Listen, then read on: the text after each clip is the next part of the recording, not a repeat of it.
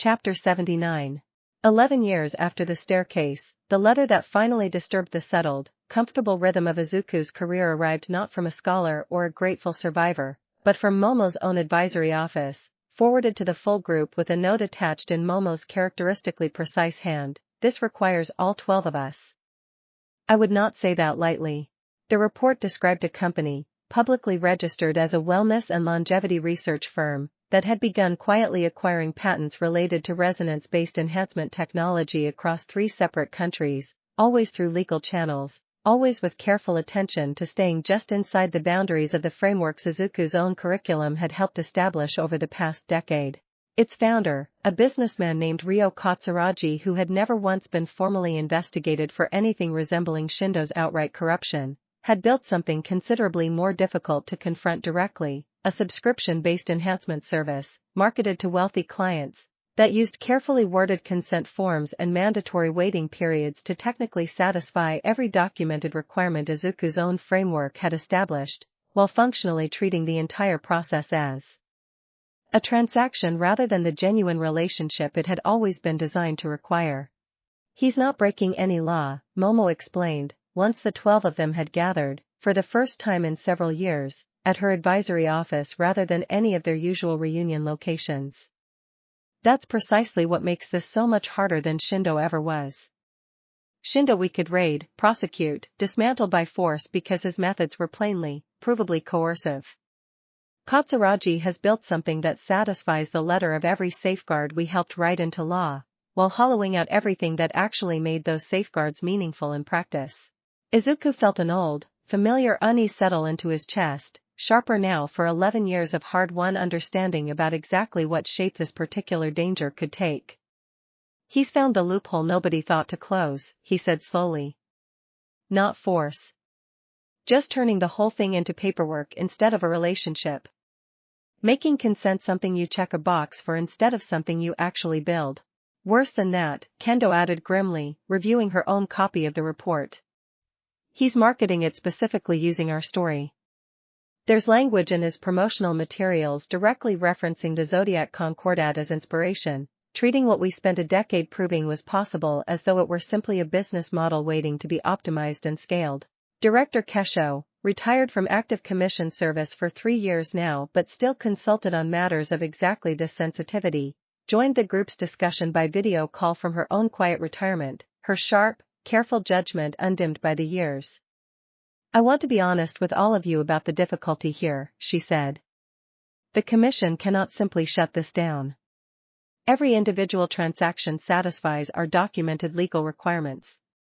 If we act against him without a clearer violation, we risk establishing precedent that the Commission can dismantle any bonded structure it merely finds distasteful, which would undo a considerable portion of the legal protection your own Concordat fought years to establish. This has to be handled carefully. Perhaps more carefully than anything you have faced before. Chapter 80. The 12 of them spent the following weeks doing what they had always done best when confronted with genuine uncertainty, talking through the problem honestly, from every angle, refusing to let the urgency of Katsuragi's operation push them toward any shortcut of their own. I think the actual question, Izuku said, during one of several long evening discussions that stretched across that difficult month, isn't how we stop him through force or law. It's how we prove, clearly enough that it actually matters to the people considering his service, that what he's selling isn't what we built, even though it looks identical on paper. I think that's always been the real distinction underneath everything we've done. Not the mechanism. The relationship. Nijire, who had spent much of the past decade continuing her research into the wheel's history and structure, offered a useful technical observation. I've been thinking about this since Momo's report came in.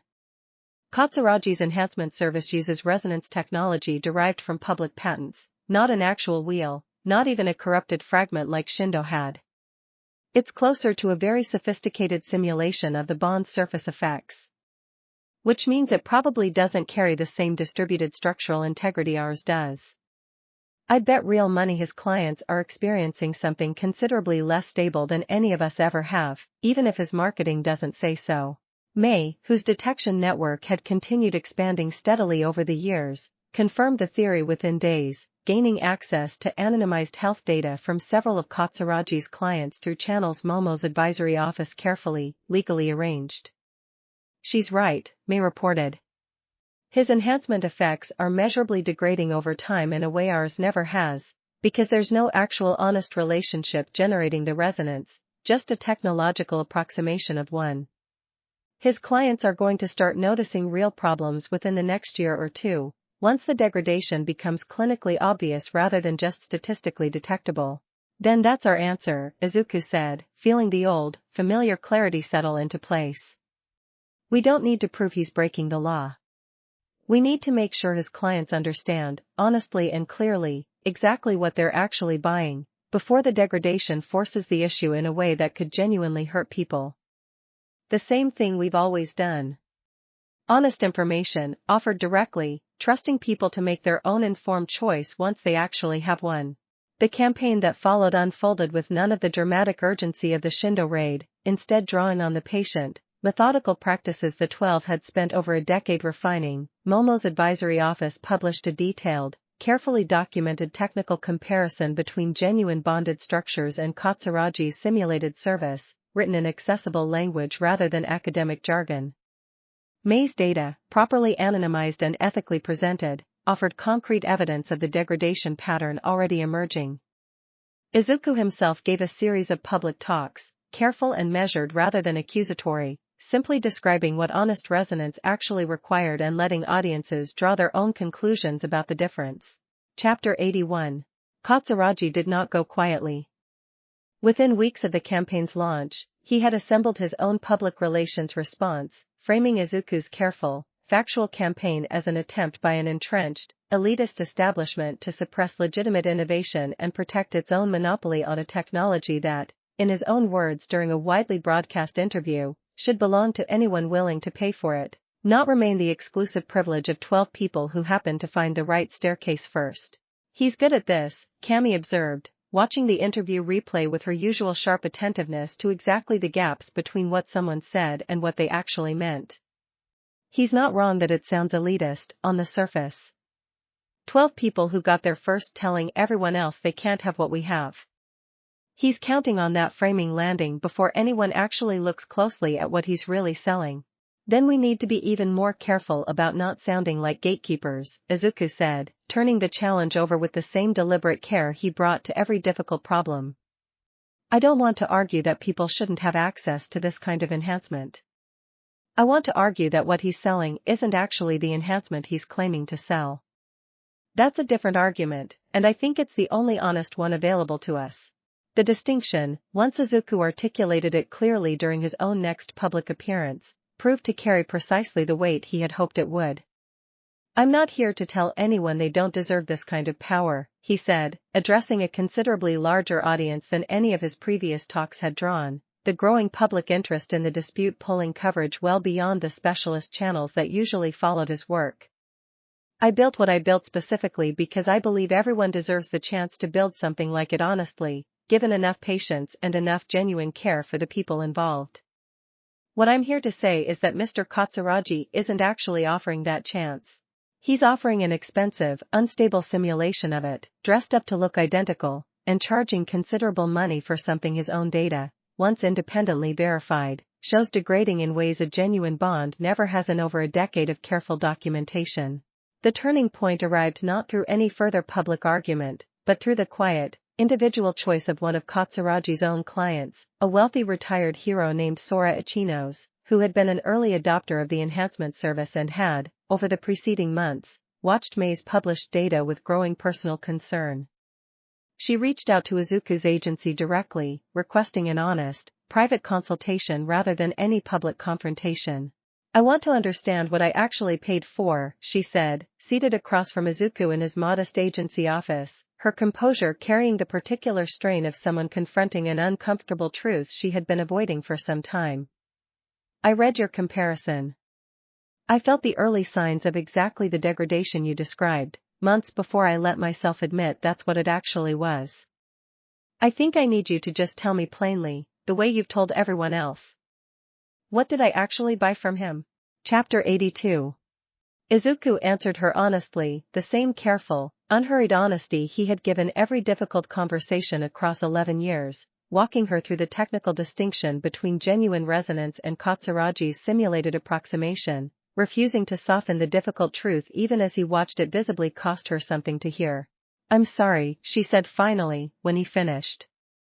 "Not for asking you these questions. For not asking them sooner, before I spent considerable money and, apparently, some real portion of my own long-term well-being on something I never properly investigated."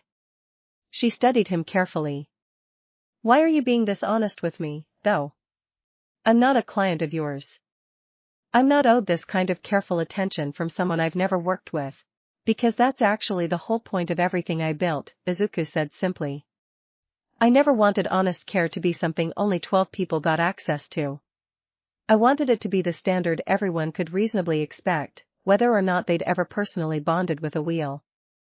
You deserved this conversation the moment you started genuinely wondering what you'd actually bought. That's true regardless of who you paid, or who I did." Sora's decision to speak publicly about her experience, delivered several weeks later in a carefully considered interview of her own, did more to shift the public conversation than any of the 12's careful campaign work had managed alone. Her account, delivered with the particular credibility of someone with genuinely nothing left to gain from the disclosure, described plainly and without exaggeration exactly the gap between what Katsuragi had promised and what his service had actually delivered. "I don't think Mr. Katsuragi set out to hurt anyone," she said, in the interview's most widely quoted passage. "I think he genuinely believed he'd found a faster, more efficient version of something real. I understand that temptation, honestly, better than I'd like to admit. But I've learned, at real personal cost, that the slow version everyone credits to Midoriya and his bonded family wasn't ever really about being slow for its own sake. It was slow because building something that actually holds requires exactly the kind of patient, honest attention no business model can efficiently replicate. I wish I'd understood that distinction before I paid for the shortcut instead." The public and regulatory response that followed unfolded gradually rather than dramatically, exactly the kind of outcome Izuku had learned, over a decade of careful practice, to trust more than any faster resolution might have offered.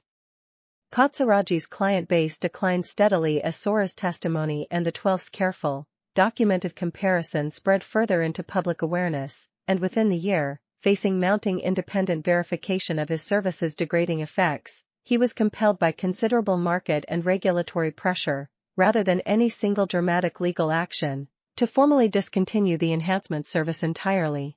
Chapter 83. Director Kasho, reviewing the outcome from her quiet retirement with evident satisfaction, offered Izuku a final assessment during one of their now infrequent but still valued conversations. "I confess I worried, when this began, that Katsuragi's careful legal positioning might genuinely defeat you, that a clever enough exploitation of the very frameworks you helped build might prove your practices insufficient against a sophisticated enough bad faith actor." She paused, her sharp retired eyes carrying real warmth despite the formal precision of her delivery. "I am glad to have been wrong. I think what this whole difficult year actually proved is considerably more valuable than any single legal victory could have been. It proved that honest practice, patiently sustained over enough years, builds something no clever legal maneuvering can successfully counterfeit indefinitely. The truth simply outlasts the imitation, given enough time and enough people willing to keep telling it plainly." The 12 of them marked the resolution with their now traditional quarterly gathering, held that season at Momo's advisory office itself, a fitting location given the office's central role in the whole difficult campaign. The mood carried a particular satisfaction distinct from any of their earlier victories, less the relief of narrowly averting disaster and more the settled confirmation of a decade's worth of careful practice proving itself sound against a genuinely sophisticated challenge. "I keep thinking about what Sora said," Ochako observed, settling into her usual spot beside Izuku with the easy comfort of over a decade's practiced closeness. "About the slow version not being slow for its own sake. I think that's maybe the clearest anyone's ever put it, actually. We didn't build something slow because speed was the enemy. We built something slow because the actual thing we were building only exists at that particular pace. Katsuragi didn't build a faster version of what we have. He built something different, wearing our shape, and it turned out the shape alone was never actually enough. Izuku, listening to the easy, comfortable conversation flowing around him, found himself thinking, as he often did during these quieter reflective moments, of the frightened boy who had once descended an unfamiliar staircase looking for nothing more than a box of grip tape, and of how thoroughly, across 11 demanding, deeply worthwhile years, that same boy's single honest yes had proven itself capable of weathering every kind of challenge the world had eventually offered it, force and law. And now, most recently, the particular sophistication of careful, legal imitation. I think this might be the last real test, he said quietly, mostly to himself, though Ochako, close enough to hear, tilted her head with interested attention. Not because nothing else will ever challenge us. I'm sure something will, eventually. But I think we've finally proven every version of the argument against what we built. Force doesn't work, Shindo taught us that. Good intentions without proper practice don't work, Daichi taught us that. And now clever, legal imitation doesn't work either.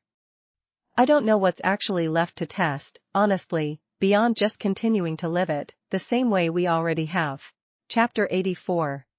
The years that followed the Katsuragi resolution settled into a rhythm even steadier than the comfortable decade that had preceded it, the 12 of them now approaching middle age in careers that had each, in their own distinct way, become permanent fixtures of the broader hero landscape, their bonded structure no longer a novel subject of fascination or scrutiny, but simply an established, well-understood part of the world's ordinary texture.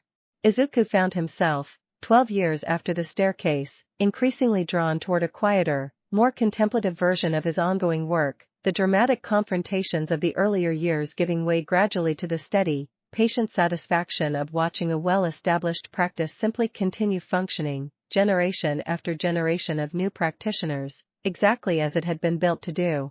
It was during this settled, quiet period that Fuyuko, now fully established in her own long stewardship of the second wheel, reached out with news that struck Izuku, reading her letter in his agency office, as a particularly fitting continuation of everything the past decade had built.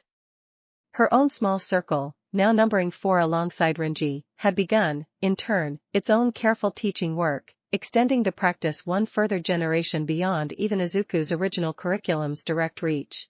I find myself now writing letters very much like the ones you once wrote to me, she wrote, her formal reserve long since given way entirely to genuine warmth, offering careful guidance to someone else beginning their own uncertain first steps toward a bond of their own.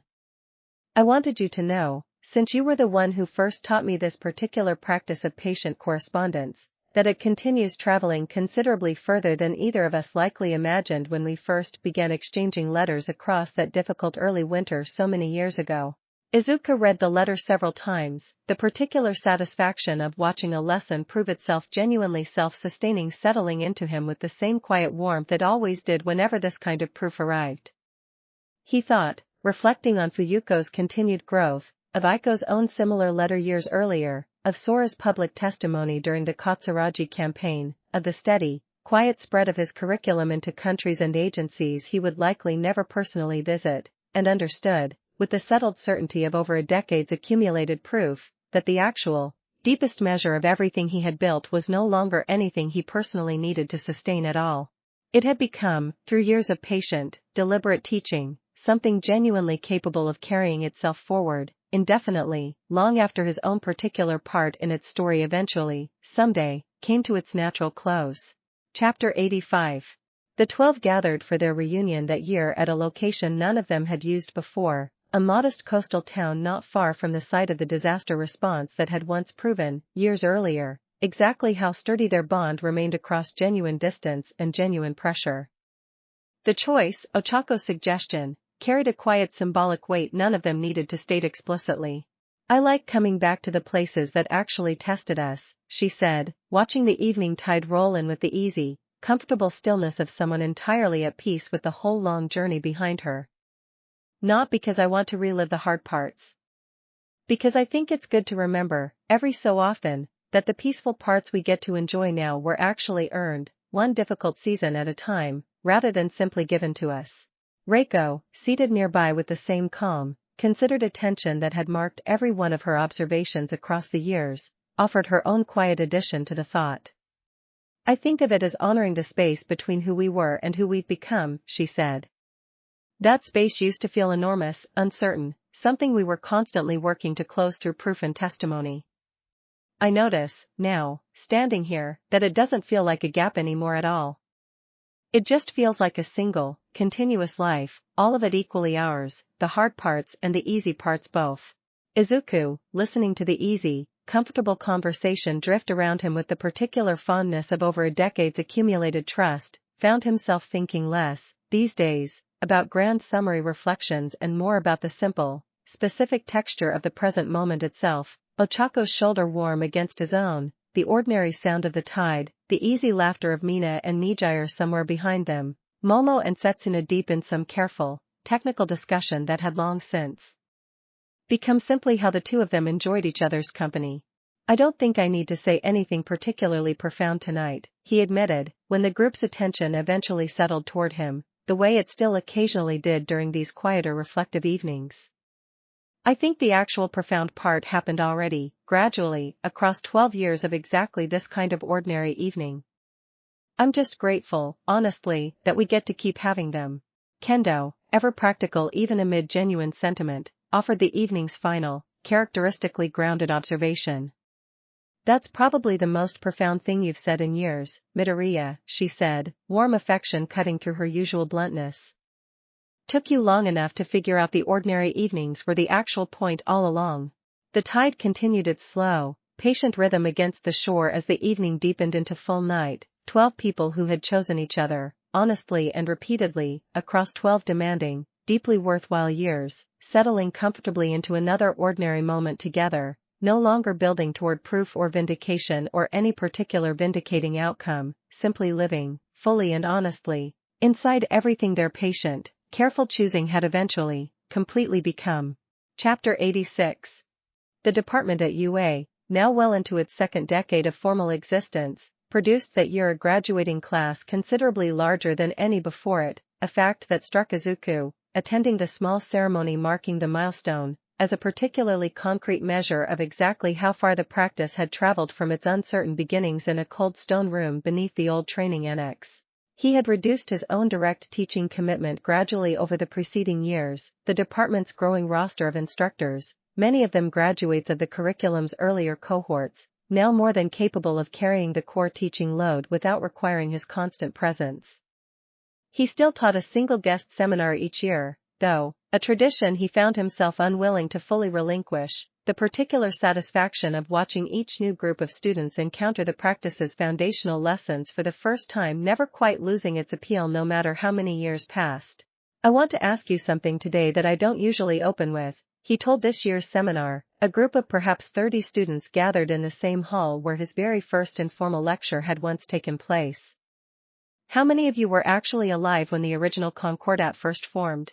A scattering of hands rose, considerably fewer than had raised them even 5 years earlier, and Izuku felt the particular, strange vertigo of watching his own lived history gradually become something closer to distant historical background for the people now learning from it. That's all right, he said, when the brief show of hands settled. I actually think it's a good thing, honestly, even though it makes me feel considerably older than I usually let myself feel. It means what we built stopped needing to be a current event to remain useful. It became something closer to a foundational practice instead, the kind of thing you learn about the way you'd learn about any other established professional discipline, not because it's still proving itself, but because it already has, thoroughly enough that the proving itself is now simply history. A student near the front, considerably younger than his own students had once been during his earliest sessions, raised a question that struck Izuku as a particularly apt marker of the practice's genuine maturation. Is it true you still don't know what happens to the third wheel, if there even is one? I've read some of the old case studies, and there's a footnote about a possible additional artifact somewhere that was never fully confirmed. Izuku smiled, recognizing in the question the same restless curiosity that had once driven Nijire's own historical research years earlier. I genuinely don't know, he admitted. There have been rumors, over the years, of other dormant mechanisms scattered in various careful hiding places, the same way Hisako's family guarded the second wheel for generations before we ever learned of it. I've chosen not to actively search for them, honestly. I think the lesson that actually matters isn't about finding every wheel that might exist somewhere. It's about knowing, thoroughly and completely, exactly what to do with one if it ever does find you. Chapter 87. That evening, following his guest seminar, Izuku found himself walking the familiar route toward the old training annex almost without conscious decision, drawn by the particular reflective mood the day's teaching had settled into him. He descended the spiral staircase for the first time in several years, the old stone steps worn slightly smoother now by more than a decade of occasional visits, and found the chamber below exactly as quiet and complete as it had remained since the 12th bond's completion so many years earlier. He sat for a while on the chamber's cold stone floor, the same spot where he had once knelt as a frightened, uncertain teenager encountering a question he had no framework yet for understanding, and allowed himself the particular luxury of simply remembering, without any urgency to draw a specific lesson from the memory, the whole long, demanding, deeply worthwhile arc of everything that single accidental discovery had eventually become. His phone buzzed quietly in his pocket, a message from Ochako, checking in the way she still did most evenings regardless of how many years had passed since their first tentative lunch conversation about the wheel's strange new question. He answered honestly, describing where he was and why, and received, within minutes, a reply that made him smile in the quiet, empty chamber. Want company? I'm not far. I could be there in 20 minutes. He typed back a simple yes, and spent the intervening time simply sitting with the old wheel's familiar, quiet presence, thinking not of any particular crisis or lesson, but of the sheer, accumulated weight of ordinary time that had passed since he first found this room, 12 years of careful, patient choosing that had, in the end, produced something considerably more durable than any single dramatic proof ever could have managed alone. Ochako arrived exactly as promised, settling beside him on the cold stone floor with the easy, practiced comfort of over a decade's shared history, and the two of them sat together for a long while in comfortable silence, the same quiet, complete stillness that had once, on a night many years earlier, first taught Izuku what genuine companionship in the face of uncertainty actually felt like. I still think about that first bond sometimes, she said eventually, her voice carrying easily in the chamber's particular quiet acoustics. Standing right here, feeling the ground the way I'd never felt it before. I don't think either of us understood, that day, just how much we were actually starting. No, Izuku agreed quietly. I don't think we did. I'm glad we didn't, honestly. I think if I'd understood the full shape of it back then, I might have been too frightened to actually say yes to any of it. Sometimes I think the not knowing was its own kind of mercy. Chapter 88. The seasons continued their patient, steady turning, and Izuku found himself, some 3 years after the Katsuragi resolution, confronting a question none of the 12 had specifically anticipated during their earlier, more dramatic years, the ordinary, inevitable reality of aging parents and extended family, a reality that touched each of the 12 differently depending on their own family circumstances, but that Setsuna, true to the quiet vulnerability she had first shared with Izuku years earlier, felt most acutely of all.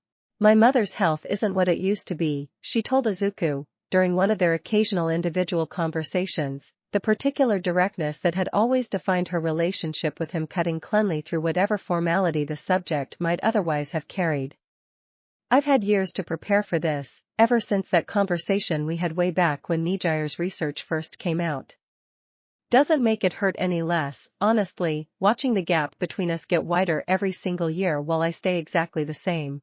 Izuku listened with the same careful, patient attention he had given her original question years earlier, understanding by now, after over a decade of watching the bond's particular gifts and costs play out across all 12 of their lives in different ways, that this was not a problem he could solve for her, only a weight he could help her carry honestly.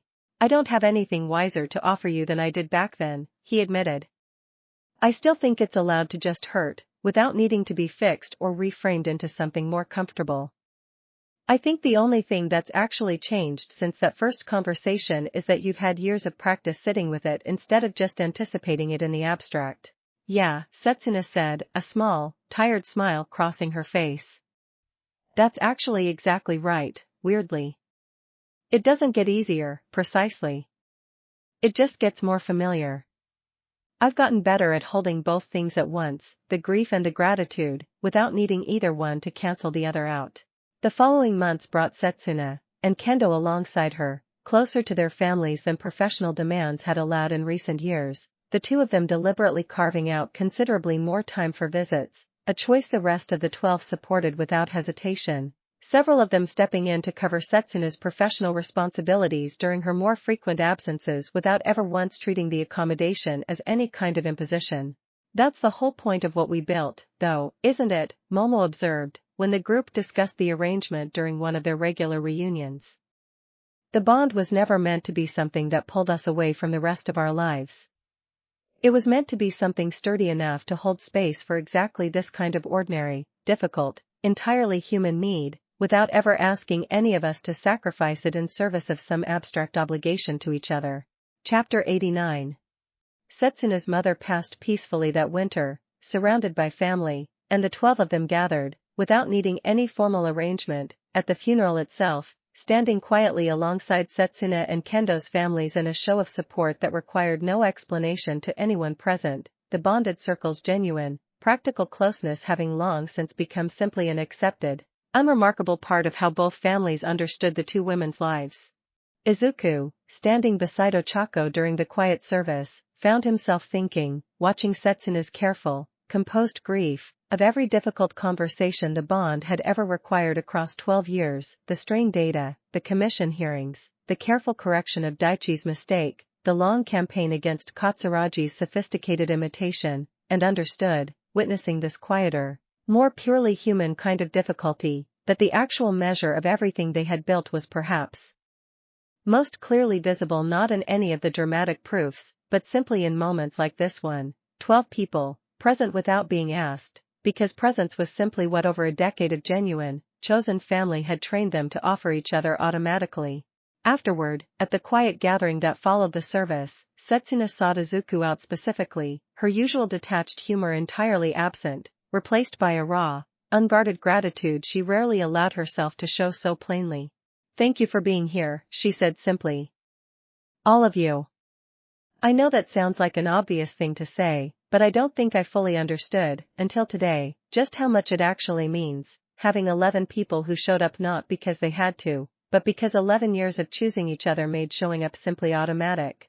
You'd have done the same for any of us," Izuku said gently. "You have, actually, more than once." "Yeah," Setsuna admitted, a small, genuine smile finally breaking through her grief. "I guess I have. I think that's actually the whole answer to the question I asked you years ago, about the cost of all this. The cost is real. It doesn't go away just because the gift is real too. But having 11 people who actually understand both halves of that, without needing either one explained to them, that's worth more than I think I ever properly told you, back when I was still trying to figure out how I felt about all of it." Chapter 90. Life continued its patient, ordinary rhythm in the seasons that followed, the 12 of them settling further into the particular, hard-won peace that over a decade of honest, careful choosing had eventually produced, each of their individual careers continuing to grow and evolve in their own distinct directions while the underlying bond that connected them all remained exactly as sturdy as every previous test had proven it capable of being. Izuku found himself, some 15 years after the original staircase, increasingly drawn toward writing, a project he had resisted for years despite repeated gentle suggestions from Nizu and several publishers, finally beginning the careful, deliberate work of setting down, in his own words, the full account of everything the past decade and a half had taught him, not as a triumphant memoir, but as a genuine, practical resource for anyone who might, someday, find themselves confronting a similar unexpected responsibility without any established framework to guide them.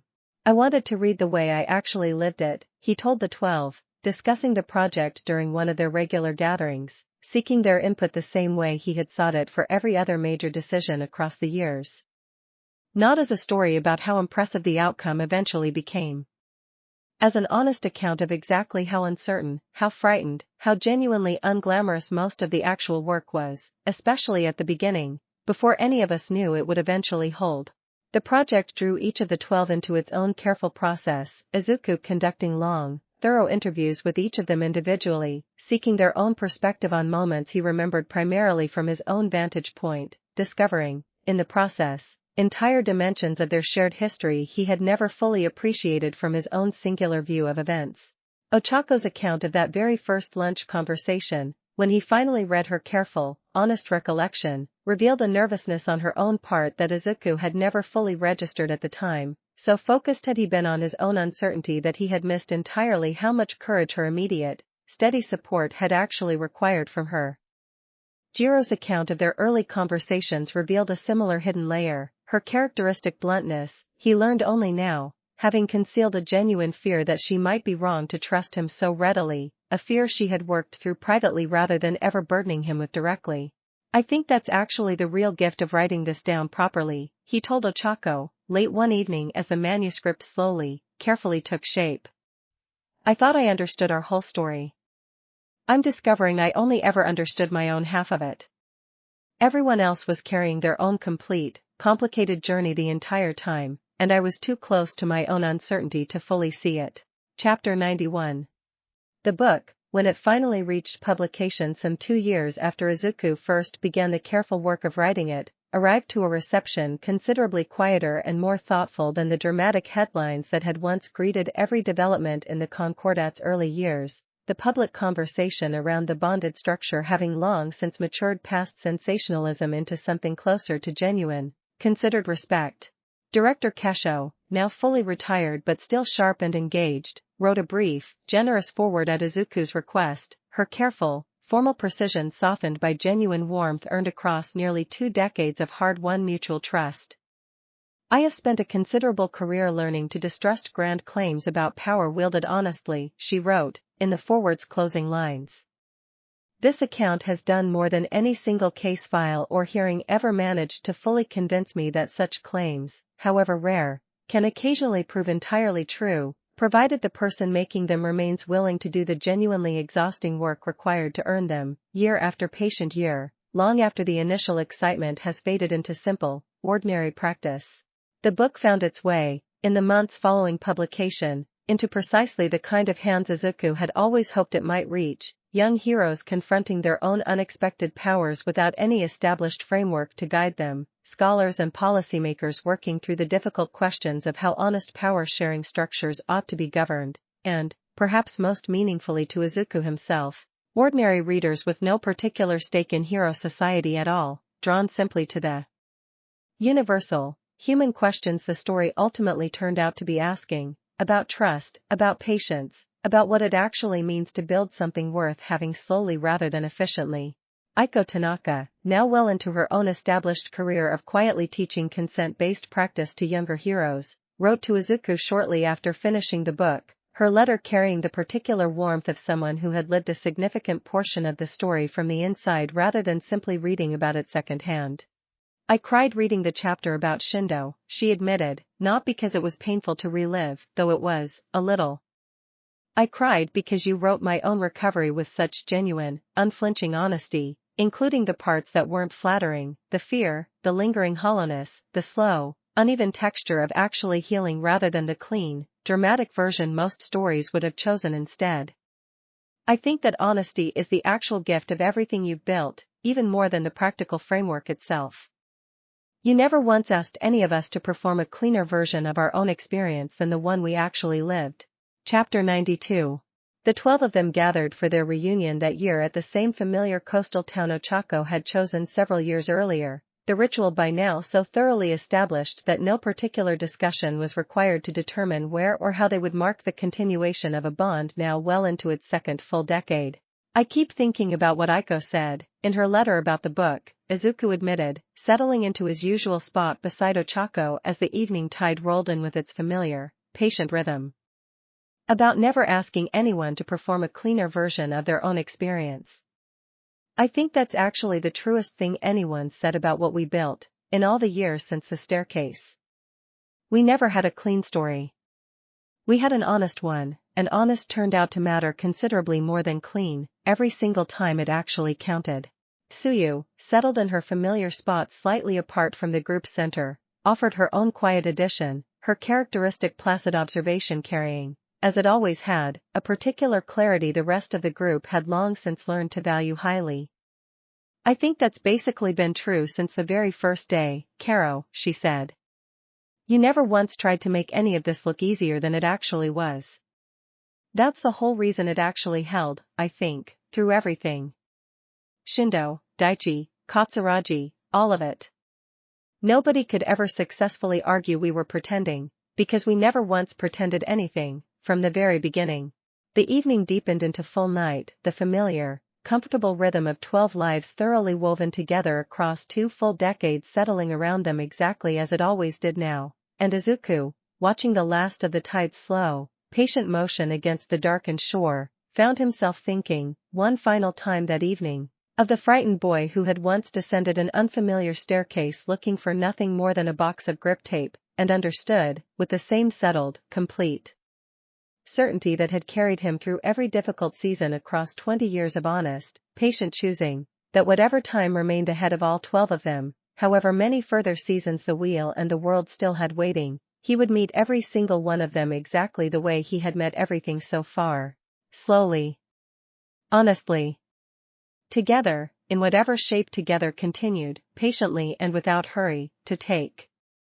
And never, in any way that actually, truly mattered, alone. Chapter 93. The book's success brought with it a final, unexpected invitation that Izuku found himself considering more carefully than almost any request since the department's original founding, a proposal from Hisako's outpost, now formally established as a sister institution to UA's own department, that the two locations be permanently, publicly linked, their combined history documented together as a single, continuous account of how honest practice, once genuinely proven, could travel between entirely separate lineages of guarded, ancient power.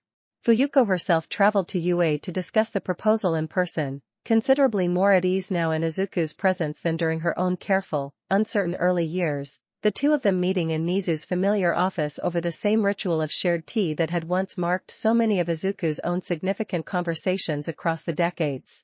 I think it matters, she said, that people understand this was never a single story. It was always at least two, running in parallel, each teaching the other something the first could never have discovered entirely alone. Hisako-sensei taught me that lesson directly, watching how much her own understanding of healing deepened once she had you and the 12 to witness it happening in real time.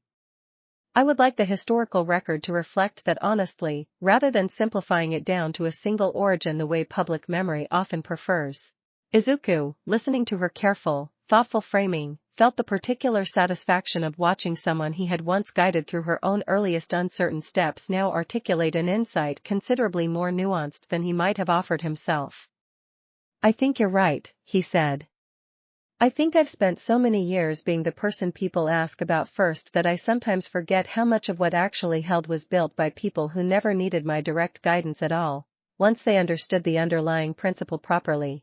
The formal linking of the two institutions, celebrated the following spring with a joint ceremony held partly at UA and partly, via careful video connection, at the mountain outpost itself, marked what Izuku understood, watching the proceedings unfold, as perhaps the clearest possible proof that everything the wheel had first asked of him, so many years earlier in a cold, unfamiliar stone room, had genuinely outgrown any single person's necessary presence to keep functioning honestly.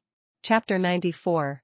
Hisako did not live to see the ceremony's full completion, passing peacefully in her sleep only weeks before the formal linking was set to occur, her final months spent, by all accounts, in exactly the settled, contented peace Izuku had witnessed during their last visit together at the outpost. Fuyuko's letter, delivered with the particular careful gentleness of someone who had spent years learning honesty from Izuku's own example, described a woman who had died entirely without fear, her decades-old guarded wound long since fully, thoroughly healed. She asked me, near the very end, to make sure you understood something specific, Fuyuko wrote. She said to tell you that she had spent the first 60 years of her life believing herself responsible for a danger she had never actually created, only inherited. She wanted you to know that the final 20 years, the ones spent in genuine partnership with all of you, were worth infinitely more to her than the 60 that came before. Not because they were longer, but because they were, for the very first time in her entire life, honestly, completely her own.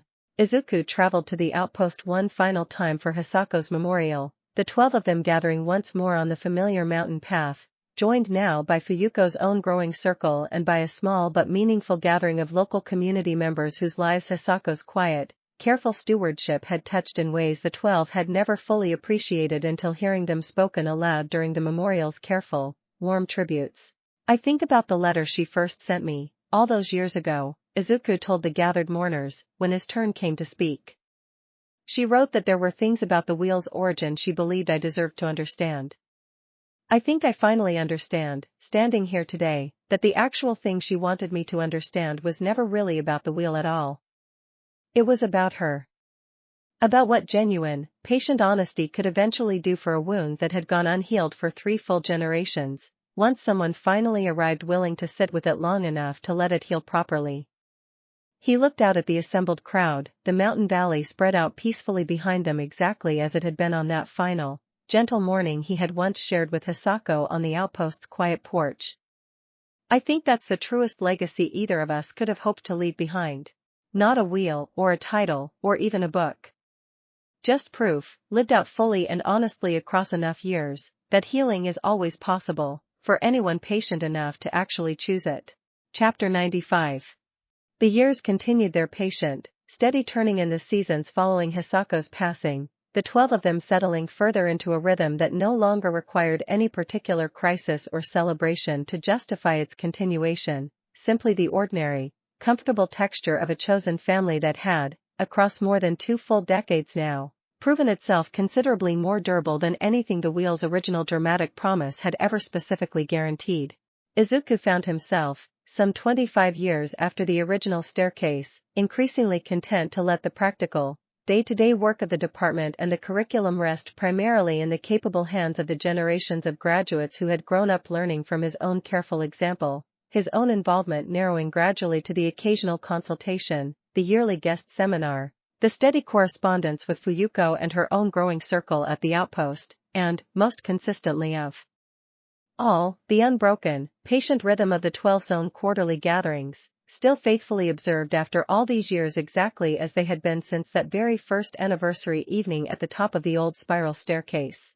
I was thinking, Ochako said, during one particularly quiet reunion evening, the 2 of them settled comfortably on the same coastal porch that had become, over the years, one of their favorite shared spots, about what we'd actually tell someone, if they asked us today what the whole thing was actually about. Not the wheel, not the concordat, not any of the official language. Just, honestly, what it actually was. Izuku considered the question with the same careful seriousness he had brought to every significant reflection across 25 demanding, deeply worthwhile years, and found, for perhaps the first time, that the answer arrived easily, settled and complete, requiring none of the careful deliberation such questions had once demanded of him. I think I'd just tell them it was a very long conversation, he said. One that never actually needed to end, as long as everyone involved kept choosing, honestly, to keep having it. I think that's the whole thing, actually. Not power, not titles, not even love, exactly, though obviously all of that's real too. Just a conversation, 12 people long, that turned out to be worth having for the rest of all our lives. Ochako smiled, warm and complete, leaning comfortably into the easy, settled weight of a quarter-century's accumulated trust. I think that's exactly right, she said softly. I think that's the best possible answer anyone could give, honestly.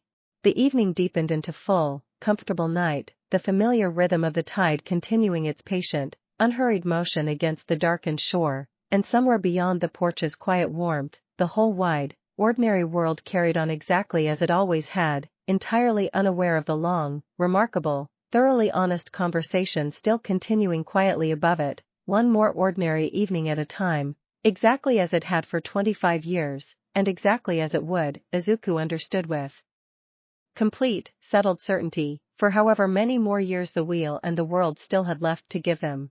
Chapter 96. It was Nijire, characteristically, who first suggested, during one of their later reunions, that the 12 of them consider formally documenting not just Izuku's own account, already thoroughly captured in his published book, but the full, collective oral history of everyone who had built the practice alongside him, gathered and preserved for whatever future generations might eventually want to understand the whole story rather than any single perspective on it. I've been thinking about this for a while, she admitted, spreading a rough outline across the table during one of their quieter planning discussions. Izuku's book is wonderful, genuinely, but it's still fundamentally his story, told through his own careful, honest lens. I think there's something worth capturing in all 12 of our separate accounts, together, the way historians eventually do with any genuinely significant collective achievement. Not to replace what he wrote. To add the dimensions his own perspective could never fully capture alone. The project, once the group agreed to pursue it, occupied much of the following 2 years, each of the 12 contributing their own extended, careful account of the whole journey from their particular vantage point, the resulting collection revealing, once compiled, a richness and complexity that none of them, including Izuku himself, had fully appreciated during the actual living of it. Momo's account, characteristically thorough, traced the careful analytical framework she had helped build across every major challenge, from the original strain data through the Katsuragi campaign's technical comparison work, offering a rigorous, detailed record of exactly how the practice's structural integrity had been proven and reproven across decades of genuine pressure. Tsuyu's account, by contrast, focused almost entirely on the small, quiet, unremarkable moments, the ordinary evenings, the particular texture of comfortable silence shared between people who trusted each other completely, arguing, in her own characteristically placid way, that these unremarkable moments had always been the actual substance of what they built. The dramatic crises merely occasional punctuation within a much longer, quieter story.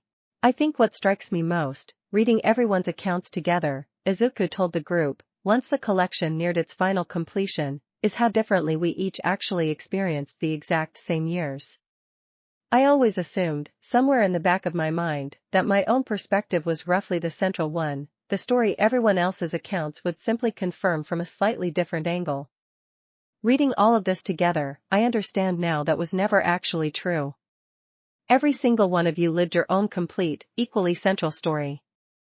I just happened to be the person the wheel first asked its original question to. Chapter 97.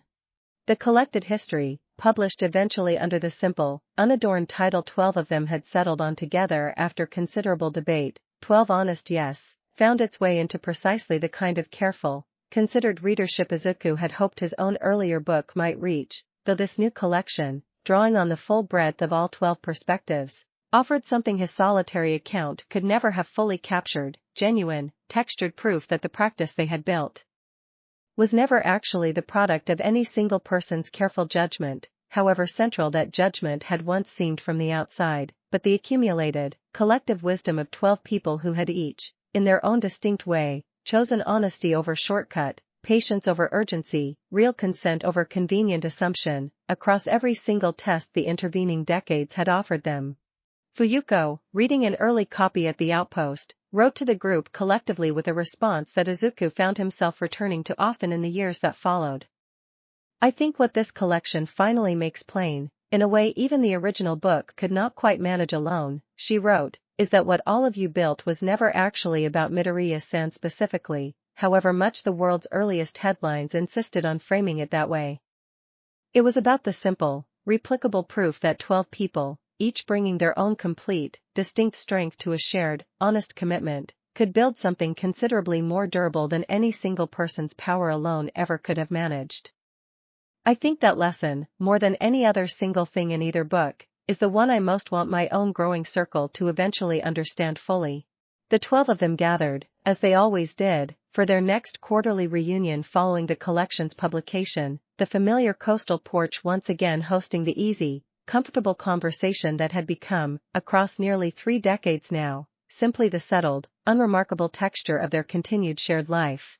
I keep thinking about what Fuyuko wrote, Izuku said, settling into his usual spot beside Ochako as the evening tide began its familiar, patient rhythm against the darkening shore. About this never really being about me specifically. I think I understood that intellectually a long time ago. I don't think I ever fully felt it, though, not the way I feel it reading all your own accounts together. I spent so many years being the person the world asked about first that I think some part of me never quite let go of believing I was carrying something the rest of you were simply, generously helping me carry. I understand now, finally, completely, that was never actually true. We built this together, from the very first bond, in exactly the way Fuyuko described. 12 equal, distinct strengths, choosing honesty together, over and over, for as long as any of us have been alive to keep choosing it. Ochako, listening with the same warm, settled attention she had brought to every one of Izuku's significant reflections across nearly 3 decades of shared history, reached over and took his hand, the simple, easy gesture requiring no further words to carry its full meaning. The evening tide continued its slow, patient motion against the shore, 12 people, and the growing circle that had gathered around them across the decades, settling comfortably into another ordinary, deeply honest evening together, the whole long, remarkable story still continuing quietly onward, exactly as it always had, one patient, chosen day at a time. Chapter 98. Winter arrived again, gentle and familiar, and Izuku found himself, some 3 decades removed from the original staircase now, spending an increasing portion of his quieter hours simply reflecting on the sheer, accumulated span of everything a single accidental discovery had eventually grown into. He no longer taught his yearly seminar with quite the same regularity, though he still visited the department occasionally, delighting each time in how thoroughly the practice had become simply an established, unremarkable part of how an entire generation of young heroes now understood the proper, honest handling of significant power.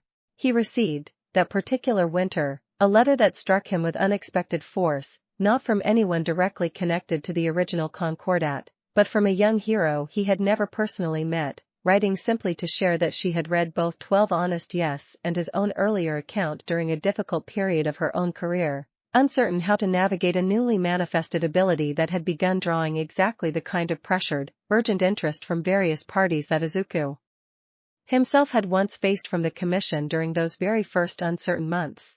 I don't know if this reaches you the way I hope it does, she wrote, but I wanted you to know that reading your story, and everyone else's alongside it, gave me the specific language I needed to slow down, to insist on the careful, patient process everyone around me kept suggesting I skip in favor of faster results. I chose the slow version, because of what I read. I don't know yet how it's going to turn out, honestly. But I know, because of your example, that slow was actually the right choice, regardless of how it eventually turns out, because slow was the only version that could ever actually be honest.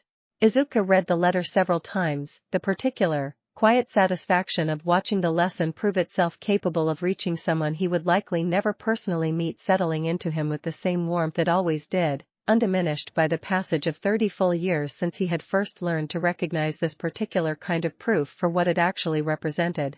He wrote back that same evening, offering the same careful, unhurried encouragement he had once offered Fuyuko, and Daichi, and Aiko, and so many others across the decades, understanding, composing the letter, that this particular kind of quiet correspondence, offered freely to strangers who needed exactly the reassurance he alone could authentically provide, had become, somewhere along the long arc of his life, simply the truest and most durable expression of everything the wheel had first asked of him, all those years ago, in a cold, unfamiliar stone room beneath a school he had once been nothing more than a frightened, hopeful student within.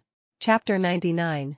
The 12 of them gathered for what had, by unspoken but thorough agreement, become their annual winter reunion, held that year once more at the familiar coastal town, the tradition now so deeply woven into the fabric of all their lives that no one among them could quite recall exactly when it had shifted from an occasional, deliberate choice into something closer to a permanent, unquestioned fixture of the calendar itself.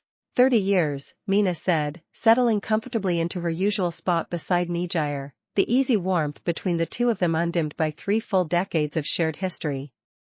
I still can't quite believe it, honestly. 30 years since Deku started muttering to himself over a magic wheel, and here we all still are. Here we all still are, Kendo agreed, raising her cup in the easy, familiar gesture that had marked the closing of nearly every one of their reunions since the very earliest ones. To 30 years, and to however many more the wheel and the world still have waiting for all of us. Izuku, watching the easy, comfortable warmth of the gathered circle settle around him exactly as it always did, found himself thinking, one final time that particular evening, of the whole long, remarkable arc of everything a single accidental discovery had eventually become, 12 honest bonds, a healed 3-generation wound, a curriculum reaching countries and agencies across the globe, A well-meaning imitator guided safely back from the edge of genuine harm, a sophisticated legal counterfeit patiently, thoroughly exposed and dismantled, 2 full books capturing the honest, unglamorous texture of exactly how all of it had actually been built, and, underneath every single one of those specific, significant achievements, simply this, 30 years of ordinary evenings, chosen freely and repeatedly, by 12 people who had never once needed anything more dramatic than their own patient, honest company to make the whole long journey genuinely worthwhile. "I don't think I have anything new to add tonight," he said, when the group's attention eventually settled toward him the way it still occasionally did during these quieter reflective moments. "I think I said everything that actually matters a long time ago, and the only thing that's really changed since then is how many more years of proof we've all had the privilege of adding to it." He looked around at the 11 familiar, beloved faces gathered comfortably around him, each one carrying its own complete, 30-year history equally as significant as his own. "Thank you. All of you. For every single one of the honest yes that built this, and for every single ordinary evening since that's kept on proving it was worth building in the first place."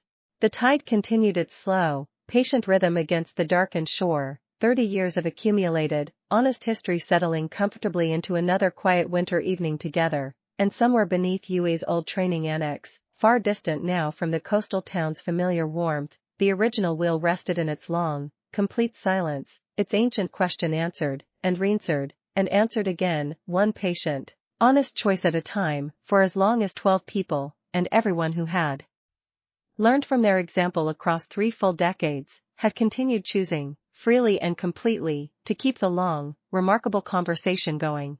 The last of the evening's light finally faded fully from the horizon, and one by one, the 12 of them drifted toward their own quiet rest, the familiar porch settling into peaceful silence behind them, 30 years of honest, patient choosing folded gently into another completed, ordinary day, with countless more, they each quietly trusted, still patiently waiting to be lived exactly the same way. Chapter 100. Long after the others had gone to sleep, Izuku remained a while longer on the quiet porch, the cooling remains of his own cup set aside, watching the dark tide roll gently against the shore beneath a wide, familiar sky. He thought, as he often still did on evenings like this one, of the frightened boy who had once descended an unfamiliar staircase looking for nothing more than a box of grip tape, and found, 30 years distant from that single accidental discovery, that the memory no longer needed any particular lesson drawn from it at all. It had simply become over enough patient, honest years, the quiet, settled beginning of a life he would not trade for any other, however much faster or easier some other version of it might once have seemed. Chapter 101. The letter arrived at Izuku's agency in early spring, 31 years after the staircase, forwarded from the department at UA with a note from its current lead instructor, a woman named Hana Ibusuki who had graduated from the curriculum's very first formal cohort decades earlier and now carried forward the daily work of teaching with the same careful rigor Izuku had once modeled for her personally. "I think you'll want to see this one directly," Hana had written, rather than through the usual review process. A first-year student named Toya Sagawa submitted an independent research project this term, tracing regional folklore from a mountain community several hours south of Hisako's old outpost. He believes he's found credible evidence of a third dormant mechanism, similar in structure to the two you already know. "I haven't confirmed anything myself. I thought this belonged in your hands before it went any further." Izuku read the attached research summary twice, the same old, familiar clarity settling into his chest that he remembered from every previous moment the wheel's story had unexpectedly widened beyond what he believed its final shape to be. Toya's research was careful, methodical, drawing on local oral histories and a handful of historical records that had never before been cross-referenced against the specific resonance signatures Maze Detection Network had spent decades cataloging. The evidence was not conclusive. It was, however, considerably more credible than any of the occasional false alarms the network had flagged over the years. He called the 12 together within the week, the group's now practiced rhythm of gathering quickly for exactly this kind of significant news requiring no more than a handful of messages to assemble everyone despite their scattered careers and, for several of them, scattered families of their own by this point. "I want to be careful about how we handle this," Izuku said, once the group had reviewed Toya's research together. "Not because I think it's dangerous the way Shindo's corruption was, or even the way Hisako's original wheel carried its own particular danger. I think the actual risk here is simpler. We're not the frightened 20-year-olds who first walked into Hisako's chamber anymore. We're the established tradition now. I want to make sure we approach whatever this turns out to be with exactly the same humility we brought to the very first two wheels, not the confidence of people who've already proven they know how this works. Momo, reviewing Toya's methodology with her usual careful attention, nodded slowly in agreement. I think that's precisely right. And I think there's an additional consideration worth naming plainly. If this proves genuine, I believe the appropriate first step is inviting Toya himself into the investigation directly, rather than simply taking his research and proceeding without him. He found this. It should remain, in some meaningful sense, his discovery to help guide, the same way Fuyuko's own journey belonged to her rather than to us. Chapter 102. Toya Sagawa, summoned to Izuku's agency for what he clearly expected to be a formal reprimand for overstepping the bounds of an ordinary first-year research assignment, arrived visibly nervous, and Izuku found himself, watching the young man's careful, anxious posture, remembering with unexpected clarity his own nervous energy standing before All Might in the empty teacher's lounge over 3 decades earlier. You're not in trouble, Izuku told him gently, watching some of the tension visibly drain from Toya's shoulders. Quite the opposite. Your research is thorough, careful, and considerably more credible than anything our own detection network managed to flag independently. I want to understand how you found it, and I want to ask whether you'd be willing to help us investigate it properly, if it turns out to be genuine. Toya, recovering his composure with the particular quickness of a student who had spent an entire year steeped in the department's careful, patient methodology, described his research process with growing confidence as the conversation continued. Months spent in the mountain community's small historical archive, careful interviews with elderly residents whose family stories included fragmentary, half-remembered accounts of a sealed shrine no living person had actually visited in generations. Cross-referenced patiently against May's published detection methodology until a pattern had slowly, cautiously emerged. I wasn't trying to find anything real, he admitted. I just wanted to write a genuinely thorough research paper, the kind that actually models the careful investigative process you all always talk about in the case studies. I didn't expect it to actually lead anywhere. I still don't fully believe it has, honestly. It could easily just be regional folklore with no real mechanism behind it at all. That kind of honest uncertainty is exactly the right instinct, Izuku said. I'd trust your research considerably less if you'd arrived here already certain you'd found something real. Let's go find out together, carefully, the same unhurried way we've approached every other significant discovery. The expedition that followed, considerably smaller and more low-key than either of the previous 2 journeys to confirmed wheels, brought Izuku, Ochako, May, and Toya himself to the small mountain community over the following weeks, the 4 of them working through the same careful, patient investigative process that had once carried the original 12 through Hisako's outpost decades earlier, though now guided as much by Toya's own careful local research as by any of Izuku's considerable accumulated experience. Chapter 103. The shrine, when they finally located it after careful weeks of patient investigation, proved considerably smaller and more modest than either of the 2 previous wheels' resting places, tucked into a narrow mountain crevice that had clearly been chosen, generations earlier, specifically for its difficulty of access rather than any particular ceremonial grandeur. May's instruments, activated the moment the small party reached the shrine's threshold, confirmed within minutes what Toya's careful research had only cautiously suggested. There's definitely something here, she reported, her decades of practiced expertise with the technology allowing her to read the readings with considerably more confidence than her own early instruments had once managed with the original wheel. Smaller than either of the other 2, from what I can tell. The resonance signature suggests maybe 2 or 3 total slots, if the pattern holds the way it did with Hisako's. The shrine's interior, once they carefully cleared away decades of accumulated dust and neglect, revealed a disc considerably more modest than either of the previous 2 wheels, its surface bearing not the familiar Zodiac ring nor Hisako's wider, more complex configuration, but a smaller, simpler pattern that Izuku, studying it carefully, recognized immediately as bearing genuine structural kinship to both of the mechanisms he already knew intimately, while remaining, in its own particular details, distinctly its own. It's dormant, Ochako observed, studying the disk's dark, quiet surface with the same careful attention she had once brought to her own original bonding decades earlier. Completely still.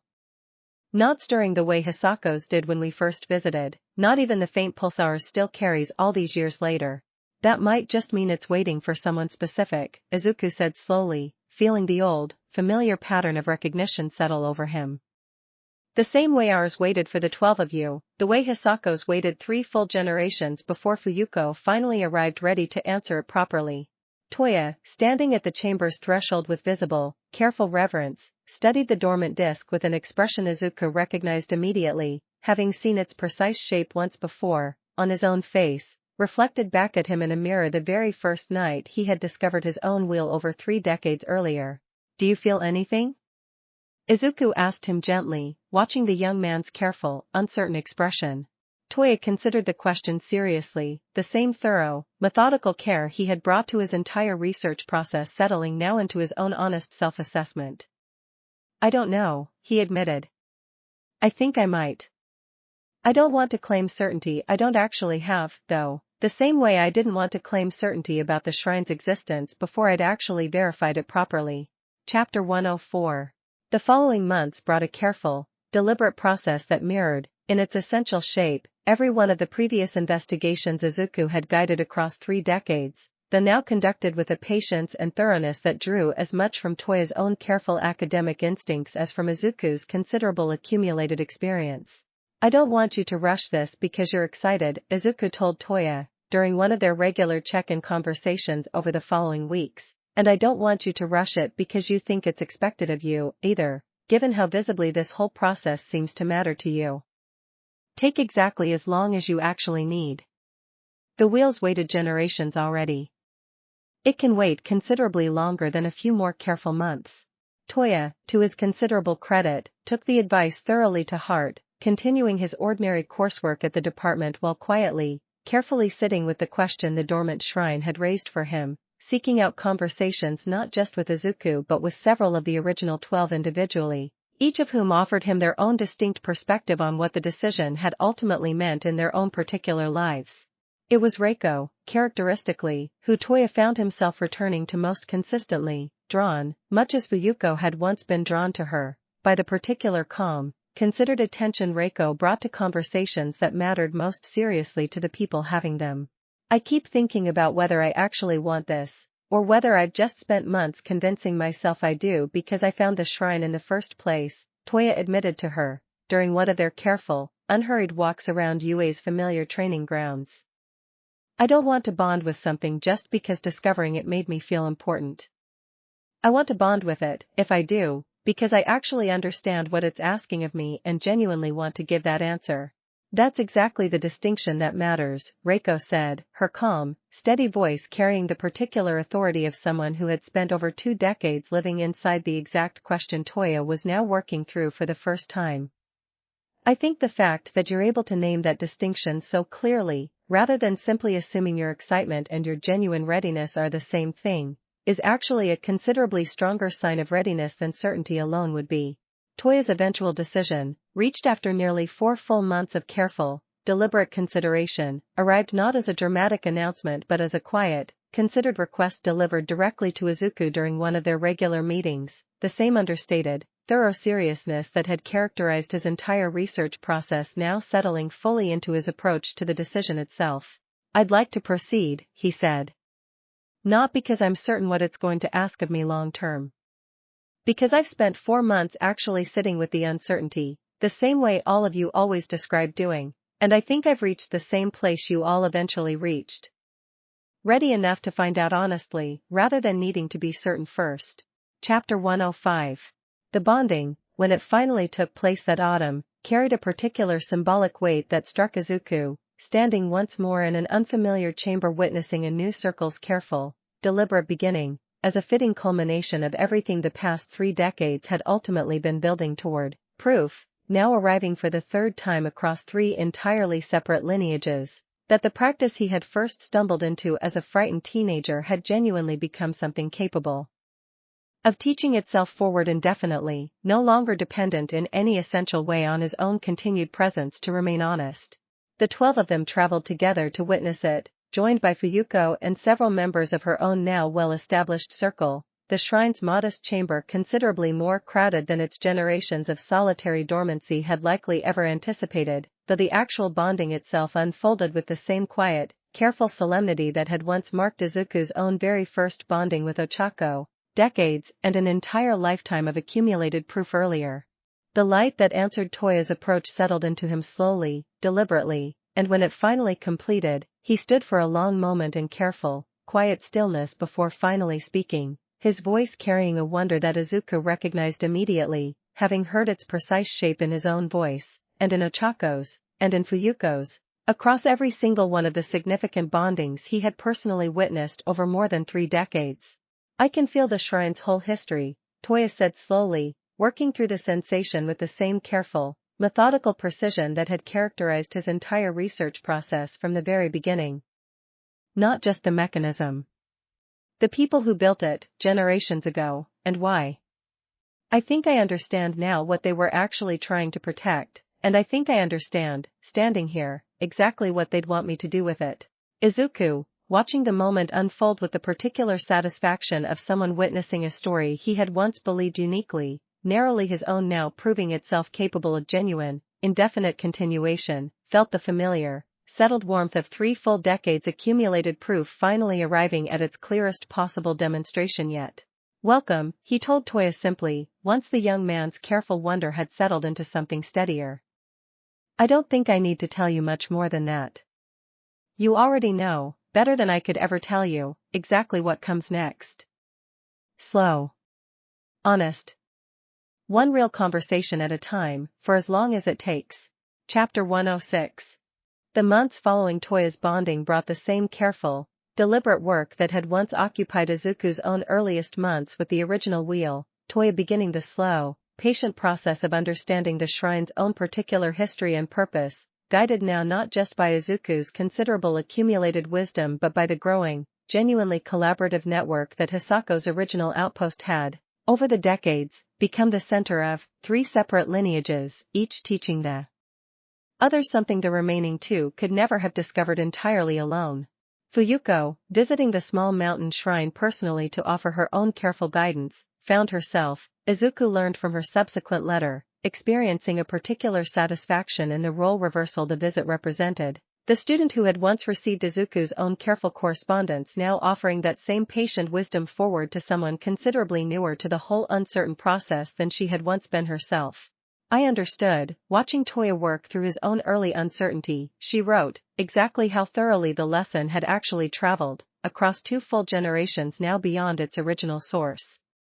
He asked me many of the same questions I once asked Hisako-sensei, and I found myself answering with the same patient honesty she once offered me, understanding fully, for the first time, exactly what she meant when she described watching her own careful teaching finally take root somewhere genuinely beyond her direct control.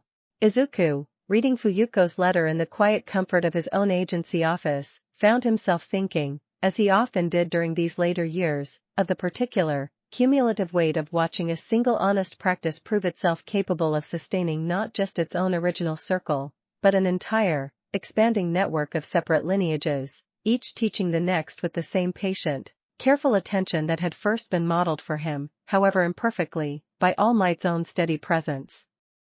During that very first uncertain conversation in the empty teacher's lounge over 3 decades earlier, the 12 gathered for their next quarterly reunion with Toya's own small, newly forming circle joining them for the first time. The coastal porch that had hosted so many years of their own private reflection now expanded to accommodate a genuinely larger, multi-generational family, 3 separate wheels and 3 separate lineages, all connected now by the same simple, unglamorous, thoroughly proven practice of honest, patient care. I think this might actually be the moment I've been waiting for, without quite realizing it, since the very beginning, Izuku told the assembled group, watching Toya settle comfortably into easy conversation with Mina and Nijire, the younger man's earlier careful reserve already visibly softening under the easy warmth of the group's practiced, decades-honed hospitality. Not the third will specifically. Just this. Proof that what we built doesn't actually need us specifically to keep functioning honestly. It just needs someone, anyone, willing to keep choosing the slow, careful version, generation after generation, for as long as anyone's willing to keep teaching it forward. Chapter 107. The years that followed brought a settled, comfortable rhythm considerably different from any of the earlier decades' dramatic proving grounds, Toya's small circle growing gradually alongside Fuyuko's own continued stewardship, the whole expanding network of separate lineages settling into exactly the kind of self-sustaining, genuinely collaborative tradition Izuku had once, as a frightened teenager standing at the bottom of an unfamiliar staircase, never dared to imagine his single accidental discovery might eventually become.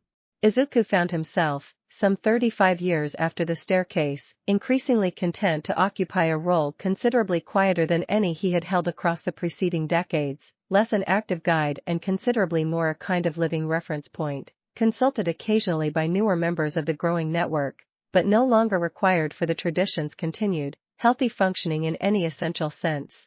It was during this settled, comfortable period that Ochako, during one of their quiet evening conversations on the familiar coastal porch, raised a subject neither of them had specifically discussed in explicit terms across the preceding decades, though its underlying shape had clearly been settling into both of their thoughts with increasing frequency as the years continued their patient accumulation.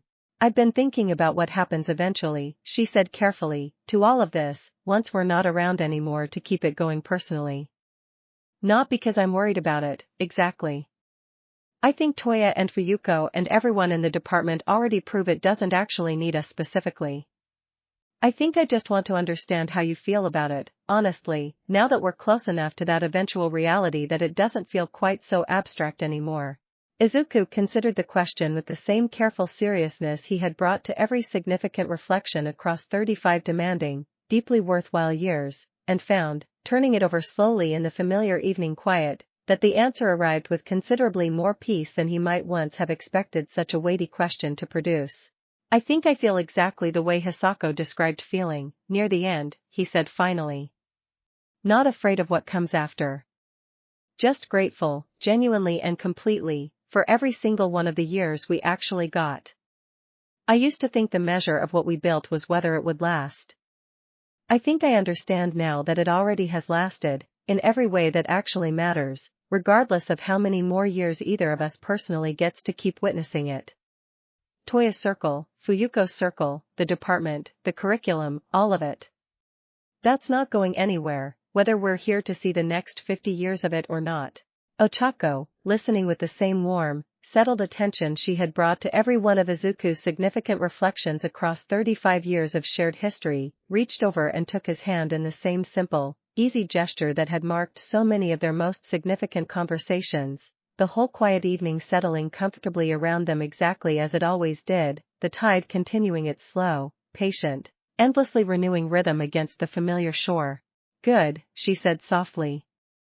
"I feel exactly the same way. I think that's actually the best possible thing either of us could have hoped this whole long journey would eventually teach us both." Chapter 108. Toya's circle faced its own genuine test within its second year, a challenge considerably smaller in scale than any of the dramatic confrontations that had once tested Izuku's own original wheel, but no less significant for the young keeper who now had to navigate it largely on his own, drawing on the accumulated wisdom of 2 prior generations while still discovering, in real time, exactly how that wisdom actually applied to his own particular circumstances. A local politician, hoping to capitalize on the growing public fascination with the newly discovered third wheel, began quietly pressuring Toya through a series of increasingly insistent meetings, framing his interest as constituent concern while clearly angling for some form of official endorsement or, more troublingly, formal government oversight that would have placed the shrine's ongoing stewardship under considerably more direct political control than either of the 2 prior wheels had ever been subjected to. Toya, uncertain how to navigate the pressure without either capitulating to it or provoking an unnecessary public confrontation, reached out to Izuku directly, describing the situation with the same careful, methodical precision that had characterized his approach to everything since his very first research paper. "I don't want to handle this wrong," he admitted, during their video call. "I keep thinking about what you always say, about slow and honest mattering more than fast and clever. But I also don't want to just let this politician keep escalating pressure indefinitely because I'm too cautious to push back clearly. I don't think those two things are actually in tension the way you're worried they might be, Izuku said. Slow and honest doesn't mean passive. It means being direct about your actual position, clearly and repeatedly, without letting anyone's pressure rush you into a decision you haven't actually thought through yet. You're allowed to tell him plainly that the shrine's stewardship isn't a political question, and that you won't be pressured into treating it as one, while still taking however much time you genuinely need to consider any legitimate concerns underneath his approach. Toya's eventual response to the politician, delivered in a carefully worded public statement crafted with input from Momo's advisory office, proved considerably more effective than any defensive posture might have managed, framing the shrine's continued careful, independent stewardship not as a rejection of legitimate public interest, but as a direct continuation of exactly the same principle that had protected all three wheels across their entire combined history, that honest power required patient, undistracted attention, and that political pressure, however well-intentioned its surface framing might claim to be, represented precisely the kind of urgency the whole tradition had always been built specifically to resist. The politician's pressure campaign faded within months, lacking any genuine public support once Toya's own calm, well-reasoned public statement had circulated widely enough to shift the surrounding conversation, and Izuku found himself, watching the young keeper navigate his very first genuine test with such measured, careful confidence, experiencing a particular pride considerably different from anything he had felt watching his own original circle's early challenges, the specific satisfaction of watching a lesson prove itself capable of genuine, independent application by someone who had learned it thoroughly enough to trust his own judgment rather than simply deferring entirely to Izuku's continued guidance. Chapter 109. It was during this same period that Izuku found himself confronting, for the first time in many years, a genuine physical limitation that the accumulated decades had finally begun to impose, a persistent stiffness in his left shoulder that Mei's careful examination, conducted with the same rigorous attention she had once brought to the original wheel's earliest strain data, confirmed as an entirely ordinary consequence of age rather than anything related to the bond's own particular effects. Your baseline vitality is still remarkably strong for someone your age, Mei told him, reviewing her instruments with the same blunt, affectionate honesty she had always brought to their friendship. The bond's doing exactly what it's always done, keeping you considerably more resilient than an ordinary person your age would be. But resilient isn't the same as immune, Midoriya. You're still aging. Just slower, and more gently, than you would be otherwise. Izuku received the assessment with a peace that surprised even himself, remembering, as he often did during these later years, Nijire's own careful research decades earlier confirming exactly this same distinction, extended vitality rather than genuine immortality, resilience rather than escape from the ordinary stakes that gave a life its actual meaning. I think I've made my peace with that a long time ago, he told Mei. I remember being afraid of it once, back when Yui first asked me directly what the bond actually meant long term. I think what I understand now, 35 years later, is that the fear was never really about the aging itself. It was about not knowing yet how the whole story would eventually turn out.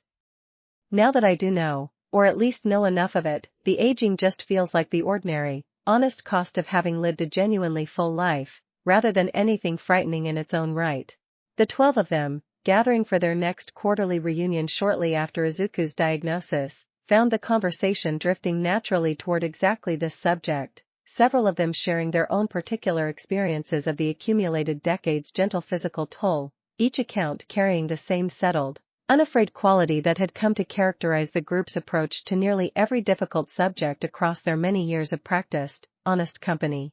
I think the actual gift, looking back, Kendo observed, her own once steady frame carrying now a faint, careful deliberateness in her movements that had not been present during their earlier decades, was never really about avoiding the ordinary difficulties of a long life. It was about facing them with 11 other people who actually understood exactly what we were each individually going through, rather than facing any of it alone. That's basically been true since the very beginning, Karo, Tsuyu added, her own characteristic placid wisdom undimmed by the passing decades. The bond was never really about escaping anything. It was about making sure none of us ever had to face the hard parts without genuine company. I think that's actually held up remarkably well, all these years later. Chapter 110.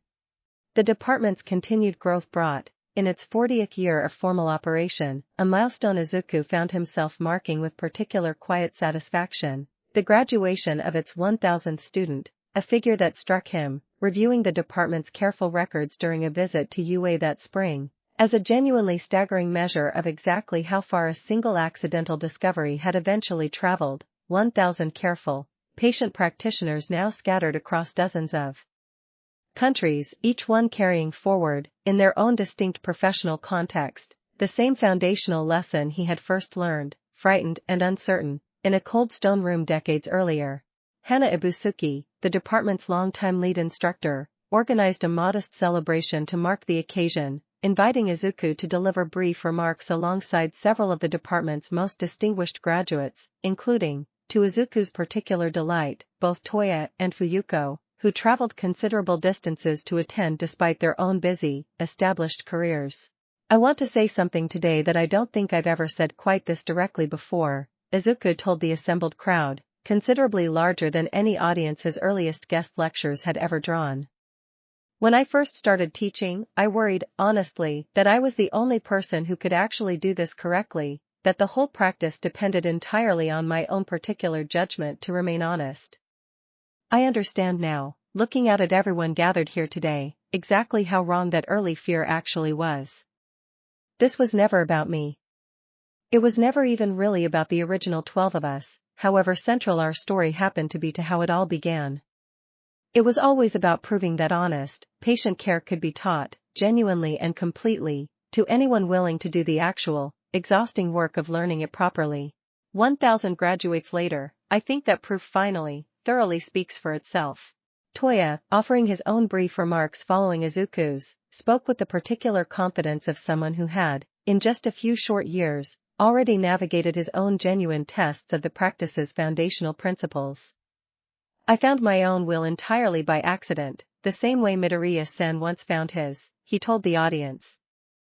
I want everyone here to understand something I've learned very directly, in the short time since.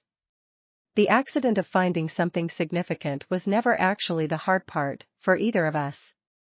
The hard part, the part that actually matters, is choosing, every single day afterward, to keep treating that discovery with exactly the patient, honest care it deserves, regardless of how much easier a faster, less careful approach might occasionally seem. The celebration continued long into the evening, generations of the practice's practitioners mingling easily across the considerable span of years and experience that separated them, and Izuku, watching the easy, comfortable warmth of the gathered crowd from a quiet corner near the hall's edge, found Ochako settling beside him with the familiar, easy comfort of nearly 4 decades of shared history. 1,000, she said softly, watching the crowd with the same quiet satisfaction Izuku himself felt. I don't think either of us could have imagined that number, standing at the bottom of that staircase all those years ago. No, Izuku agreed, taking her hand in the same simple, easy gesture that had marked so many of their most significant shared moments. I don't think we could have. I'm grateful, every single day, that we didn't have to imagine it in advance. I think some things are actually better lived one honest year at a time than they ever could have been if we'd known, from the very beginning, exactly how far they'd eventually travel. Chapter 111. The following autumn brought a quieter, more personal milestone that Izuku found himself approaching with considerably more emotional weight than any of the department's institutional achievements had managed to produce, the wedding of Aiko Tanaka, the young hero once caught in Shindo's corrupted mechanism so many decades earlier, now fully established in her own long, meaningful career of quiet, patient teaching, marrying a fellow hero she had met through exactly the kind of careful, consent-based practice her own recovery had first taught her to value above all else. She had specifically invited Izuku, along with several of the 12, extending the invitation with a handwritten note that Izuku found himself reading several times over before finally setting it carefully aside among his most treasured correspondence. I would not be the person capable of building this kind of honest happiness, she had written, without the careful, patient honesty you first offered me during the hardest period of my life. I would be deeply grateful if you would be there to witness what that honesty eventually made possible. The wedding itself, modest and warm rather than grand, brought together a particular cross-section of the practice's now considerable extended family, several of Aiko's own students among the guests alongside Izuku's original 12, the whole gathered crowd carrying the easy, comfortable warmth of people connected not by any single dramatic story, but by the accumulated, patient work of decades of honest teaching and honest healing, rippling outward across countless individual lives and ways none of the original 12 could have specifically anticipated when they first began their own careful, uncertain journey so many years earlier.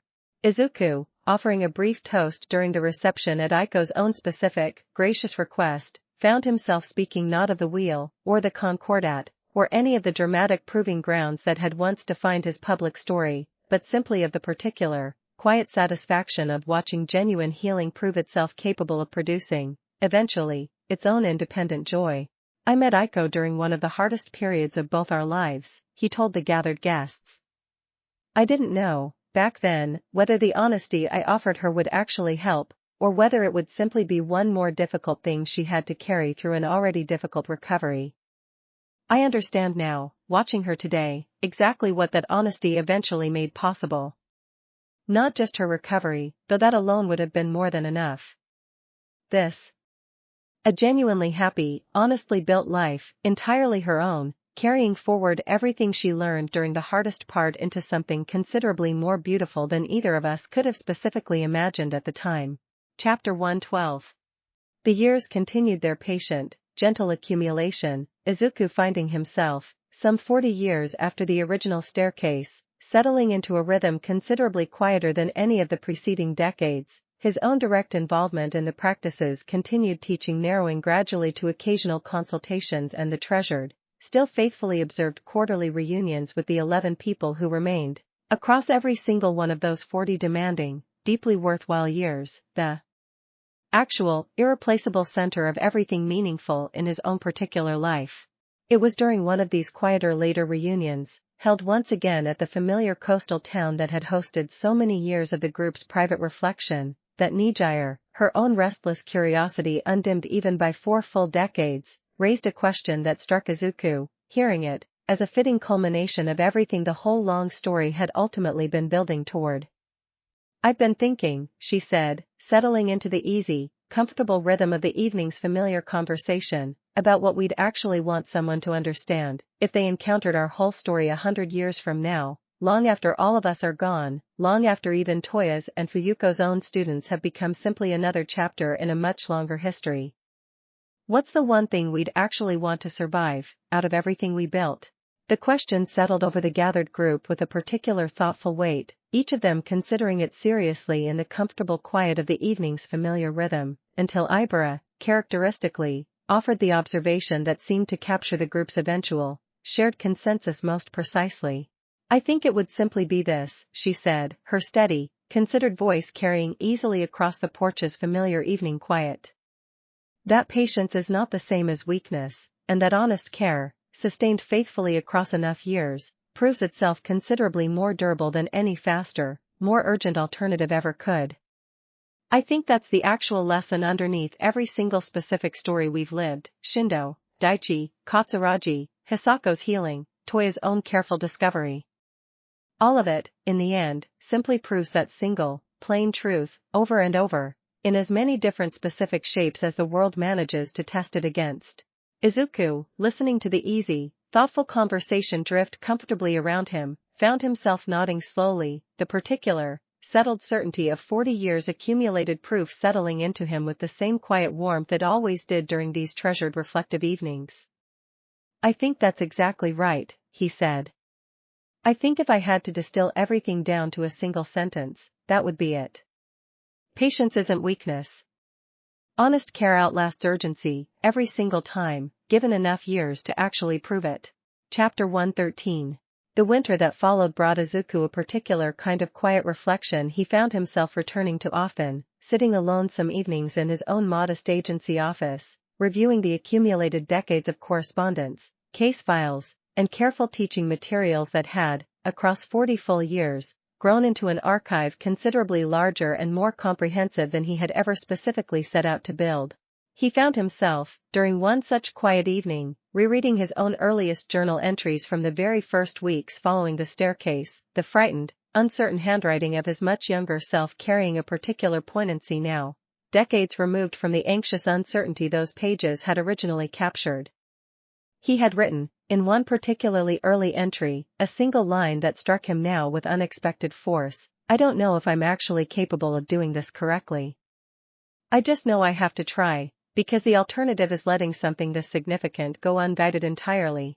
He thought, rereading that anxious, uncertain sentence, of everything the intervening 40 years had ultimately proven, that trying, honestly and patiently, sustained faithfully across enough difficult seasons, had indeed proven capable of doing this correctly, not through any single dramatic proof, but through the accumulated, unglamorous weight of decade after decade of consistent, careful choosing, by himself and eventually by considerably more people than he could have ever specifically imagined joining him in the effort.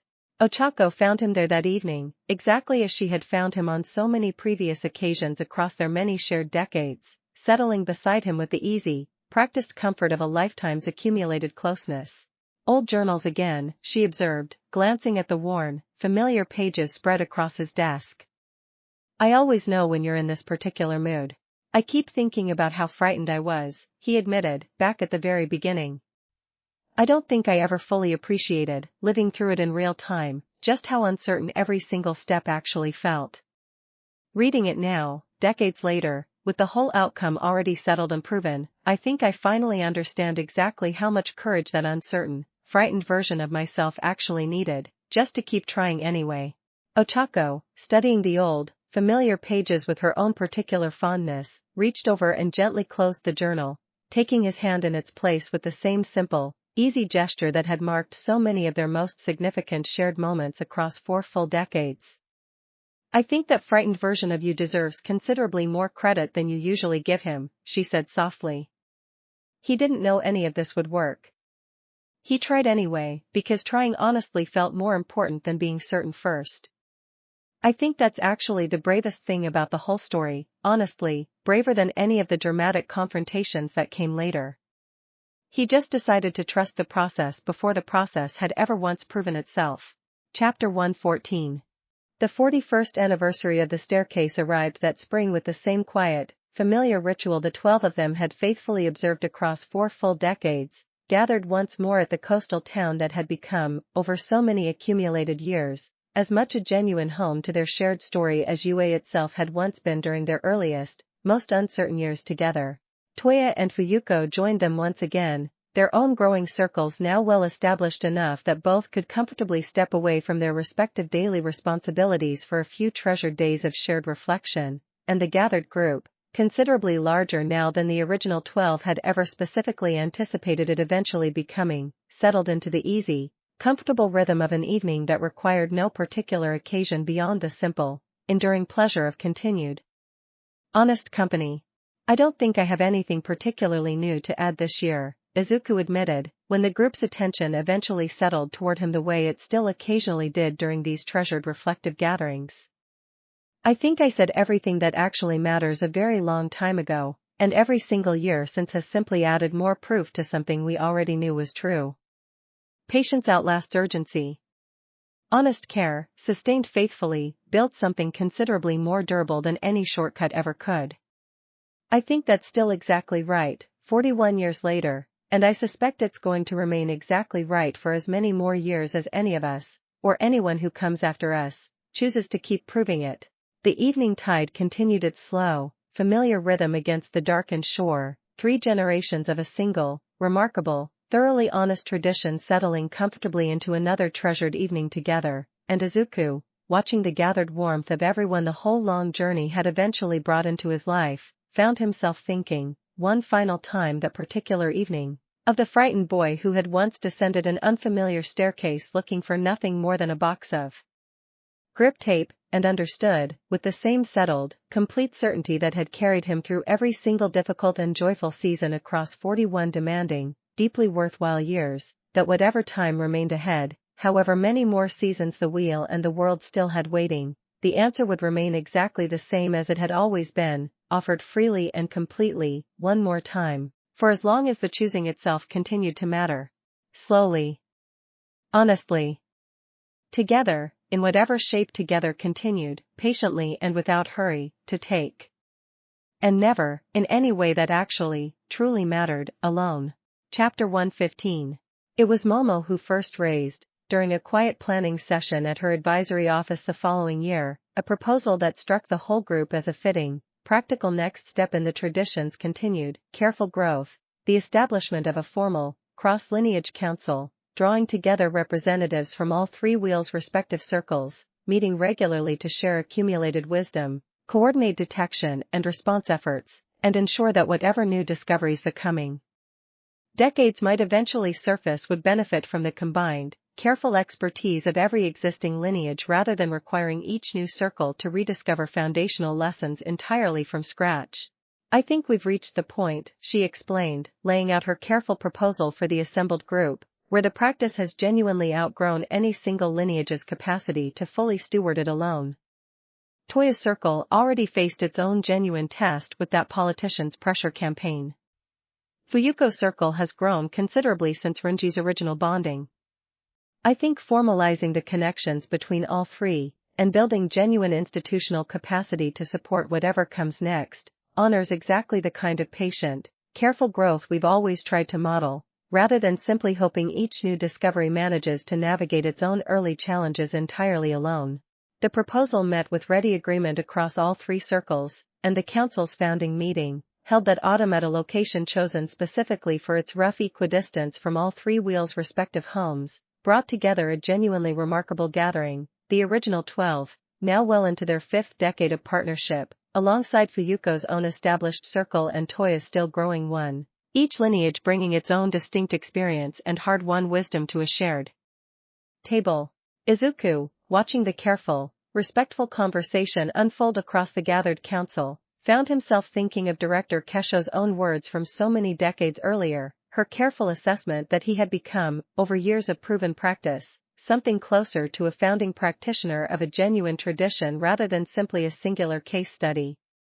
He understood now, watching three entirely separate lineages work together with genuine collaborative respect rather than any hierarchy of founding precedents, exactly how thoroughly that early assessment had ultimately proven itself true. I want to be clear about something, as we begin this council's work, he told the assembled group, during his own brief opening remarks. I don't think any of the three lineages here today should consider itself the senior partner in this collaboration, mine included. We each found our own wheel through our own particular circumstances, and we each learned our own particular lessons navigating what that discovery eventually asked of us. I think the actual value of this council isn't in establishing any kind of hierarchy. It's in making sure none of us, going forward, ever has to learn our hardest lessons entirely alone, the way I once did, simply because nobody who came before had thought to share what they'd already learned. Chapter 116.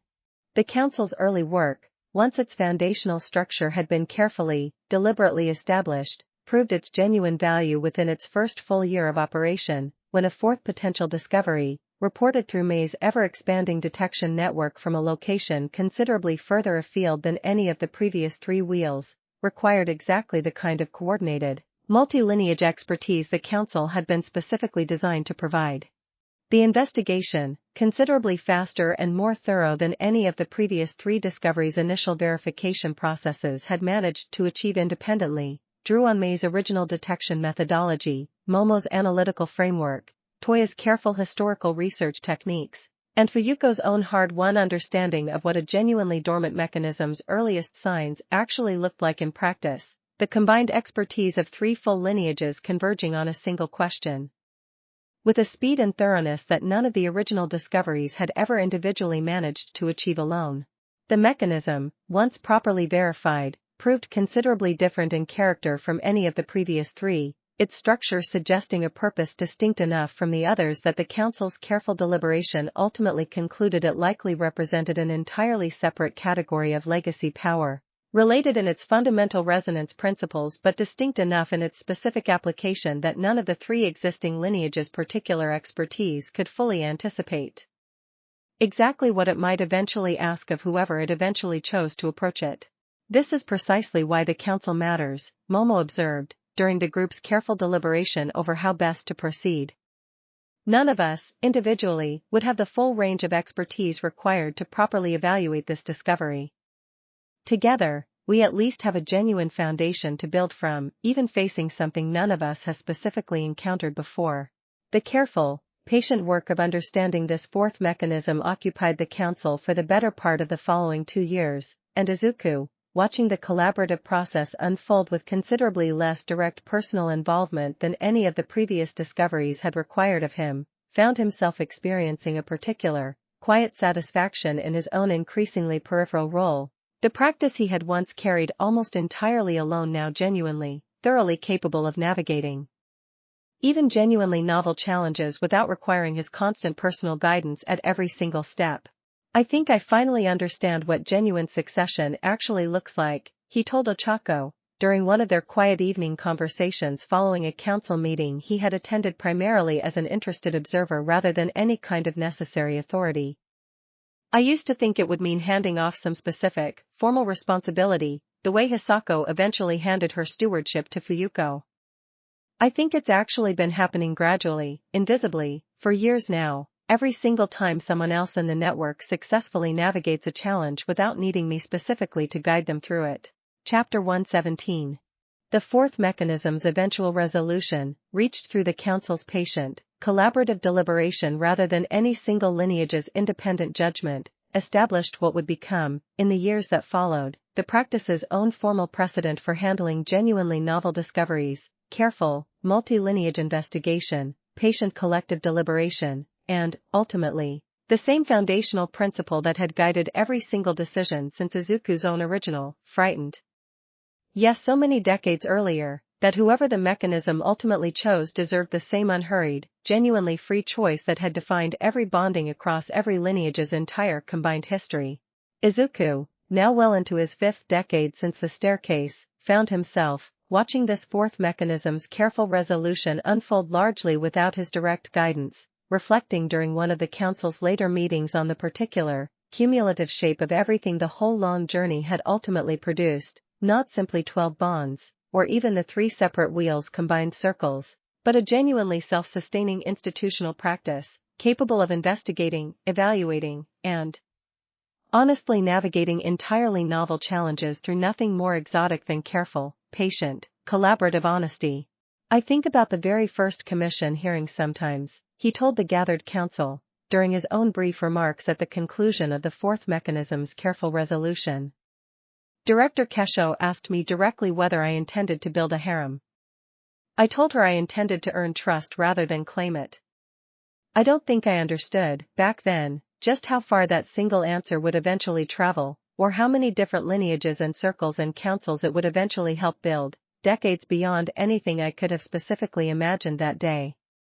I think that's actually the final lesson underneath everything we've built, across every single wheel and every single lineage. Trust earned honestly doesn't stay contained to whoever originally earned it. It travels, generation after generation, for as long as anyone remains willing to keep doing the careful, patient work required to keep earning it fresh. The council's work continued in the years that followed, steady and unglamorous in exactly the way Izuku had always believed the most important work actually needed to be, and he found himself, settling into his own considerably quieter later years, experiencing a particular, settled peace in watching the whole remarkable structure continue its patient, honest growth largely independent of his own direct involvement, exactly the outcome he had once, as a frightened teenager standing at the bottom of an unfamiliar staircase, never dared to specifically hope his single accidental discovery might eventually, completely become. The 12 of them gathered for their reunion that year exactly as they always did, joined now by representatives from both additional lineages and the fourth mechanism's own newly forming circle, the whole gathered, multi-generational family settling comfortably into another treasured evening together, and Izuku, watching the easy, comfortable warmth of everyone the whole long journey had eventually brought into his life, understood, with the same settled, complete certainty that had carried him through every single season across more than 4 decades, that the story had genuinely, thoroughly become considerably larger than himself, in exactly the way he had always hoped it eventually would, and that this, more than any single dramatic proof across the whole long, remarkable journey, represented the truest and most lasting measure of everything a single honest yes had ultimately, completely managed to build. Chapter 118. The Fourth Circle's first keeper, a quiet marine biologist named Izuku Fujimori who had discovered the mechanism during an unrelated coastal survey, brought to the growing council a perspective distinct from any of the previous three lineages, her own careful, scientific temperament shaping her approach to the bond's earliest days in ways that struck Izuku, observing her methodical early conversations with genuine interest, as a valuable, entirely new angle on principles he had believed, for decades, he already understood completely. I keep approaching this the way I'd approach any new species I'm studying, she admitted, during one of the council's early gatherings, her characteristic scientific caution evident even in her discussion of something as personal as her own bonding process. Careful observation before any conclusion. I think that's actually served me well, honestly, watching how differently my own bond seems to be developing compared to what Toya and Fuyuko have described of their own experiences. Izuku, listening to her careful, methodical account, found himself recognizing in her particular approach yet another confirmation of a principle he had first begun to understand watching Fuyuko's own early, more emotionally attuned process contrast so clearly with his own analytical uncertainty decades earlier, that the practice's core principles, patience, honesty, genuine consent, remained constant across every single lineage, while the particular texture of how each new keeper actually lived those principles remained, appropriately, entirely their own. I think that's exactly right, he told her. I used to worry, early on, that there was some single correct way to do this properly, some specific formula I needed to get exactly right for it to actually work. I understand now, watching all of you navigate your own particular versions of the same fundamental process, that the formula was never actually the point. The commitment to careful, honest attention was. However that commitment happens to look, in your own particular temperament, is exactly as valid as how it looked in mine.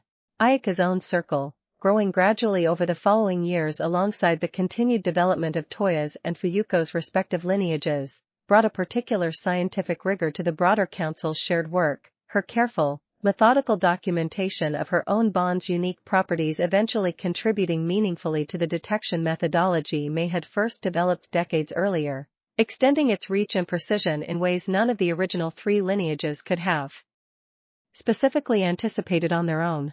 Chapter 119. The Council's continued growth brought, in its own gradual, unhurried way, a genuine institutional maturity that Izuku found himself reflecting on with particular satisfaction during a quiet evening spent reviewing the accumulated decades of correspondence, case studies, and careful teaching materials that had grown, across the whole long journey, into something considerably larger and more durable than any single archive he could have specifically anticipated building when he first began the careful work of documenting his own early experiences for Fuyuko's benefit so many years earlier.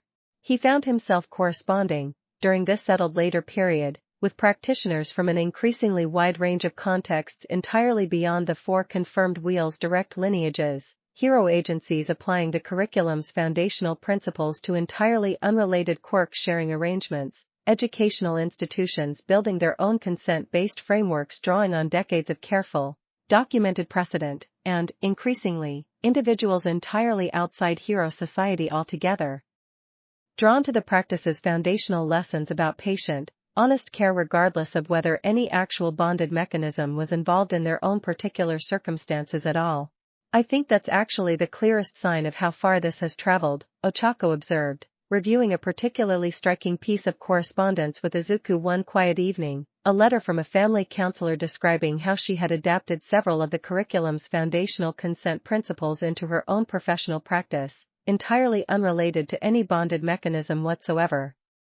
It stopped being about the wheel a long time ago, the way you always said it eventually would. It's just about honest care now, in whatever specific shape that happens to take. The years continued their patient, gentle accumulation, each season bringing its own small, meaningful proof of the practice's continued, genuine growth, and Izuku found himself, some 45 years after the original staircase, settling into a rhythm of quiet, contented reflection considerably different from any of the more dramatic decades that had preceded it. His own role in the ongoing story narrowed now to occasional consultation, treasured correspondence, and the faithfully observed Quarterly reunions that remained, across every single one of those 45 demanding, deeply worthwhile years, the one constant thread connecting every other thread of the whole remarkable journey together. Chapter 120. The 45th anniversary reunion, held once more at the familiar coastal town, brought together the largest gathering the tradition had yet produced, the original 12, now well into their own comfortable later years, alongside Fuyuko's established circle, Toya's continued growing one, and Ayaka's own newer, still developing lineage, 3 generations of careful, patient practice settling comfortably into a single, warm, multi-generational celebration that required, by this point, an entire section of the coastal town's modest gathering hall to properly accommodate. I want to say something tonight that I think has actually been building for a very long time, Izuku told the assembled crowd, considerably larger now than any gathering the original 12 could have specifically anticipated during their own earliest, most uncertain years together. I found a wheel, 45 years ago, entirely by accident, looking for nothing more than a box of grip tape. I said yes to a question I didn't fully understand, and I spent the following decades learning, one honest choice at a time, exactly what that yes actually meant. I want everyone here tonight to understand something I've come to believe completely, across all these years. The wheel was never actually the gift. The gift was learning, patiently and honestly, exactly what it means to be trusted with something significant, and choosing, every single day afterward, to actually deserve that trust rather than simply assuming it once earned would remain automatically, permanently secure. He looked out at the gathered crowd, 3 generations of careful, patient practitioners, each one carrying forward their own particular version of the same foundational lesson, and felt the particular, settled weight of 45 years accumulated proof finally arriving at its clearest, most complete expression yet. I don't know what the next 45 years will bring, he continued. I don't know how many more wheels are still out there waiting, or what new challenges the world will eventually test this practice against, the way it tested us against Shindo, and Daichi, and Katsuragi, and every other genuine trial across our whole long, remarkable history. I know only this. Whatever comes, I trust every single person in this room, and everyone who comes after all of us, to meet it exactly the way we've met everything so far. Slowly. Honestly. Together, in whatever shape together continues to take. That's the whole lesson, in the end. I don't think it's ever actually going to need to be more complicated than that. The evening tide continued its slow, familiar, endlessly renewing rhythm against the darkened shore, 3 generations of a single, remarkable, thoroughly honest tradition settling comfortably into another treasured evening together, and Izuku, watching the gathered warmth of everyone the whole long journey had eventually brought into his life, felt, with the same settled, complete certainty that had carried him through every single difficult and joyful season across 45 demanding, deeply worthwhile years, that whatever remained still ahead, the answer would always, faithfully, remain exactly the same. Chapter 121. Late that same night, after most of the gathered crowd had drifted toward their own quiet rest, Izuku found himself once more on the familiar coastal porch, joined this time not only by Ochako but by Toya and Fuyuko as well, the 4 of them settling into easy, comfortable conversation that carried none of the formal weight of the evening's earlier public remarks, only the simple, unhurried warmth of people who had, across their own respective journeys, come to genuinely trust and rely upon each other's company. I keep thinking about the shape of it all, Fuyuko said, watching the dark tide roll gently against the shore. For wheels now, 3 generations of keepers, a council that didn't exist when I first bonded, a curriculum that's traveled further than any of us could have specifically tracked by this point. I think about Hisako-sensei sometimes, wondering what she'd make of how far it's all actually gone since she first wrote you that very first letter. I think she'd be quietly, thoroughly unsurprised, Izuku said, smiling at the memory of the old scholar's particular, careful dignity. She always believed, once she finally let herself believe it at all, that honest practice traveled further than anyone expected. I think watching this would have simply confirmed something she'd already come to trust completely, in her own final years. Toya, listening with the same careful, thoughtful attention that had marked his entire journey from research student to established keeper, offered his own quiet addition. I think about my own students sometimes, the ones just now beginning to ask the questions I once asked you. I wonder what they'll eventually build, decades from now, that none of us sitting here tonight can properly imagine yet. I think that's exactly the right thing to wonder, Izuku said. I stopped needing to know the specific shape of what comes next a long time ago. I think that's actually the final lesson, the one underneath every other lesson we've ever learned across this whole long journey. You don't need to know exactly how far it travels. You just need to keep choosing, honestly, to help it travel a little further than you personally will ever get to see. The four of them sat together a while longer in the comfortable quiet of the late evening, the tide's slow, patient rhythm continuing its endless, gentle motion against the shore, and Izuku, watching the stars settle fully into the clear night sky above them, felt the particular, complete peace of a life lived exactly as honestly as he had once, as a frightened teenager, only dared to hope it someday might be. Eventually, one by one, they rose and made their way back toward the warm, waiting quiet of the gathering hall behind them, leaving the shore to its own patient, unhurried rhythm, and Izuku, walking the last few steps beside Ochako in comfortable silence, understood that whatever the coming years still held, the answer they had spent a lifetime proving would remain exactly what it had always been, honest, and freely given, and never, in any way that truly mattered, alone. Chapter 122. Morning came softly over the coastal town, the first light spreading gently across the calm water, and Izuku, waking early as he still so often did, stepped out onto the porch alone to watch it settle fully over the quiet shore.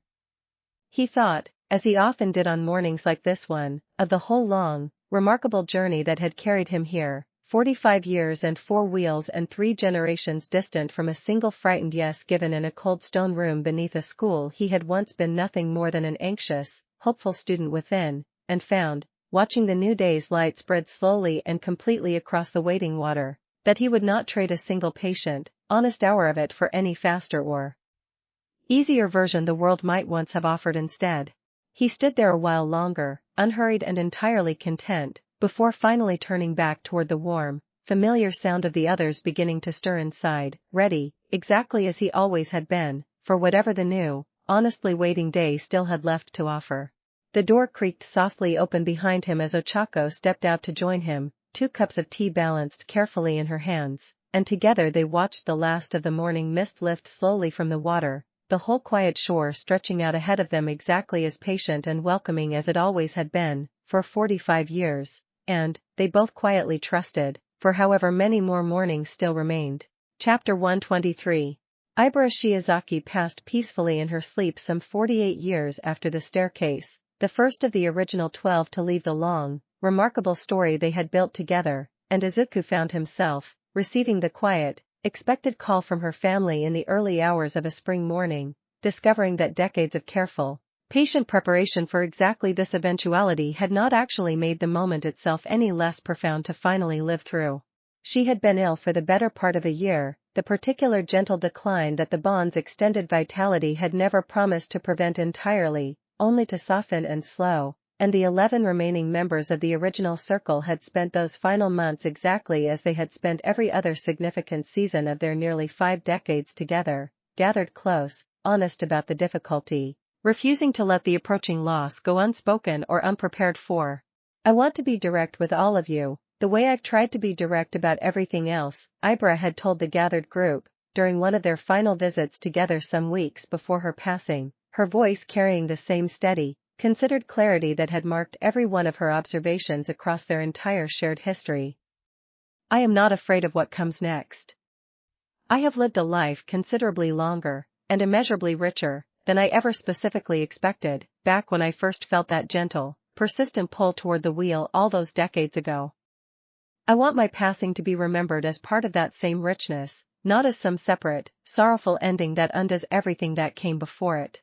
Izuku, sitting beside her during that final conversation, had found himself thinking of Hisako's own peaceful passing years earlier, of the particular grace with which genuine, decades-long healing eventually allowed a person to meet their own ending without the fear that had once defined so much of both women's respective early lives.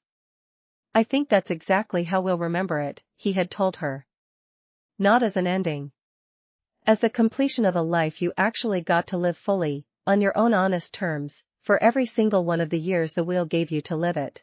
The memorial, held in the following week, brought together every generation the practice had eventually produced, the original 11 surviving members of the 12 alongside Fuyuko's circle, Toya's, Ayaka's, and the considerable extended family of former students and grateful correspondents whose lives Ibara's own particular steadiness had touched across nearly 5 decades of quiet, faithful service. Chapter 124. I want to speak about something specific, Izuku told the gathered mourners, when his turn came to offer his own tribute, not the wheel, or the bond, or any of the dramatic history we shared together.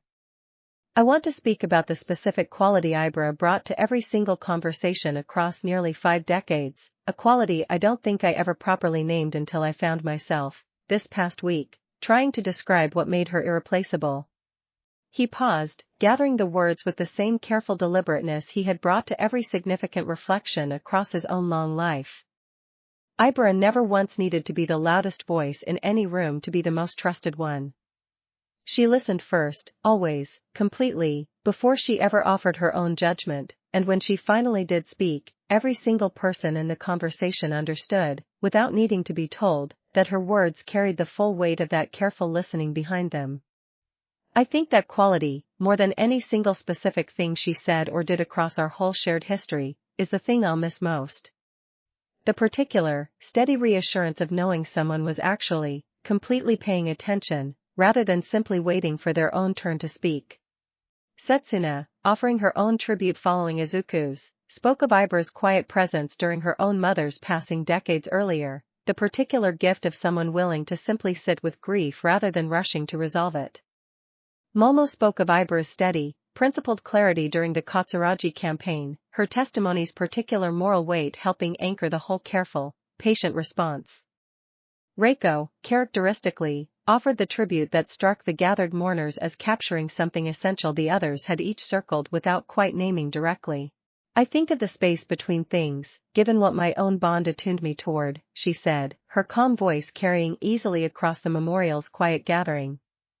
Ibara understood, better than almost anyone I've ever known, exactly how to occupy that space honestly, the space between certainty and doubt, between speaking and staying silent, between offering comfort and respecting someone's genuine need to simply sit with their own difficulty unresolved.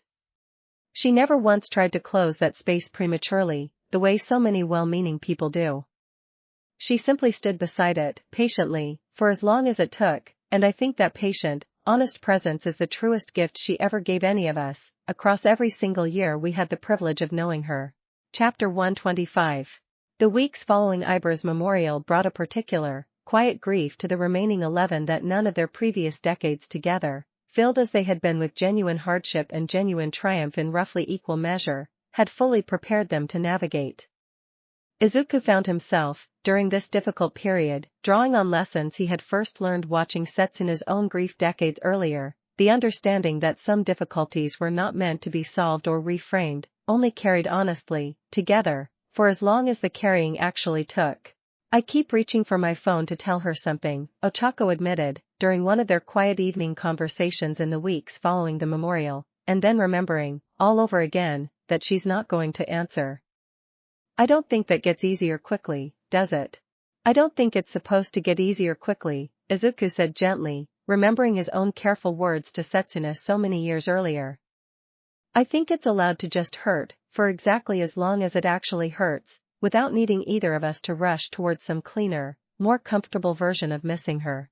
The remaining 11 found themselves, in the months that followed, gathering somewhat more frequently than their established quarterly rhythm had previously required, an unspoken but thoroughly understood adjustment to the particular vulnerability the whole group now carried together, each gathering offering its own small measure of the same patient, honest company that had carried them through every previous difficulty across their nearly 5 decades of shared history. It was during one of these more frequent gatherings that Kendo, her own once effortless strength now carrying the same gentle, careful deliberateness that had settled into several of the group's movements over recent years, raised a subject the whole group had been quietly, individually circling since Ibara's passing. I think we need to talk plainly about what comes next, she said, not just for the group generally, but specifically. We're not going to all pass at the same time, the way we've done nearly everything else across these past decades. I think we need to actually plan, honestly, for what it looks like when this happens again, and again, until eventually, someday, it's just one of us left, or none of us at all. The conversation that followed, difficult and honest in exactly the way every significant conversation across their whole shared history had always eventually needed to be, produced no easy resolution, only the same patient, careful commitment that had guided every other difficult decision the group had ever faced together, that whatever came, they would meet it exactly the way they had met everything else, honestly, together, for as long as any of them remained to keep meeting it that way. Chapter 126. Toya, learning of Ibara's passing through the council's regular correspondence, traveled personally to offer his own condolences, arriving at Izuku's agency some weeks after the memorial with a particular seriousness that struck Izuku as considerably more mature than the careful, uncertain young researcher he remembered first meeting nearly 2 decades earlier. "I wanted to ask you something," Toya said, once the initial, careful expressions of shared grief had settled into quieter conversation, "that I don't think I've had the standing to properly ask before now. How do you actually plan for this, institutionally? Not just personally, the way all of you are clearly working through it together. I mean the practice itself. What happens to everything we've built, once the original 12 are eventually all gone?" Izuku considered the question with the same careful seriousness he had brought to every significant reflection across his own long life, recognizing in it a genuine, thoughtful concern rather than any morbid curiosity. "I think the honest answer," he said slowly, "is that we've actually been planning for exactly this, in every meaningful sense, since Hisako's very first bonding all those decades ago. Not through any specific formal succession document, though Momo's advisory office has certainly built plenty of those over the years. Through simply teaching, patiently and thoroughly, for as long as any of us have breath to keep teaching. The practice doesn't actually depend on any specific 12 people remaining alive to carry it. It depends on the lesson itself proving sturdy enough to outlast whoever originally learned it, the same way Hisako's own healing eventually outlasted her, the same way I fully expect mine to eventually outlast me." Toya absorbed the answer with careful, thoughtful attention, the particular gravity of the question settling visibly into his own understanding. "I think I've always known that, intellectually," he admitted. "I don't think I fully felt the weight of it until Ibara's passing made it genuinely, concretely real for the first time.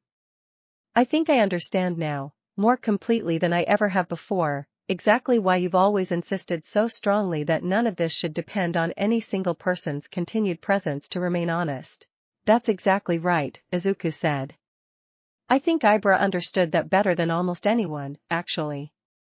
She spent her whole life demonstrating that quiet, steady conviction, the same conviction she brought to the very first difficult conversation about whether to bond at all, decades before either of us could have specifically imagined how far it would eventually travel. I think the truest tribute any of us can offer her now is simply continuing to prove, every single day, that the thing she helped build genuinely doesn't need her, or any of us specifically, to remain exactly as honest and sturdy as she always insisted it could be." Chapter 127. The Council, meeting in the months following Ibara's passing, formalized, at Momo's careful suggestion, a genuine institutional memorial practice, ensuring that every future passing among any of the practice's founding or significant figures would be marked not simply through private grief, but through a considered, collective act of teaching, each memorial gathering incorporating specific lessons and reflections that the departed figure's own life had most clearly demonstrated, preserved carefully for whatever future generations might eventually need exactly that particular wisdom. "I think this matters," Momo explained, presenting the proposal to the assembled council, "not because grief needs a formal structure to be genuine, but because I believe the specific lessons each of us has learned, living through this practice's whole remarkable history, deserve to be captured and preserved with the same careful rigor we've always applied to everything else we've built. Ibara's particular gift for patient, honest listening shouldn't simply fade from institutional memory once those of us who personally witnessed it are eventually gone ourselves. It should become part of what we actively teach, the same way Shindo's cautionary example and Daichi's recovery both became formal parts of the curriculum decades ago." The proposal, adopted readily by the full council, produced, in the months that followed, a careful, thorough addition to the curriculum specifically honoring Ibara's particular contributions, her steady, principled clarity during the Katsuragi campaign, her quiet presence during Setsuna's grief, the whole careful arc of a life dedicated to exactly the kind of patient, honest attention the practice had always claimed to value above all else. Izuku, reviewing the completed edition during one of his own occasional visits to the department, found himself experiencing a particular, complicated satisfaction, grief and gratitude intertwined in roughly equal measure, watching a woman he had loved as genuine family for nearly 5 decades become, in her own right, a permanent, foundational teacher to generations of students who would never have the chance to personally know her. I think she would have found this deeply embarrassing, Ochako observed, reading through the curriculum edition alongside him, a small, fond smile crossing her face despite the underlying grief. All this careful, formal attention paid to what she probably would have described as simply doing the ordinary, obvious thing. That's exactly why it deserves the attention, Izuku said. The ordinary, obvious things are always the hardest to actually practice consistently, across enough years, for them to matter as much as they eventually did in her case. I think that's the whole lesson underneath everything we've ever built, actually. The obvious things aren't obvious because they're easy. They're obvious because, once you've finally learned them properly, you can't imagine having ever lived any other way. Chapter 128. The years that followed Ibara's passing brought, in their own gradual, unhurried way, a settled acceptance of exactly the mortality the whole group had spent decades quietly preparing themselves to eventually face together, each subsequent season bringing its own small, meaningful proof that the grief, honestly carried rather than rushed past, had genuinely, gradually softened into something closer to grateful remembrance than sharp, ongoing sorrow. Izuku found himself, some 50 years after the original staircase, settling into a particular rhythm of reflection he had not fully anticipated during any of the preceding decades, his own advancing age bringing with it not the fear he might once have expected, but a genuine, settled curiosity about exactly how the whole remarkable story would eventually continue once his own direct participation in it had similarly concluded. It was during this period that he began, with Ochako's careful encouragement, the quiet work of composing a final, personal addition to the archive of correspondence and teaching materials he had spent decades accumulating, not a formal curriculum document or memoir chapter, but a simple, direct letter addressed to whoever might eventually inherit the responsibility of carrying the practice forward once every member of the original 12 had, in their own time, followed Ibara's own peaceful example. I don't know your name yet, he wrote, in the letter's opening lines, and I don't know exactly what challenges the world will have devised by the time you eventually read this. I know only what 50 years of careful, patient practice has taught me, and I want to offer it to you directly, the same way Hisako once offered her own hard-won wisdom to Fuyuko, and the same way I hope you'll eventually offer your own wisdom to whoever comes after you. He wrote for several careful weeks, distilling 5 full decades of accumulated experience into a document considerably shorter and more personal than either of his published books, addressed not to the general practice of consent-based power sharing, but directly, intimately, to whatever specific person might someday find themselves standing exactly where he had once stood, frightened and uncertain at the bottom of an unfamiliar staircase, wondering whether they were actually capable of carrying something this significant honestly. The fear never fully goes away, he wrote, near the letter's conclusion.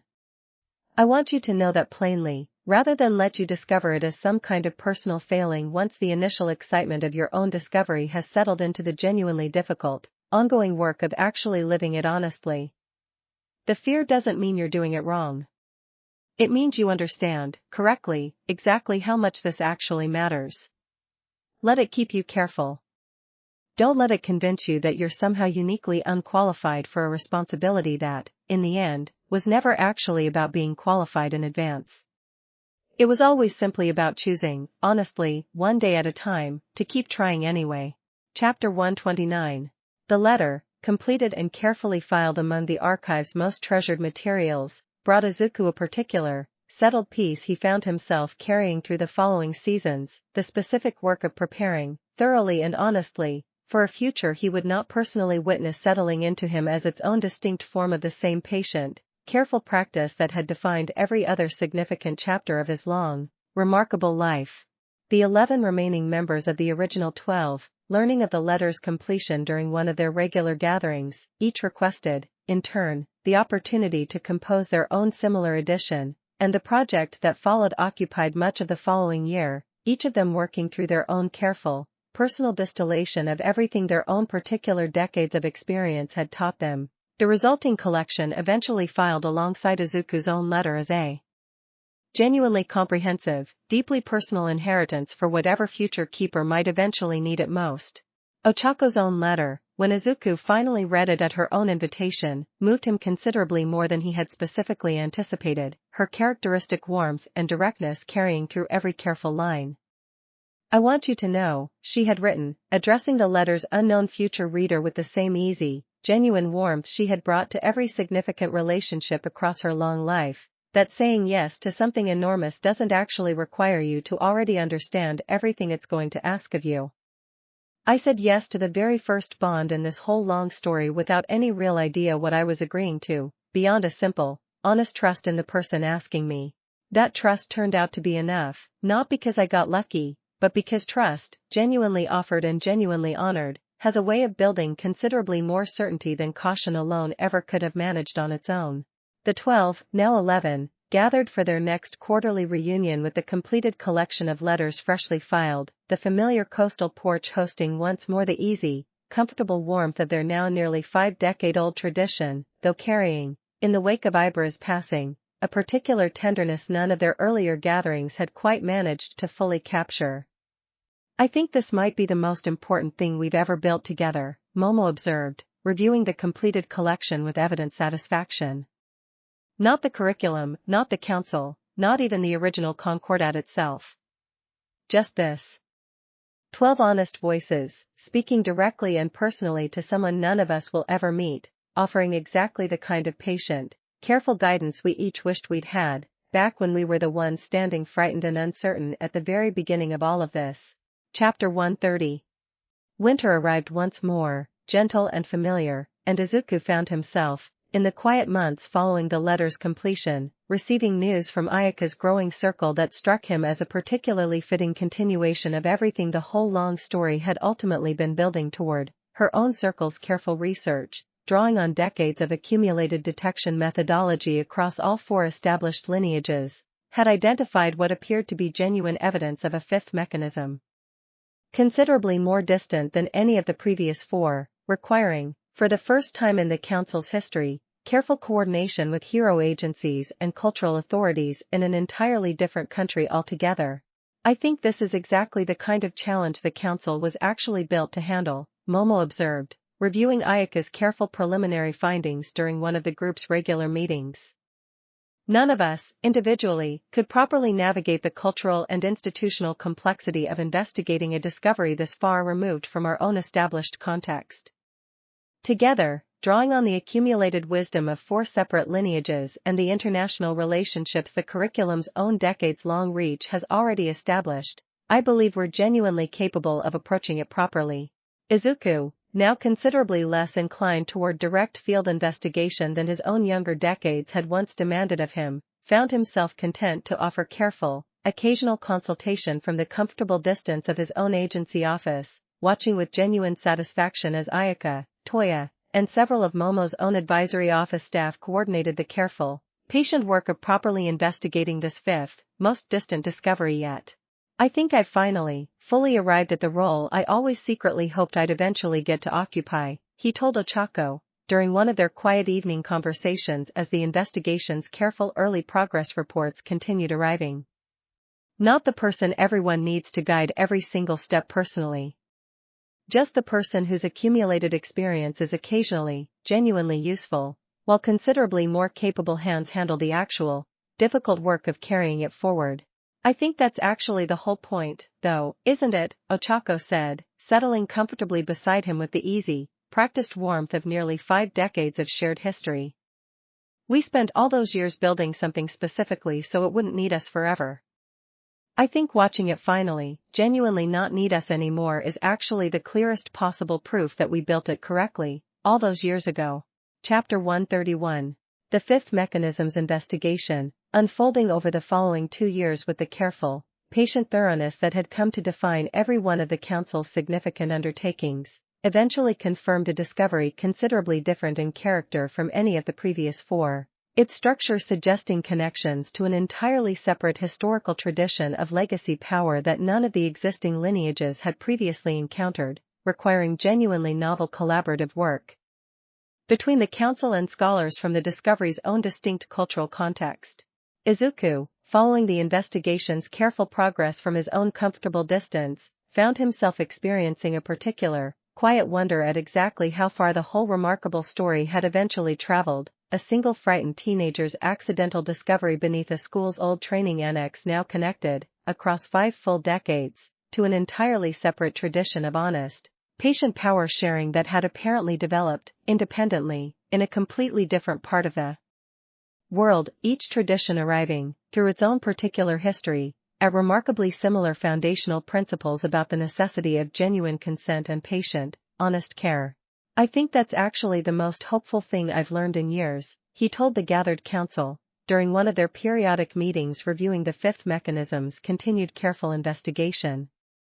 Not that we found another wheel. That an entirely separate tradition, developing independently, arrived at essentially the same conclusion we did, through their own particular history and their own particular hard-won lessons. I think that suggests something considerably larger than any single one of our specific stories. I think it suggests that honest, patient care isn't actually a specific lesson unique to any particular tradition. It's simply what happens, eventually, whenever people are given enough time and enough genuine reason to discover what actually works, sustained across generations, rather than what merely seems efficient in any single given moment. The eventual formal connection between the two traditions, established through careful, patient diplomatic work over the following years, brought the Council's total reach to 6 confirmed lineages across 2 entirely separate historical traditions, a genuinely global network of honest, patient practice that Izuku, reflecting on it during one of his increasingly treasured quiet evenings, found himself struggling to fully reconcile with the memory of a single frightened boy who had once descended an unfamiliar staircase looking for nothing more than a box of grip tape. I don't think I ever actually imagined this, he admitted to Ochako, reviewing the full scope of the Council's now considerably expanded reach during one of their quiet evening conversations. Not even in my most hopeful moments, decades ago. I think I always believed, somewhere underneath all the careful, patient work, that what we built would eventually prove itself sturdy. I don't think I ever specifically imagined it would prove itself sturdy enough to eventually connect with something that had been quietly, independently proving the exact same thing, an entire ocean away, this whole time. Chapter 132.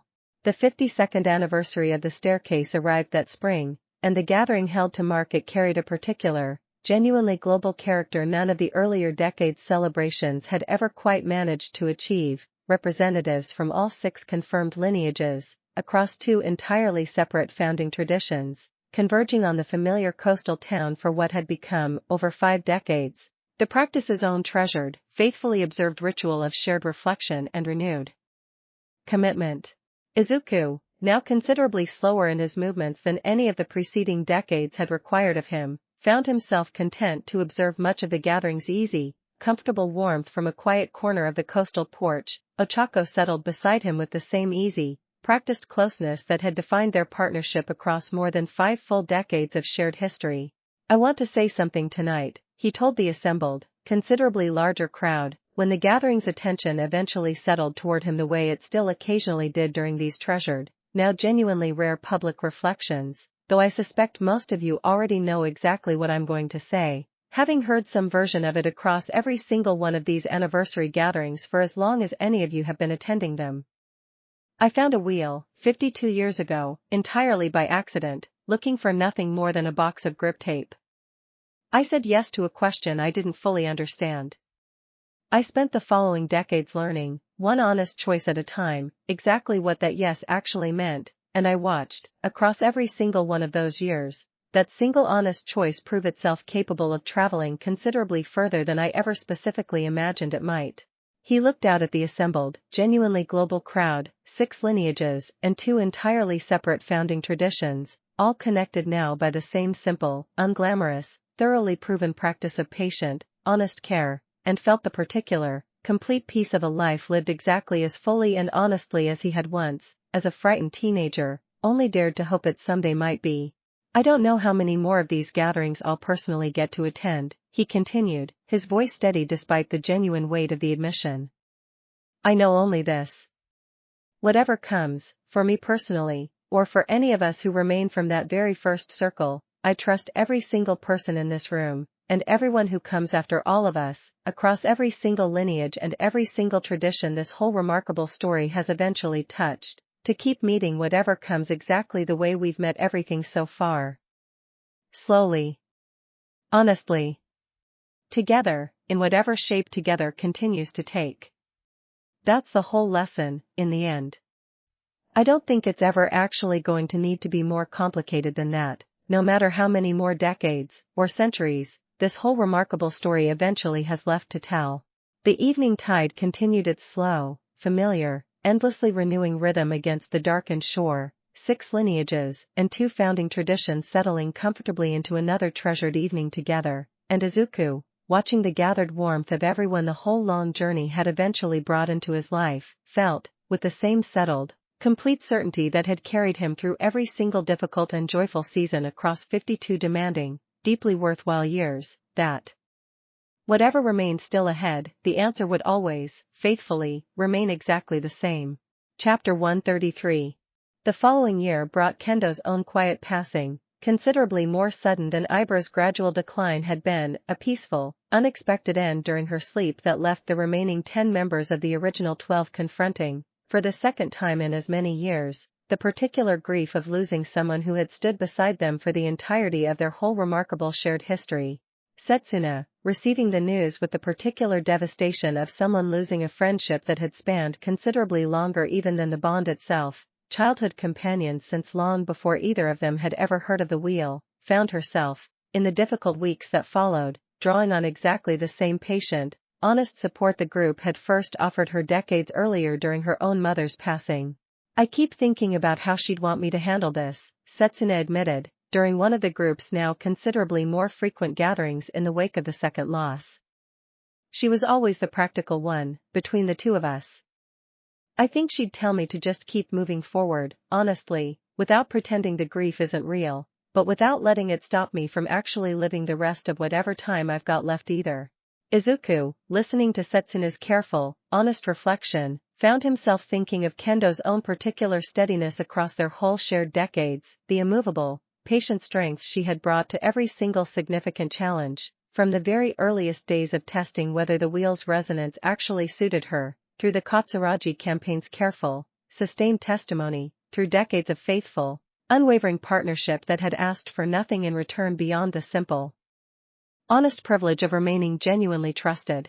The memorial, held in the following week, brought together once more the whole considerable extended family the practice had eventually produced, and Izuku, offering his own tribute, found himself returning to a memory from their very earliest days together, Kendo's steady, deliberate voice describing, all those decades earlier, exactly what she wanted from the bond before agreeing to it. If I say yes to something, I mean it completely, and I expect the same honesty back. She held every single one of us to that standard, for over half a century, Izuku told the gathered mourners. Never harshly, never without genuine warmth underneath the practicality. But completely, consistently, without a single exception across her whole remarkable life. I think that steady, unwavering consistency is the truest gift she ever gave this whole tradition. She proved, every single day for over 50 years, that patient, honest commitment doesn't require constant reaffirmation or dramatic demonstration. It simply requires showing up, faithfully, exactly the same way, for as long as showing up remains possible. Chapter 134. The remaining 10 members of the original 12 found themselves, in the wake of this second significant loss, drawing even closer together than their already considerable decades of shared history had previously required, an unspoken but thoroughly understood recognition that whatever time remained to each of them deserved to be spent with exactly the same patient, deliberate presence they had always tried to bring to everything else across their whole remarkable shared journey. Momo, reviewing the council's now well-established memorial practice alongside Izuku during one of their careful planning sessions, raised a consideration that struck them both as worth addressing directly rather than simply assuming its answer. I think we should discuss, honestly, what we actually want for ourselves, individually, when our own time eventually comes. Not in some abstract, distant sense. Specifically, I don't want any of us discovering, in a difficult moment, that we never actually had this conversation properly. The conversation that followed, held over several careful weeks among the full remaining 10, produced no single uniform answer, each of them articulating their own particular hopes and preferences with the same honest specificity that had defined every other significant decision across their whole shared history. Jiro, characteristically direct, requested simply that her own memorial include actual music rather than only spoken tribute, a request the group honored readily when her own time eventually came. Suyu, with her usual placid clarity, asked only that nobody perform grief they didn't genuinely feel, trusting the group's honest presence considerably more than any particular ceremonial gesture. Izuku found himself, composing his own careful reflections on the subject, returning often to the letter he had already written for his own eventual successor, understanding that the same careful, honest preparation he had brought to that document belonged equally to his own personal reckoning with what he actually wanted, and didn't want, from whatever eventual memorial his own passing would someday require. I think I just want people to remember that I was frightened, most of the time, he told Ochako, during one of their own careful, honest conversations on the subject. Not as some kind of confession. As the actual, accurate truth of how most of this felt, living through it in real time, rather than the confident, settled version it probably looks like from the outside, looking back at the whole finished story. I don't want anyone remembering me as someone who always knew what he was doing. I want them remembering someone who kept trying anyway, precisely because he usually didn't. Chapter 135. The years continued their patient, gentle accumulation, each season bringing its own particular mixture of continued growth and the ordinary, honest losses that any sufficiently long life eventually required its bearers to face, and Izuku found himself, some 55 years after the original staircase, settling into a rhythm of careful, grateful reflection that no longer required any particular occasion to justify its continuation, simply the ordinary, treasured texture of whatever time remained still being genuinely, fully lived. The sixth lineage's own careful integration into the council's broader structure continued its steady progress during these years, Ayaka's patient diplomatic work alongside representatives from the newly discovered tradition gradually producing genuine, meaningful collaboration between what had once been two entirely separate, independently developed practices, each teaching the other considerable new dimensions of a shared foundational principle neither tradition had specifically anticipated. Finding so clearly mirrored elsewhere in the world. Izuku, reviewing the council's continued, careful growth during one of his own now considerably less frequent visits to its regular meetings, found himself experiencing a particular, settled satisfaction in watching the whole remarkable structure continue its patient work with genuinely minimal need for his own direct involvement, the practice he had once carried almost entirely alone now thoroughly, completely capable of sustaining and even expanding itself across generations and traditions he could never have specifically anticipated when he first descended that unfamiliar staircase over 5 decades earlier.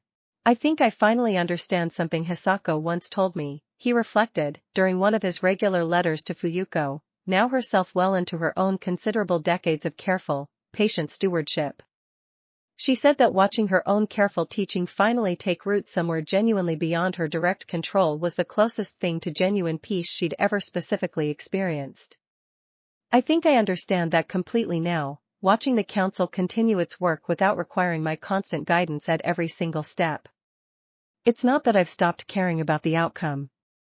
It's that I've finally, fully trusted the outcome enough to stop needing to personally guarantee it.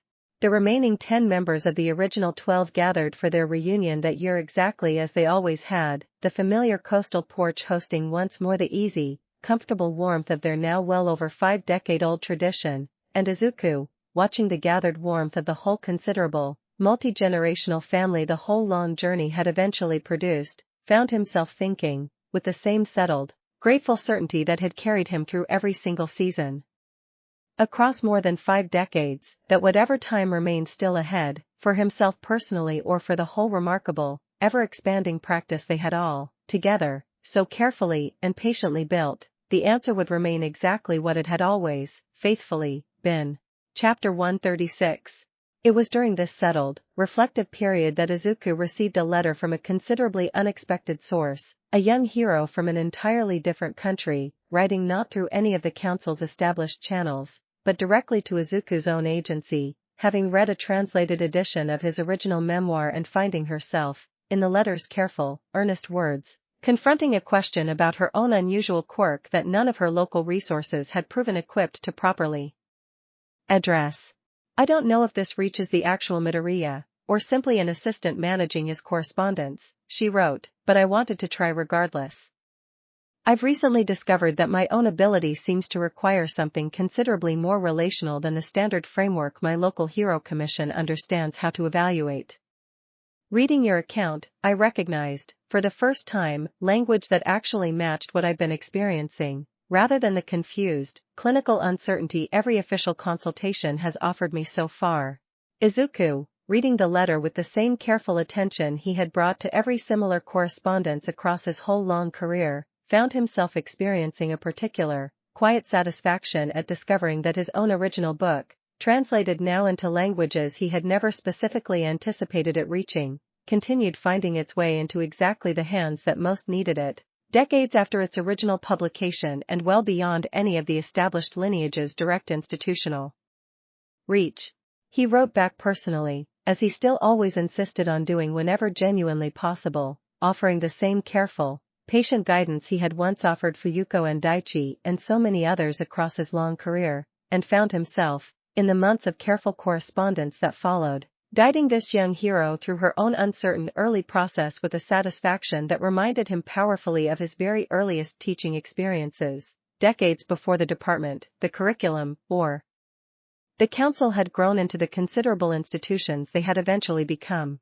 I think this is actually what I'll miss most, eventually, he told Ochako, sharing the young hero's grateful, considerably more confident later letters with her during one of their quiet evening conversations. Not the big, institutional achievements. This one person, halfway across the world, finding exactly the language she needed in something I wrote decades ago, without any of the formal structure we'd built ever needing to be involved at all. I think that's actually the truest measure of whether something like this genuinely works. Not whether the institutions we build around it survive. Whether the actual words, offered honestly enough, keep finding exactly the people who need them, regardless of whether any formal structure ever specifically connects the two. Chapter 137. The following spring brought Jiro's own passing, considerably more gradual than Kendo's sudden departure but no less profound for its slower unfolding, and the remaining 9 members of the original 12 found themselves, navigating this third significant loss within the space of a few short years, drawing on the same patient, honest practices of shared grief that had carried them through each of the previous losses, though the accumulated weight of losing 3 of their original circle in relatively rapid succession brought its own particular, difficult texture that none of their earlier decades together had fully prepared them to navigate. True to her own explicit wishes, Jiro's memorial included live music rather than exclusively spoken tribute, several of her own former students performing pieces she had composed across her long, quietly influential career of teaching music alongside her more publicly recognized work within the practice's broader institutional history. I think she'd want us to actually enjoy this, at least a little, Ochako observed, listening to the memorial's carefully arranged performance with a small, genuine smile despite the underlying grief. She always hated when people treated sad things like they had to stay sad the entire way through. She'd tell us the music was allowed to actually be good, even here, especially here. Izuku, offering his own tribute following the performance, found himself returning to a memory from decades earlier, Jiro's characteristic bluntness during one of their very earliest conversations about the wheel. Anyone who wasn't scared of that kind of power shouldn't be trusted with it. That's not an insult, Midoriya, that's basically a compliment, coming from me. She taught me, right at the very beginning, before any of this had actually proven itself capable of working, he told the gathered mourners, that fear and trustworthiness weren't actually opposites, the way I'd always assumed they were. I think that single insight, offered so bluntly and so early, ended up shaping nearly everything meaningful this whole tradition eventually became. Every single lesson we've ever taught about honest, patient care ultimately traces back to that same basic understanding Jiro gave me, freely and directly, before either of us had any idea how far it would eventually travel.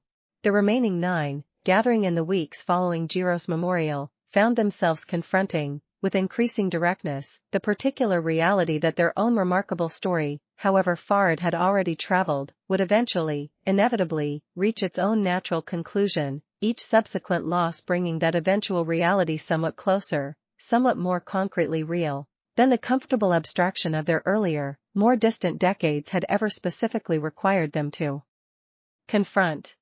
Chapter 138. I think we need to talk about something I've been putting off, Izuku told the remaining 9, during one of their gatherings later that same year, the particular directness of his opening carrying a weight the group recognized immediately as significant. I've been having some difficulty, the past few months, that May's careful examination has confirmed isn't simply ordinary aging. I wanted all of you to know directly, rather than learning about it gradually, the way some of our previous losses unfolded. The room settled into a particular, careful quiet. 9 people who had spent over 5 decades building exactly the kind of honest, patient trust that made this specific conversation possible, however difficult its actual content happened to be. I don't know exactly how much time this gives me, Izuku continued, his voice steady despite the genuine weight of what he was sharing. May's being appropriately careful about not offering false certainty either way. What I do know is that I want to spend whatever time I have left exactly the way I've tried to spend every other year of this whole remarkable journey. Honestly, with all of you, without either of us pretending the difficulty isn't real, but also without letting it stop either of us from actually living whatever time remains as fully as possible. Ochako, sitting beside him with the same steady, practiced presence that had carried her through every significant moment of their whole shared history, reached over and took his hand, the simple, familiar gesture carrying, in this particular moment, a weight considerably more profound than any of its countless previous occurrences across their more than 5 decades together. I think we already know how to do this, she said quietly, her voice carrying the particular steadiness of someone who had walked this exact path alongside Ibara, and Kendo, and Jiro, and understood, with hard-won clarity, exactly what honest, patient presence actually required. We're going to spend whatever time we have left the same way we've spent every other year. Together. Honestly. Without pretending any of it is easier than it actually is.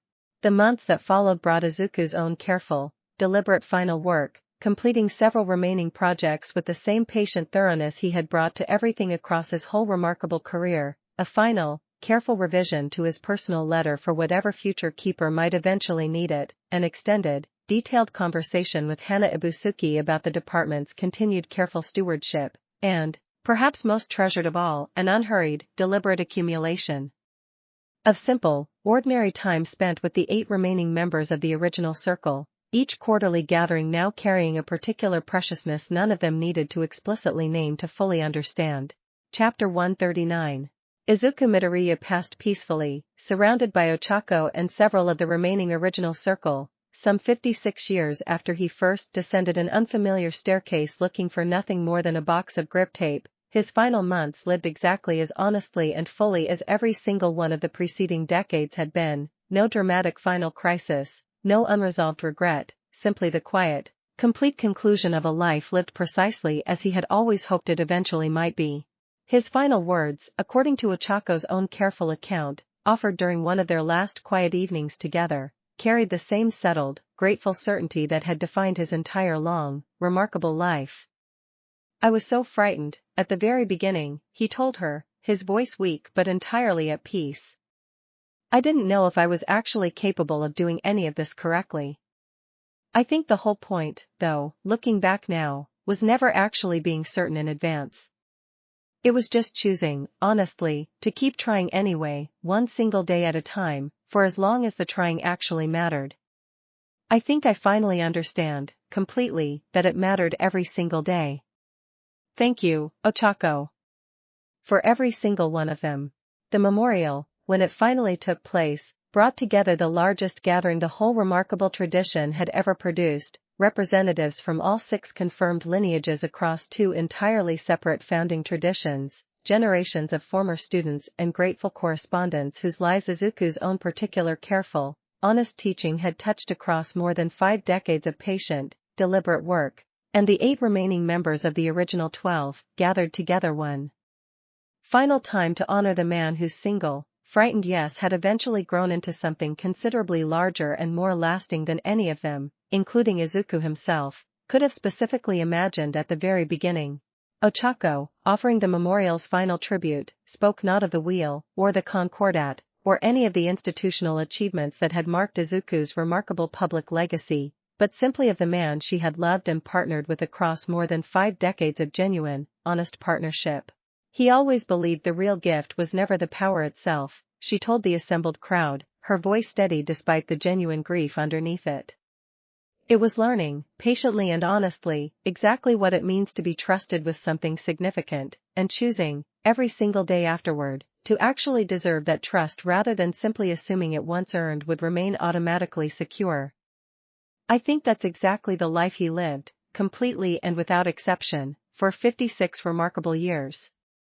I think the truest tribute any of us can offer him now is simply continuing to prove, every single day, exactly what he always insisted was true. That this was never actually about him. It was about all of us, together, choosing, honestly, one day at a time, to keep this whole remarkable story going, for however many more decades, or centuries, it still has left to tell. The evening tide continued its slow, familiar, endlessly renewing rhythm against the darkened shore. The whole considerable, multi-generational family the practice had eventually produced settling comfortably into another quiet, treasured evening together, carrying forward, exactly as Izuku had always hoped they eventually would, the same patient, honest lesson that had defined the entirety of his remarkable, deeply worthwhile life. Slow. Honest. Together, in whatever shape together continued to take. And never, in any way that actually, truly mattered, alone. Chapter 140. Ochako, in the months following Izuku's passing, found herself, alongside the remaining 7 members of the original 12, settling into a particular, quiet continuation of everything the whole remarkable journey had built, understanding, with the same hard-won clarity that had guided every previous loss, that honoring Izuku's memory meant precisely what he had always insisted it should. Not pausing to mourn what had ended, but continuing, faithfully and honestly, everything that had never actually depended on any single person's continued presence to remain genuinely alive. She found herself, during this quiet period, drawn increasingly toward the same kind of careful, personal correspondence Izuku had always treasured most, answering letters from young heroes and uncertain new keepers with the same patient, honest attention he had modeled for over 5 decades, discovering, in the process, a particular continuation of their shared partnership that felt, to her considerable surprise, less like carrying his legacy forward alone and more like simply continuing a conversation the two of them had never actually finished having. I think I understand now what he meant, she told the remaining members of the circle, during one of their now considerably more precious quarterly gatherings, about the fear never fully going away, but not meaning you're doing anything wrong. I'm frightened, honestly, of getting this next part wrong, of somehow failing to carry forward everything he built as carefully as he always did himself. I think that fear is actually exactly what he'd want me to feel. It means I understand how much this still matters, even now, especially now. Momo, listening with the same careful attention she had always brought to Ochako's reflections, offered her own quiet confirmation. I think that's precisely right. And I think you should know, speaking for all of us, that you're not carrying this forward alone. None of us are. That was always the whole point, wasn't it? Not any single person's individual strength. 12 honest yes, and everyone who came after them, choosing together, for as long as any of us remain to keep choosing. Chapter 141.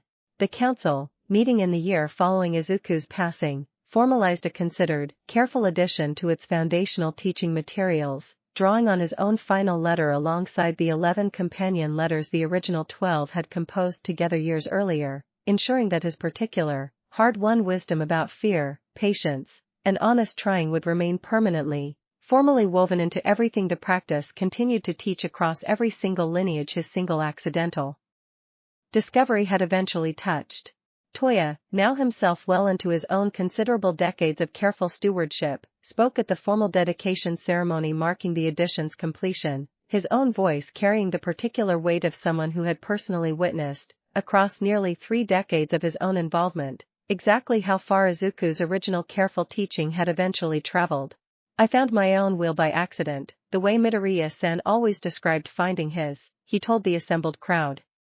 I want everyone here today to understand something I've come to believe completely, across my own considerable years of living inside this practice. The accident was never actually the significant part, for either of us. What mattered, what actually built everything we're gathered here today to honor, was the choice that came after the accident. The choice to keep trying, honestly, one patient day at a time, regardless of how frightened or uncertain that trying actually felt in the moment. I think that's the truest inheritance any of us have received from him, more valuable than any specific wheel or any specific curriculum. Simply permission, freely and generously given, to keep trying anyway, even when we don't feel remotely qualified for what we're attempting.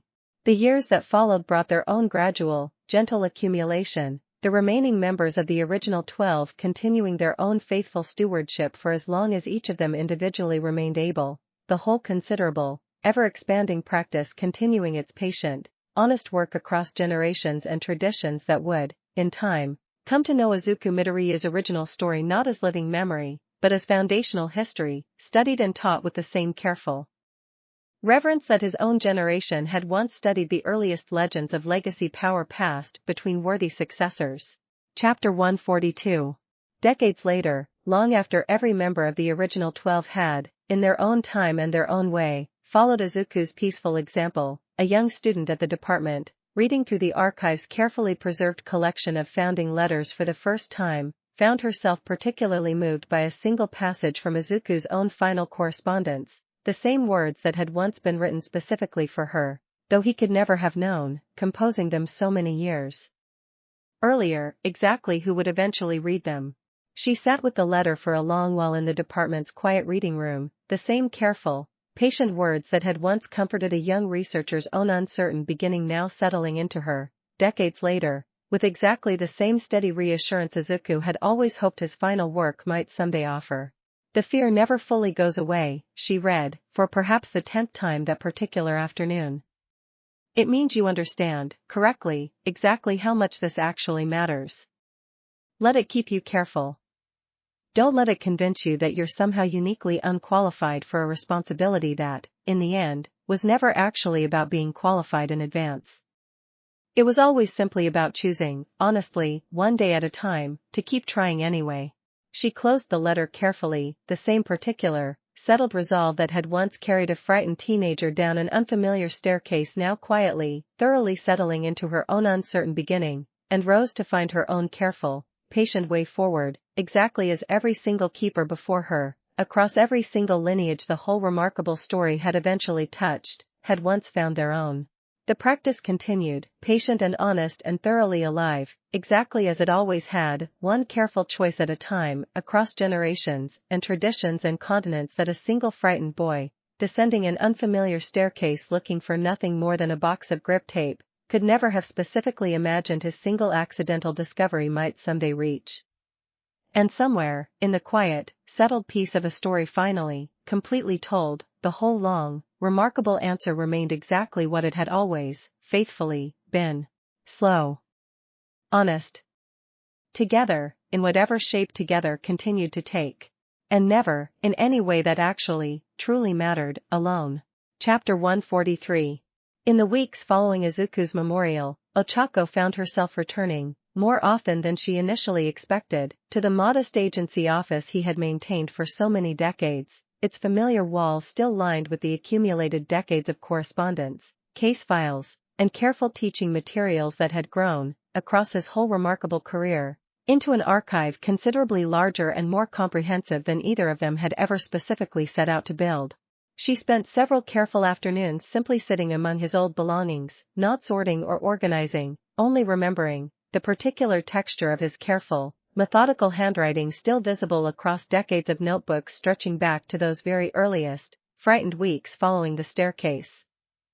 She found, tucked among his most recent papers, a short, unfinished draft he had apparently been working on during his final months, a brief reflection he had never completed, addressed simply to her.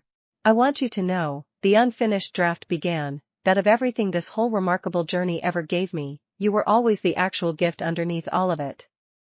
Not the wheel, not the 12 bonds, not even the considerable good we eventually managed to do across all these years. You, specifically. Your steady, immediate trust, offered before either of us understood what we were actually building. I think I've spent 56 years trying to deserve that trust as completely as you originally offered it, and I want you to know, whatever time I have left, that I've never once regretted a single day of trying. The draft ended there, mid-sentence, exactly where his own careful, deliberate life had eventually, gently concluded, and Ochako, reading it alone in the quiet, familiar office, found herself weeping freely for the first time since the memorial itself. The particular grief finally, fully allowed the space it had genuinely needed all along. She kept the unfinished letter, adding it eventually to the archive's most treasured materials, understanding, placing it carefully alongside his completed correspondence to future keepers, that its very incompleteness carried its own particular truth, that some things, even the most significant, most carefully considered things, were never actually meant to reach a tidy, finished conclusion. They simply continued, in whatever form love and honest effort allowed them to continue, for as long as anyone remained to keep carrying them forward. Chapter 144. Ochako lived on for a further 11 years following Izuku's passing, continuing her own careful, patient work alongside the remaining members of the original circle for as long as her own health allowed, and when her own time eventually, peacefully arrived, she asked specifically that her memorial include a reading of Izuku's own unfinished final letter, understanding, in her own careful, considered way, that its particular, incomplete honesty deserved to become part of the practice's permanent, shared memory rather than remaining only her own private treasure. The remaining members of the original 12 had, by then, dwindled to a considerably smaller number, though the practice itself had only continued its patient, steady growth across every one of those difficult, treasured years, and the memorial gathering, when it finally took place, brought together representatives from every single lineage the whole remarkable story had eventually touched, honoring not simply Ochako's own considerable individual legacy, but the particular, irreplaceable partnership she and Izuku had built together across more than 5 decades of genuine, honest love. Momo, among the last remaining voices from that very first circle, offered the memorial's closing reflection, her own considerable age carrying now the same gentle, careful deliberateness that had settled, over the years, into so many of the group's original members. I think of the two of them together now, she told the assembled crowd, the way I think of the very first bond that started this entire remarkable story. Ochako said yes to Izuku's uncertain, frightened question before either of them understood what they were actually building. I think that single, brave yes, offered so early and so completely, ended up shaping everything meaningful this whole tradition eventually became, in ways neither of them could have specifically anticipated at the time. I think, wherever they are now, together, they'd want all of us to understand something simple and complete. The story was never actually about either of them individually.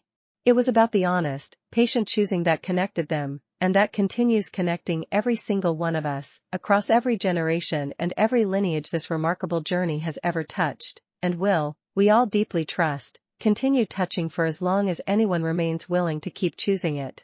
The tide continued its slow, patient, endlessly renewing rhythm against the familiar shore. The whole considerable, multi-generational family the practice had eventually produced settling once more into quiet, treasured remembrance, and somewhere within that patient, honest continuation, the whole long story, finally and completely told, remained exactly what it had always, faithfully, promised to become, not an ending, but simply the truest, most durable proof that honest, patient love, sustained faithfully across enough years, never actually needs to end at all.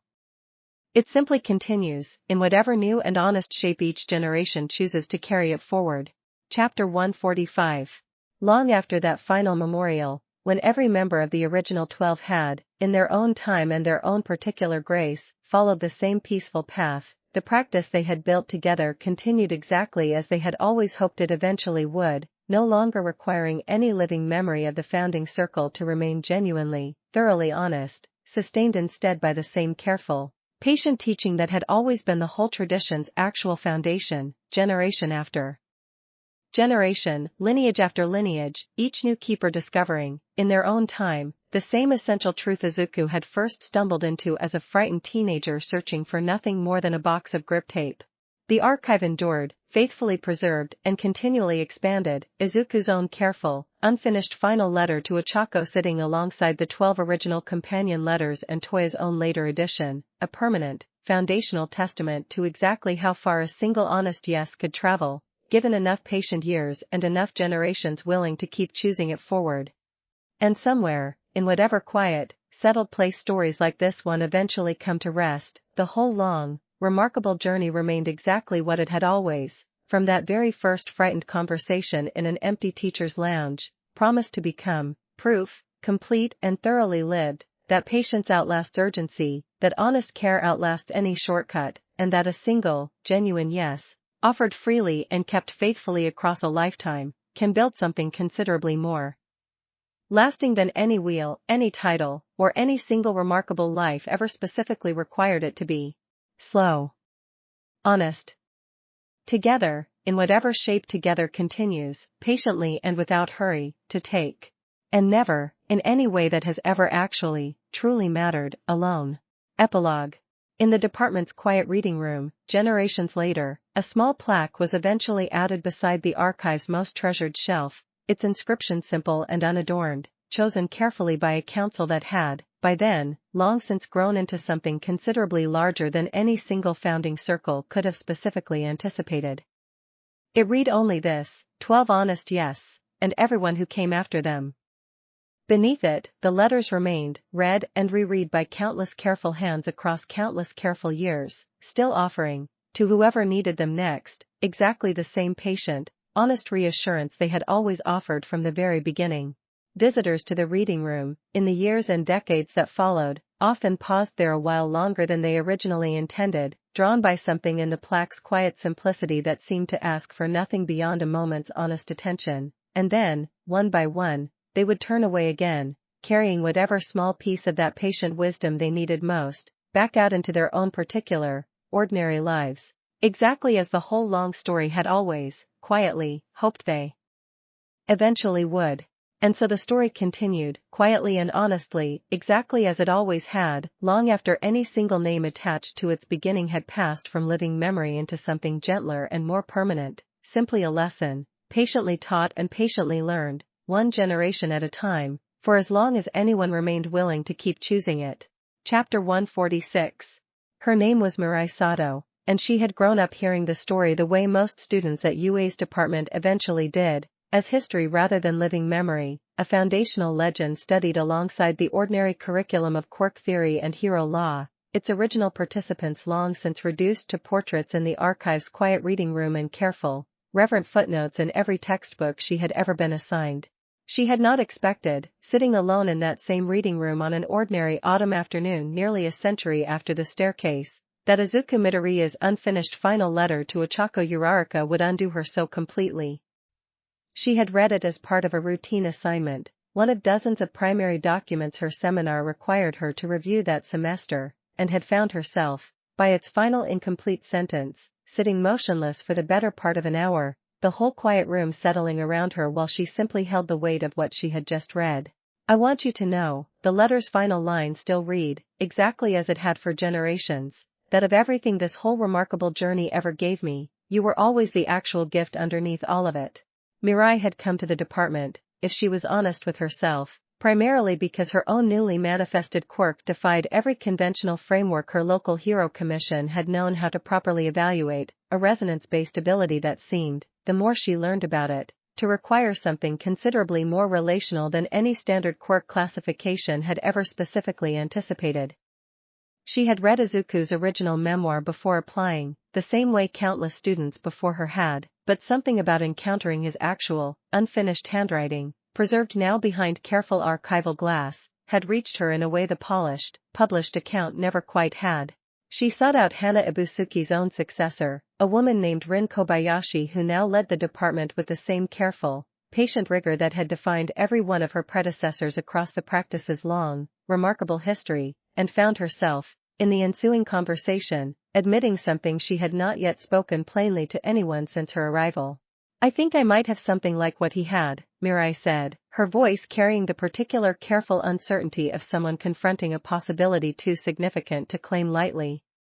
"Not the same wheel. Something else entirely, I think. But the same essential shape. Something that seems to want a relationship rather than simply an application of force." Chapter 147. Rin Kobayashi listened to Mirai's careful, uncertain account with the same patient attention that nearly a century of accumulated institutional wisdom had trained into every one of the department's successive leaders, and found herself, by the conversation's end, reaching for the council's own updated detection protocols rather than offering any immediate reassurance she could not yet honestly provide. "I don't want to tell you what this is before we've actually verified it properly," she said. "I think you already understand, better than most new students, exactly why that carefulness matters. But I want you to know, whatever we eventually confirm, that you've come to exactly the right place to work through it honestly." The investigation that followed drew on the considerable accumulated expertise of an institution that had, over the better part of a century, refined its careful, patient methodology across 7 confirmed lineages and countless smaller discoveries the council had quietly, thoroughly evaluated and, in most cases, gently redirected toward more conventional explanations. Mei Hatsum's original detection instruments, refined and rebuilt across generations of careful engineering successors, confirmed within weeks what Mirai's own uncertain instincts had already begun to suspect: a genuine, active resonance signature, distinct from any of the 7 previously confirmed mechanisms, though clearly, unmistakably related to the same fundamental family of legacy power that had first announced itself to a frightened teenager beneath Yue's old training annex nearly a century earlier. "This is different from anything in our records," the council's current lead technical analyst reported, during the careful briefing that followed. "Not a dormant mechanism waiting for a keeper, the way all 7 previous discoveries have been. This looks like something that's already active, already bonded, in some sense, to Mirai specifically, though the bond itself seems considerably less developed than any of our documented cases. It's almost as though whatever this actually is chose her already, and simply hasn't finished the process yet." The council, convening in careful session to evaluate this genuinely unprecedented finding, approached the question with the same deliberate, patient caution that had guided every one of its major decisions across the institution's long history, and Mirai found herself, sitting before the assembled representatives of 7 established lineages, experiencing a nervousness she recognized, from her own careful study of the archive, as precisely the same uncertain fear Izuku himself had once described feeling in his very first meeting with All Might, nearly a century earlier. Chapter 148. "I want to ask you something directly," the council's presiding elder, an aging but still sharp-minded man named Kenji Watanabe, who had himself succeeded Toya's own line of keepers 2 generations earlier, said, studying Mirai with careful, considered attention. "Are you frightened of what this might actually be asking of you?" "Yes," Mirai admitted, without hesitation, the honesty arriving more easily than she had expected it to. "I've read enough of the archive to know that fear isn't supposed to disqualify me. But I want to be honest that I don't fully understand what I'm actually agreeing to, even in asking to investigate this properly." Kenji nodded slowly, something that might have been approval crossing his weathered features. "That answer, more than any specific technical finding, tells me considerably more than our instruments have managed to determine so far. I think you already understand the foundational principle better than you're giving yourself credit for. Let me ask you something else, then. What do you actually want, setting aside every consideration of what any of us might expect from you?" Mirai considered the question with the same careful seriousness she had brought to every significant decision since her arrival at the department, drawing, without fully realizing it, on months of careful study of exactly how the practice's founding figures had once approached questions precisely like this one. "I want to understand it honestly," she said finally. "Not because I think I'm obligated to accept whatever it's offering, if it does turn out to be genuinely choosing me. Because I think understanding it properly, patiently, is the only way I'd ever actually know whether accepting it is the right choice, For me specifically, rather than simply the expected one given everything I've read about how this is supposed to work. The council's careful deliberation, extending over the following weeks, ultimately produced a recommendation that surprised no one who had studied the practice's long history closely, that Mirai be given considerable time and careful, patient support to investigate her own unusual circumstance thoroughly, without any pressure toward a particular outcome, precisely the same unhurried, honest process that had guided every significant decision since Izuku's own first uncertain encounter with the original wheel, nearly a century earlier. Chapter 149. The months that followed brought Mirai into careful, extended correspondence with representatives from every one of the 7 established lineages, each offering their own particular perspective on a process that, however varied its specific manifestations across different mechanisms and different traditions, had proven remarkably consistent in its foundational demands across the better part of a century. Fuyuko's own eventual successor, a woman named Sachiko who now led the 2nd lineage's continued careful work, offered Mirai a perspective drawn from her own considerable experience helping guide newer keepers through exactly this kind of uncertain early process.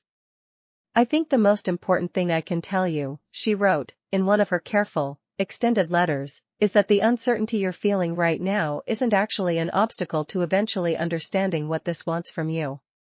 It's the actual mechanism by which that understanding gets built. Every single keeper across every single lineage has walked through exactly this same uncertain territory, and every single one of us discovered, eventually, that the walking itself was the whole point, not simply an inconvenient delay before some cleaner, more certain arrival. Mirai found herself drawn, during this careful period of investigation, into the archive's deeper collections with increasing frequency, reading not just Izuku's own celebrated correspondence but the full collection of companion letters the original 12 had composed together so many decades earlier, discovering in each one a particular, distinct voice that had somehow, across nearly a century of careful preservation, remained as vivid and immediate as if its author had written it only yesterday. It was Reiko Yanagi's own letter, addressed to whatever future keeper might eventually need it most, that struck Mirai with particular force during one especially difficult evening of uncertain reflection. I think of the space between things, Reiko had written, decades before Mirai had even been born, and I want you to understand that the space you're currently standing in, between not yet knowing and eventually understanding, is not actually empty. It is filled with everyone who has ever stood there before you, patiently, honestly, choosing not to rush past the uncertainty simply because rushing would feel more comfortable. You are not alone in that space, whoever you turn out to be, reading this letter however many years from now. You are standing exactly where all of us once stood, and I promise you, the standing itself is not wasted time. It is the actual, necessary work. Mirai read the letter 3 times that evening, the careful, considered voice of a woman who had died decades before her own birth somehow offering exactly the reassurance she had not known she needed, and found herself, closing the archive's careful protective case around the letter's original pages, understanding for the first time the particular, specific weight of what the whole remarkable tradition had actually been quietly building across its entire long history, not simply a practical framework for handling significant power, but a genuine, living inheritance of company, offered freely across generations to anyone who found themselves, as she now did, standing frightened and uncertain at the edge of something considerably larger than themselves. Chapter 150. The resonance, when it finally, fully activated some 4 months into Mirai's careful investigation, arrived not through any dramatic ceremony but during an entirely ordinary afternoon in the department's training grounds, Mirai working through a routine exercise when the familiar, careful uncertainty she had carried for months suddenly, gently resolved into something considerably clearer. She understood, in the moment itself, exactly what Fuyuko had once described feeling during her own bonding decades earlier, and exactly what Izuku himself had described in his own earliest journal entries, not power arriving as some external gift, but recognition, sudden and complete, of something that had apparently been quietly, patiently waiting for her specific, particular readiness all along. I can feel it now, she told Rin Kobayashi, arriving at the department director's office still visibly shaken by the sudden clarity of the experience. Not just the mechanism itself. I think I finally understand what it's actually for. It's not like any of the 7 wheels, exactly. It's something closer to what Reiko described in her letter. A kind of attunement to the space between people, the space where trust either gets built or fails to. I think it's meant to help exactly the kind of situation Katsuragi once exploited, the gap between what looks like genuine consent and what actually is. The council, reconvening to evaluate this remarkable, unprecedented development, approached the finding with the same careful, patient rigor that had guided every one of its major decisions across the institution's long history, ultimately concluding that Mirai's own particular gift represented something genuinely new within the broader family of legacy power the practice had spent nearly a century carefully cataloging and understanding, not another will requiring its own separate lineage, but something closer to a synthesis, drawing on the accumulated wisdom of every previous discovery to produce an ability specifically suited to detecting and protecting against exactly the kind of sophisticated, legal but hollow imitation that Katsuragi's own historical scheme had once represented. I think this might be the clearest possible proof yet, Kenji Watanabe observed, during the council's careful final deliberation, that what we've all been building, across every single lineage and every single generation, was never actually a fixed, static inheritance. It continues growing, continues producing genuinely new expressions of the same foundational principle, precisely because that foundational principle, honest and patient care, remains as urgently needed now as it ever was, in whatever new shape the world's particular challenges happen to require. Chapter 151. Mirai's own careful integration into the council's broader work occupied the following several years, her particular gift for detecting the subtle gap between genuine and merely performed consent proving immediately, practically valuable to an institution that had, over nearly a century of continuous operation, learned to take exactly this kind of sophisticated threat considerably more seriously than its founding generation had initially anticipated needing to. She found herself, during this careful period of professional development, drawn into an unexpected friendship with a young man from the sixth lineage, Ayaka Fujimori's own eventual successor's grandson, a marine researcher named Haru Fujimori whose own careful, methodical temperament reminded Mirai powerfully of the careful accounts she had read of his great-grandmother's original bonding process, generations earlier. I think there's something almost funny about it, Haru observed, during one of their early conversations at a council gathering, how much we all still sound like our predecessors, generations later, even though none of us ever actually met them. I read my great-grandmother's own letters constantly, growing up. I think I probably talk the way I imagined she did, more than I talk the way anyone actually living taught me to. I think that's actually the whole point, Mirai said, recognizing in his observation something she had been circling in her own reflection for months. The letters were never just historical documents. They were meant to actually shape whoever eventually read them closely enough. I think that's exactly what's happened, to both of us, and probably to everyone else across every single lineage who's ever taken the archive as seriously as we apparently both have. Their friendship, deepening gradually across the following months of shared council work, eventually grew into something considerably more significant, and Mirai found herself, reflecting on the particular shape of her own unfolding life some 3 years after her own resonance had first fully activated, thinking often of Izuku's own unfinished letter to Ochako, the particular, honest admission that the actual gift underneath everything else had always been the person standing beside him. Through it. I think I understand that now, she told Haru, during one of their own quiet evening conversations, echoing, without fully realizing the echo, words that had first been written nearly a century earlier. The mechanism, the council, all of it. I think it's genuinely important work. But I don't think it's actually the thing I'll remember most, looking back on all of this eventually. I think it's going to be this. Ordinary evenings, spent honestly, with someone who actually understands exactly what all of it costs and gives an equal measure. Chapter 152.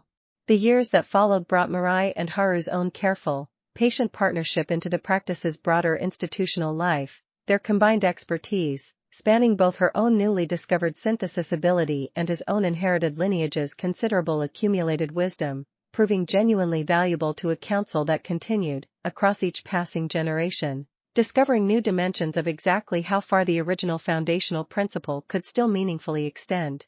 It was during this period that the council faced its own most significant test in over 3 decades, a sophisticated, technologically advanced scheme considerably more dangerous than even Katsuragi's own historical exploitation had managed to become, an artificial intelligence system, developed by a shadowy consortium operating across several countries simultaneously, that had begun offering what it marketed as optimized consent processing, a service claiming to streamline the careful, patient conversations the practice had always insisted upon into rapid, algorithmically verified transactions that satisfied every technical legal requirement while eliminating what its promotional materials explicitly described as the inefficient emotional labor traditionally required.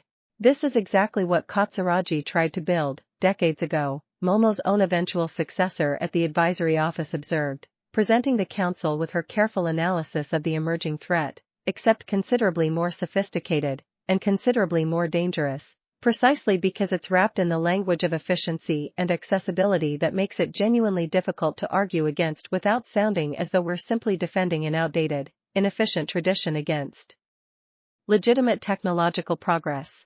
Mirai, drawing on her own particular gift for detecting the gap between genuine and merely performed consent, found herself at the center of the council's careful, patient response, her ability allowing her to demonstrate, with a clarity that raw data alone had never quite managed to achieve, exactly the specific, measurable difference between the AI system's rapid algorithmic verification and the genuine, patient relationship building the practice had always insisted was the actual foundation of honest power sharing.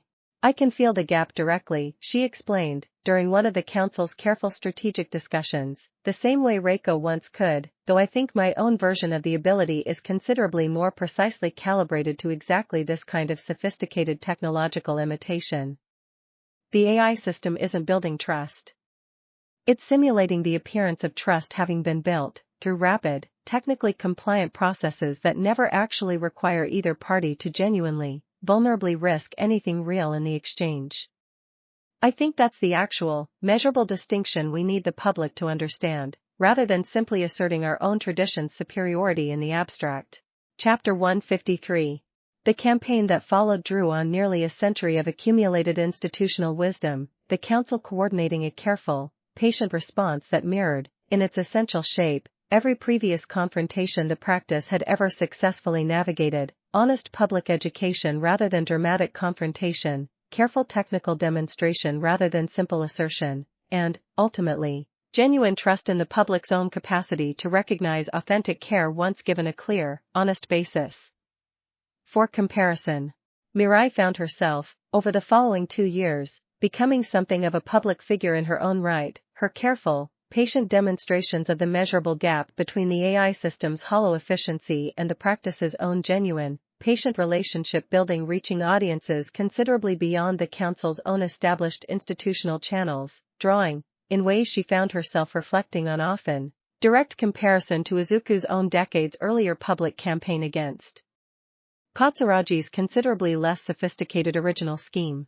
I keep thinking about how strange it is, she told Haru, during one of their quiet evening conversations as the campaign's careful work continued, being compared to someone who died decades before I was born, as though I'm simply repeating a story that already happened once.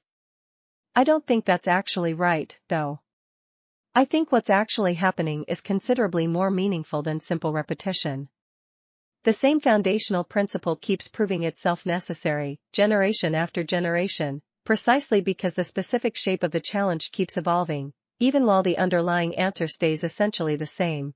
The AI consortium, facing mounting public skepticism as Mirai's careful demonstrations continued reaching wider audiences, and facing increasing regulatory scrutiny as several countries began, following the Council's careful advisory guidance, drafting legislation specifically addressing exactly the kind of algorithmic consent simulation the system represented, eventually discontinued the service entirely, its own internal documents, later obtained through careful legal discovery, revealing an unmistakable acknowledgement that the system's underlying technology had never actually been capable of producing anything resembling the genuine, distributed structural integrity that decades of careful documentation had established as the actual measurable signature of honest bonded practice.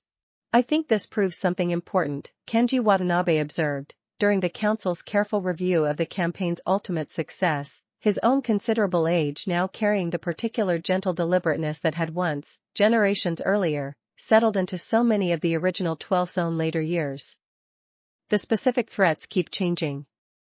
Force, then good faith imitation, then sophisticated legal simulation, now algorithmic efficiency. But the actual defense has never once needed to change. Patient, honest, demonstrated care, sustained faithfully across enough time to prove itself genuine, continues outlasting every single clever alternative anyone has ever managed to devise against it. Chapter 154. Mirai and Haru's own eventual marriage, celebrated some 5 years after their first meeting at that early council gathering, brought together representatives from all 7 established lineages alongside her own newly recognized synthesis tradition, the ceremony itself carrying, in its careful, warm simplicity, the same essential character that had defined every significant celebration across the practice's entire remarkable history: honest joy, genuinely earned, shared freely among a considerable, multi-generational family that had grown, across nearly a century, into something considerably larger than any of its founding members could have specifically anticipated. Rin Kobayashi, offering a brief toast during the wedding's modest reception, spoke of the particular, quiet satisfaction of watching the department's careful teaching prove itself capable of producing not simply successful institutional outcomes, but genuine, personal happiness for the individual students who passed through its careful guidance. "I think Izuku Midoriya would have been considerably more pleased by this," she told the assembled guests, "than by any of the more dramatic institutional achievements the archive so carefully documents. He always insisted, across every single one of his own careful teachings, that the actual measure of what they built was never the grand proof, but the ordinary, honest happiness it eventually made possible for people he would never personally meet. I think tonight is exactly that kind of proof, offered freely, nearly a century after he first descended an unfamiliar staircase looking for nothing more than a box of grip tape." Mirai, reflecting on the toast during a quiet moment later that same evening, found herself returning once more to Izuku's own unfinished final letter, the particular, honest admission that had first moved her so profoundly during that ordinary autumn afternoon in the archive's quiet reading room, and understood, watching Haru's own easy, comfortable warmth among the gathered, considerable extended family. The whole remarkable tradition had eventually produced exactly what that letter had actually been trying to tell her, and everyone else who would ever eventually read it. "I think I finally understand completely," she told Haru, later that same evening. The two of them settled together in a quiet corner of the reception's warm, comfortable gathering. The wheel, the council, the whole institutional inheritance, all of it matters, genuinely. But none of it is actually the point, underneath everything else. The point was always this: ordinary people, choosing honestly, to build something together worth having, one patient day at a time. I think that's what he was actually trying to teach all of us, across every single letter and every single careful lesson in that whole enormous archive. Not a specific mechanism. Just this. The simple, complete, endlessly renewable choice to keep choosing each other, honestly, for as long as the choosing continues to matter. Chapter 155. The years that followed brought Mirai and Haru's own considerable contribution to the practice's continued, careful growth, their combined work eventually producing a formal addition to the Council's foundational curriculum specifically addressing the detection and response to sophisticated technological imitation, ensuring that whatever future challenges the rapidly evolving world might eventually devise, the practice's accumulated wisdom would remain genuinely equipped to recognize and respond to them honestly, rather than simply relying on principles calibrated to threats that had already, by that point, become historical rather than current. Mirai found herself, some 15 years after her own resonance had first fully activated, occupying a role within the council considerably similar to the one Izuku himself had once described experiencing during his own later decades, less a constant, active guide requiring direct involvement in every significant decision, and considerably more a kind of living reference point. Her own particular wisdom occasionally, genuinely useful to newer generations navigating their own uncertain early questions, but no longer essential to the practice's continued, healthy functioning in any specific, irreplaceable sense. "I think I understand now what he meant," she told Haru, during one of their own quiet evening reflections, echoing words she had read so many times across the archive's careful collection that they had, by now, become as thoroughly her own as they had once belonged to their original author. About watching something you built finally, genuinely not need you anymore. I used to think that would feel like loss. I think I understand now that it's actually the clearest possible proof you built it correctly in the first place. The archive, continuing its own careful, patient growth across each passing generation, eventually added Mirai's own letters, composed with the same careful, deliberate honesty that had defined every single one of her predecessors' contributions, addressed to whatever future keeper might eventually need exactly the particular wisdom her own unusual journey had taught her, joining Izuku's, and Ochako's, and Reiko's, and every other voice across nearly a century of patient, honest teaching, each one offering, to whoever eventually needed it most, exactly the same fundamental reassurance that had first carried a frightened teenager down an unfamiliar staircase, and had continued, across every generation since, carrying countless others through their own uncertain beginnings toward exactly the same settled, hard-won peace. The fear never fully goes away, she wrote, in her own letter's careful concluding lines, unknowingly echoing, almost word for word, the same wisdom Izuku had once offered nearly a century earlier. I want you to know that plainly, rather than let you discover it as some kind of personal failing.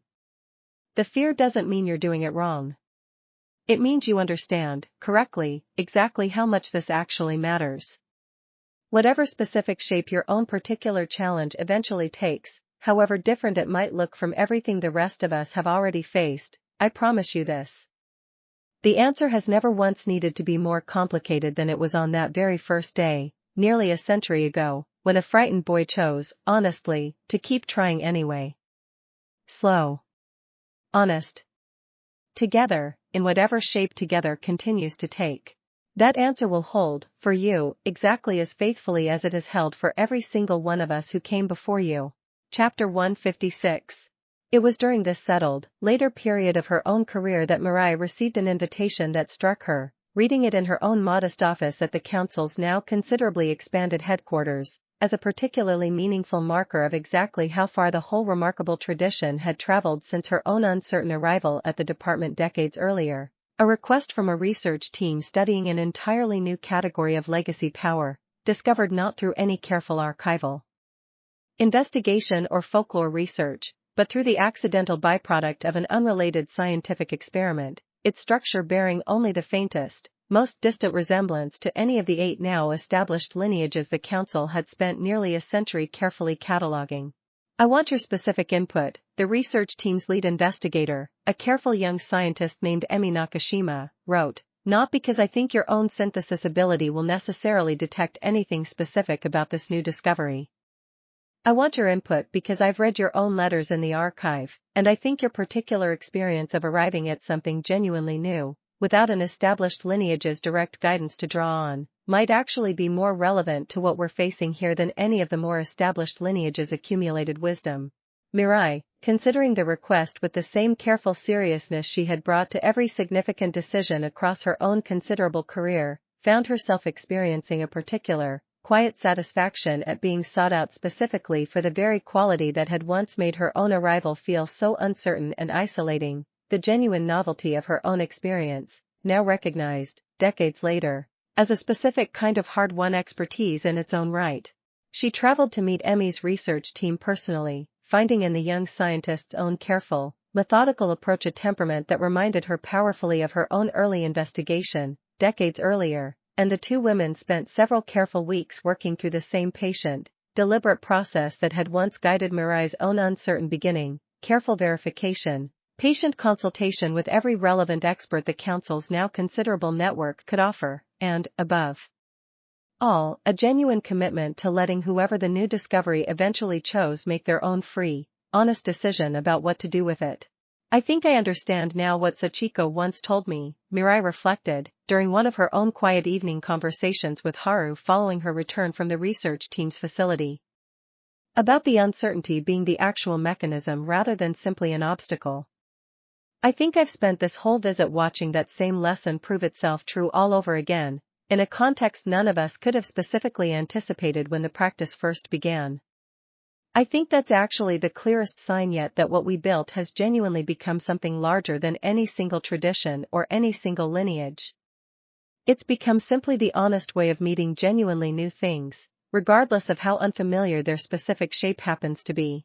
Chapter 157. The new discovery, once properly investigated and confirmed, revealed itself as belonging to a category of power considerably different from anything the practice's accumulated century of careful cataloging had previously encountered, not a dormant mechanism awaiting a keeper, nor a naturally occurring resonance like Mirai's own synthesis ability, but something that appeared to emerge, gradually and unpredictably, from sufficiently sustained collaborative trust between multiple people working closely together over extended periods, a genuinely novel category the Council's careful deliberation eventually termed, with characteristic understated precision, cultivated resonance. This changes our understanding considerably. Kenji Watanabe's own eventual successor, a thoughtful, careful woman named Sora Takigawa who had inherited the Council's presiding role some years earlier, observed during the careful session convened to evaluate the findings' full implications. We've always understood the various mechanisms and natural resonances as things that exist, waiting to be discovered by someone ready to meet them honestly. This suggests something different. That honest, patient collaboration, sustained faithfully across enough time, can actually generate this kind of significant capacity, rather than simply uncovering something that already existed independently. Mirai, listening to the Council's careful deliberation with particular interest given her own role in the discovery's initial investigation, found herself recognizing in Sora's observation a confirmation of something she had long suspected but never quite seen formally articulated, that the entire practice's foundational principle, patient honesty sustained across genuine relationship, was not simply a method for properly handling power that already existed, but was itself, in some genuinely fundamental sense, generative, capable of producing entirely new capacities through nothing more exotic than sufficiently sustained, sufficiently honest collaborative trust. I think this might be the most significant finding since the original will itself, she offered, during her own contribution to the Council's careful discussion. Not because of what it specifically enables practically, though I'm sure that will prove considerably valuable in its own right. Because of what it confirms about the actual, underlying nature of everything we've spent nearly a century teaching. We've always framed patient, honest care as the correct way to handle significant power responsibly. This suggests it might actually be something closer to the literal source of that power, in at least some genuinely significant cases. I think that's going to change how we teach this practice, going forward, in ways none of us can fully anticipate yet. Chapter 158. The implications of this new understanding occupied the Council's careful attention for several years, Emi Nakashima's own research team continuing their patient, methodical investigation into exactly how widely the cultivated resonance phenomenon might extend, drawing increasingly on the accumulated expertise of every one of the practice's now 8 established lineages to properly understand a discovery that had, in its own unexpected way, cast fresh light on the foundational principles every single one of those lineages had independently, across their own particular histories, already come to understand intuitively. Mirai found herself, during this period of careful institutional reflection, returning often to Izuku's own earliest journal entries, the frightened, uncertain handwriting of a much younger version of himself grappling with a question he could not yet fully understand, and found in those early pages a particular resonance with her own current moment that struck her as fitting, given everything the intervening century had ultimately revealed. I don't know if I'm actually capable of doing this correctly, he had written, nearly a century earlier, in that very first anxious entry. I just know I have to try, because the alternative is letting something this significant go unguided entirely. She thought, reading the familiar, worn words once more, of how thoroughly that single uncertain sentence had ultimately proven itself true, not simply for Izuku's own particular journey, but for every single person across every single generation who had since found themselves standing at the edge of something they did not yet fully understand, choosing, as he once had, to try anyway rather than let the uncertainty itself become an excuse for inaction.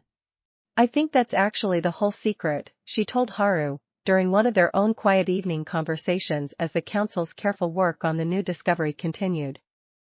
Not any specific technical understanding of how any of these mechanisms actually function. Just that single, foundational willingness to try honestly, even without complete understanding, and to keep trying, patiently, for as long as the trying continues to matter. I think that's the actual thing that's traveled across every single generation and every single new discovery. Not a specific formula.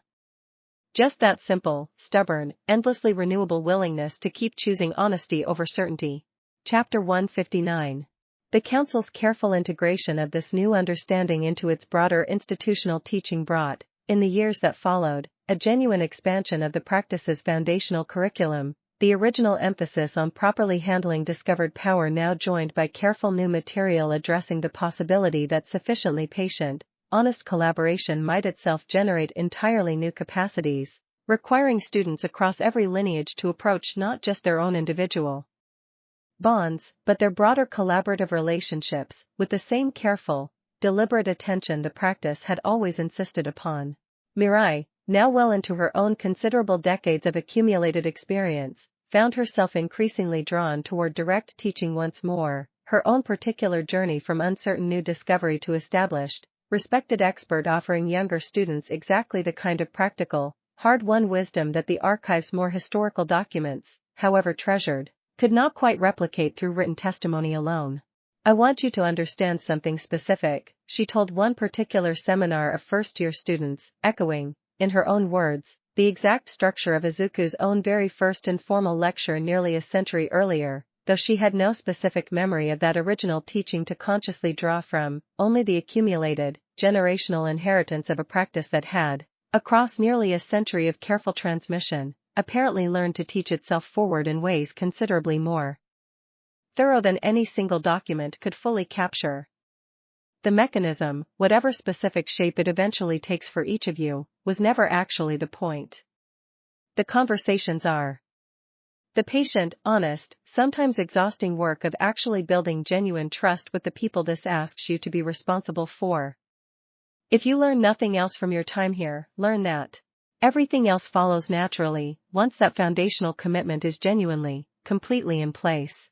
A student near the front, her expression carrying the particular earnest uncertainty Mirai remembered well from her own first months at the department decades earlier, raised a question that struck her as a fitting continuation of a tradition now nearly a century deep. Do you ever wonder what comes after all of us? Like, genuinely, hundreds of years from now, whether any of this will still matter to whoever's teaching by then? Mirai considered the question with the same careful seriousness the whole tradition had always insisted its foundational questions deserved. I think about that sometimes, she admitted. I don't actually know the answer, honestly. What I do know is that the specific mechanisms keep changing, the specific challenges keep evolving, and yet the actual foundational answer has remained exactly the same across every single generation so far. Patient, honest care outlasts every clever alternative anyone has ever tried to build against it. I don't have any specific reason to believe that's going to stop being true, hundreds of years from now, any more than it stopped being true across the century that's already passed. I think that's actually the whole reason this archive exists in the first place. Not because we expect certainty about the future. Because we trust, based on everything we've already lived through together, that the same patient answer will keep proving itself sturdy enough, generation after generation, for as long as anyone remains willing to keep choosing it honestly. Chapter 160. The century mark itself, when it finally arrived, brought a celebration considerably larger and more genuinely global than any single gathering the practice had previously produced, representatives from all 8 established lineages, alongside Emi Nakashima's own newly forming cultivated resonance research community and delegates from the separate, independently developed foreign tradition the Council had connected with generations earlier, converging on UA itself for a formal centennial commemoration that drew academic and institutional attention from across the entire world. Mirai, now among the practice's most senior surviving voices, found herself asked to deliver the centennial's principal address, standing before an assembled crowd considerably larger than anything the original 12 could have specifically imagined during their own earliest, most uncertain decades together, in the very same hall where Izuku himself had once delivered his very first informal guest lecture, generations earlier. 100 years ago, she told the assembled crowd, her own voice carrying the particular weight of someone who had spent decades of her own life faithfully carrying forward a tradition she had once encountered only as careful, archived history. A frightened teenager descended an unfamiliar staircase looking for nothing more than a box of grip tape, and found instead a question he did not yet understand how to answer. He said yes anyway, because that was the only answer he had ever known how to give when something asked him whether he would try. I want everyone gathered here today to understand something I've come to believe completely, across my own considerable decades of living inside the tradition his single honest yes eventually built. That single, uncertain choice was never actually about the wheel, or the power, or any of the specific mechanisms that have since joined it across a century of patient, careful discovery. It was about proving, honestly and completely, that patient care, sustained faithfully across genuine relationship, builds something considerably more durable than any faster, more urgent alternative the world could ever devise against it. She looked out at the assembled, genuinely global crowd, 8 established lineages and a growing new category of cultivated resonance and an entirely separate foreign tradition, all connected now by the same simple, unglamorous, thoroughly proven principle that had first been tested in a cold stone room a full century earlier, and felt the particular, complete satisfaction of watching a single frightened boy's uncertain yes prove itself capable of traveling considerably further, across considerably more generations than even he, in his own most hopeful moments, could likely have specifically imagined. I don't know what the next 100 years will bring, she continued, her voice steady despite the genuine weight of the occasion. I know only this. Whatever comes, I trust every single person in this room, and everyone who comes after all of us, to meet it exactly the way we've met everything so far, across every single one of these first 100 remarkable years. Slowly. Honestly. Together, in whatever shape together continues to take. That answer has held for a full century now. I see no reason, standing here today, surrounded by everyone this single honest choice has eventually gathered together, to believe it won't continue holding for as many centuries still to come as the world has left to test it against. The evening that followed brought the whole considerable, genuinely global family together for a celebration that stretched long into the night, generations of careful, patient practitioners mingling easily across the centuries' considerable accumulated span, and Mirai, finding a quiet moment alone with Haru near the edge of the gathering's warm, comfortable noise, felt, watching the whole remarkable scene unfold before them, the same settled, complete certainty that had carried a frightened teenager down an unfamiliar staircase a full century earlier, now living on, faithfully and completely, in every single person the whole long, remarkable journey had eventually, patiently, and honestly brought together. Chapter 161. In the years following the centennial celebration, Mirai found herself, now well into her own later decades, gradually stepping back from the council's active daily leadership in favor of a role considerably similar to the one she had once watched Izuku himself occupy during his own final active years, a treasured, occasionally consulted elder, her accumulated wisdom genuinely valued but no longer essential to the practice's continued, thoroughly self-sustaining operation.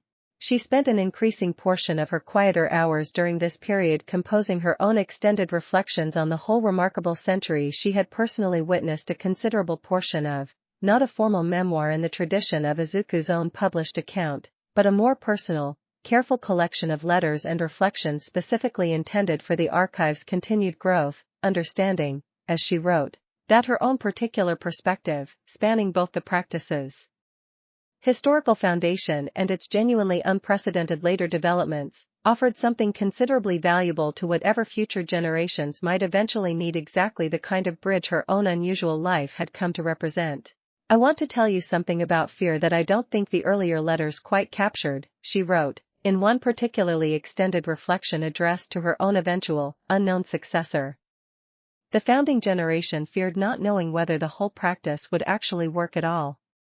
I think every generation since has faced its own particular version of that same foundational fear, recalibrated to whatever specific uncertainty their own moment happened to present. I faced the fear of being genuinely new, without an established lineage's direct guidance to draw on. Whoever eventually reads this will likely face some fear I can't even specifically anticipate yet, born from whatever challenges your own particular moment presents.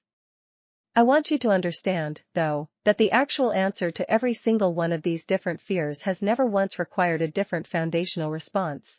Just the same patient, honest willingness to try anyway, sustained faithfully across whatever specific uncertain territory your own moment asks you to navigate. Haru, reading through her careful drafts during one of their quiet evening conversations, offered his own gentle observation.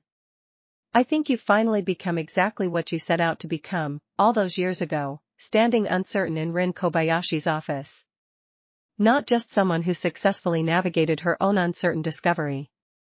Someone capable of helping the next uncertain person navigate theirs, the same patient way everyone before you did for each of us. I think that's actually the whole inheritance, isn't it? Mirai said, settling comfortably beside him with the easy warmth of decades of shared partnership. Not the mechanism, or the institution, or even the accumulated wisdom itself. Just this. One generation, patiently, honestly helping the next one find its own way through the same uncertain territory, over and over, for as long as anyone remains willing to keep offering that particular kind of company. Chapter 162. The years continued their own patient, gentle accumulation, each season bringing its own small, meaningful proof of the practice's continued genuine vitality, and Mirai found herself, in what she understood to be the later chapters of her own considerable life, experiencing a particular, settled gratitude for exactly how fully and honestly she had gotten to live every single one of the decades since that ordinary autumn afternoon in the archive's quiet reading room had first, unexpectedly, changed the entire course of her life. She and Haru, now well into their own considerable shared decades, found themselves increasingly drawn toward exactly the same kind of treasured, faithfully observed reunion tradition that had once defined so much of the original 12-zone-long partnership, gathering regularly with the considerable extended family their own particular corner of the practice's history had eventually produced. Emi Nakashima's own continued research community, several generations of students Mirai had personally taught across her own decades of active involvement, and the whole broader network of 8 established lineages and countless smaller discoveries the Council had carefully, patiently guided across the centuries' considerable accumulated history. I keep thinking about what Kenji told me, all those years ago, Mirai reflected, during one particularly treasured gathering held at the same coastal town that had once hosted so many of the original 12-zone significant reflections, its particular geography having become, across the centuries' considerable span, something close to a genuine sacred site for the whole practice's considerable extended family. About the specific threats always changing, while the actual answer stays exactly the same. I think I understand now, having lived through my own particular version of that same pattern, exactly how much genuine comfort that consistency actually offers. Not because nothing ever changes. Because the thing that matters most never does. Haru, watching the gathered, considerable warmth of their own extended family with the same easy, comfortable satisfaction that had defined so much of their long partnership, offered his own quiet addition. I think that's actually the clearest possible definition of what makes something worth building in the first place. Not that it stays exactly the same forever. That its actual foundation proves sturdy enough to hold steady, no matter how much everything built on top of it continues to change and grow across however many generations eventually get to experience it. Chapter 163. The final years of Mirai's own considerable, remarkable life unfolded with the same settled, grateful peace that had marked the closing chapters of every one of her predecessors' own long journeys, her own careful final letter, composed with the same patient deliberateness that had defined every other significant piece of writing across her considerable career, eventually joining the archive's treasured collection alongside Izuku's own century-old correspondence and every other voice the whole remarkable tradition had accumulated across its long, patient history. She passed peacefully, surrounded by Haru and several generations of her own considerable extended family, some 63 years after her own resonance had first fully activated during that ordinary afternoon in the department's training grounds, her final reflections, according to Haru's own careful account, carrying the same settled, complete certainty that had defined her entire remarkable later life.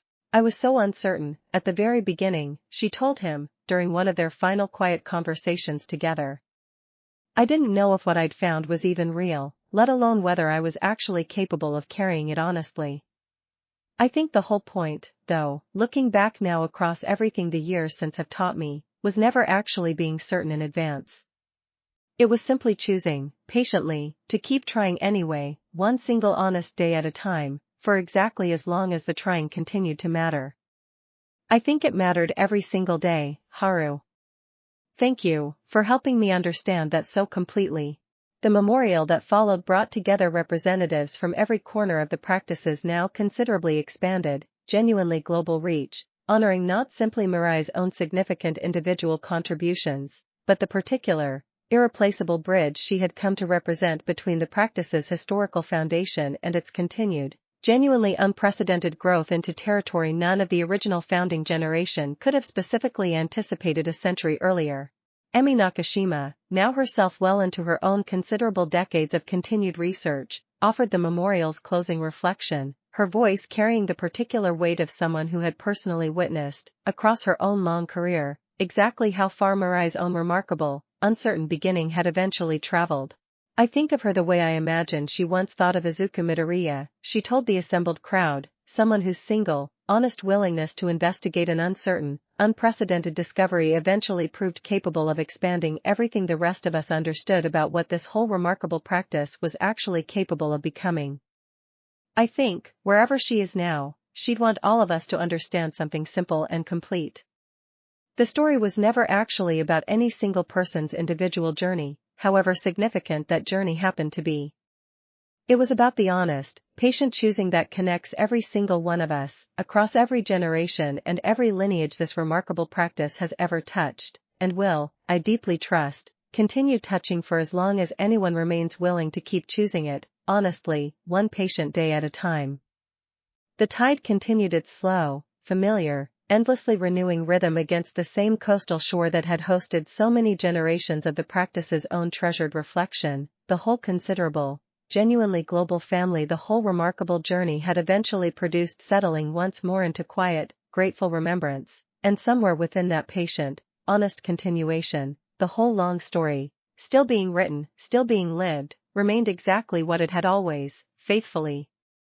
From that very first frightened yes in a cold stone room, promised to become, not a fixed, finished ending, but simply the truest, most durable proof that honest, patient care, freely chosen and faithfully sustained, never actually needs to stop traveling forward, generation after generation, for as long as anyone, anywhere, remains willing to keep choosing it.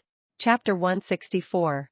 Decades after Mirai's own peaceful passing, a young researcher named Kaito Ando, working alongside the third generation of Emi Nakashima's own continued cultivated resonance research community, found himself confronting a discovery that struck him, reviewing the careful data his team had spent nearly 2 years patiently accumulating, as potentially the most significant finding in the practice's now considerably lengthy history, preliminary evidence suggesting that the underlying resonance principle, properly understood, might not actually be limited to the specific individuals and mechanisms the practice had spent well over a century carefully cataloging, but might instead represent something closer to a fundamental property of sufficiently patient, honest human connection itself, present in some latent form within nearly anyone willing to genuinely, faithfully cultivate it. I don't want to overstate what we're seeing, he told the council during his own careful, measured presentation of the findings. But I think we need to consider the possibility that what began as Izuku Midoriya's own singular, unprecedented discovery might actually represent humanity's first genuine glimpse into something considerably larger and more universal than any of us have previously understood. Not a rare gift, granted to a select few through fortunate circumstance. Something closer to a genuine, latent capacity within human relationship itself, waiting for sufficiently patient cultivation to properly emerge. The Council's careful deliberation over this genuinely profound possibility occupied the better part of the following decade, drawing on the accumulated wisdom of every established lineage alongside considerable new collaboration with researchers across fields the practice's founding generation could scarcely have specifically anticipated needing to consult, and Sora Takigawa's own eventual successor, a thoughtful, careful woman named Yui Fukuda who had inherited the Council's presiding role. Some years into this careful investigation, offered a reflection during one particularly significant session that struck many of the gathered representatives as capturing something essential about the whole remarkable journey's ultimate trajectory. I think, if Kaido's research eventually proves correct, she said, we'll finally understand something Izuku Midoriya himself seemed to intuit, even in his very earliest, most uncertain writing, though he could never have specifically articulated it in these particular terms. That what he discovered beneath Yui's old training annex was never actually a rare, isolated exception to how human relationship ordinarily works. It was simply the clearest, most concentrated demonstration of a capacity that exists, in some genuine, latent form, within nearly every honest, patient human connection, waiting for exactly the kind of careful, faithful cultivation his own single, frightened yes first proved was actually possible. Chapter 165.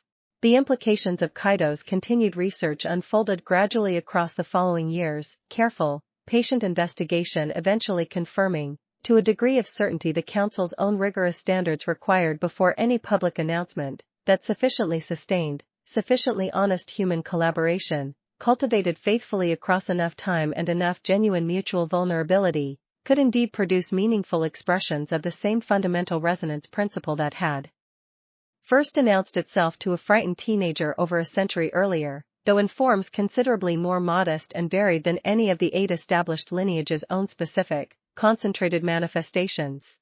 The discovery, once carefully verified and thoughtfully shared with the wider world through exactly the same patient, honest public education methodology the practice had always favored, produced a genuine, gradual transformation in how the broader public understood not simply the practice's own specific institutional history, but the fundamental nature of honest human relationship itself. Countless ordinary people across the world finding, in Kaido's careful research and the accumulated century of patient teaching that had made it possible, genuine practical wisdom for cultivating deeper, more honest connection in their own entirely ordinary lives, whether or not any of them ever specifically manifested anything resembling the practice's more concentrated historical mechanisms.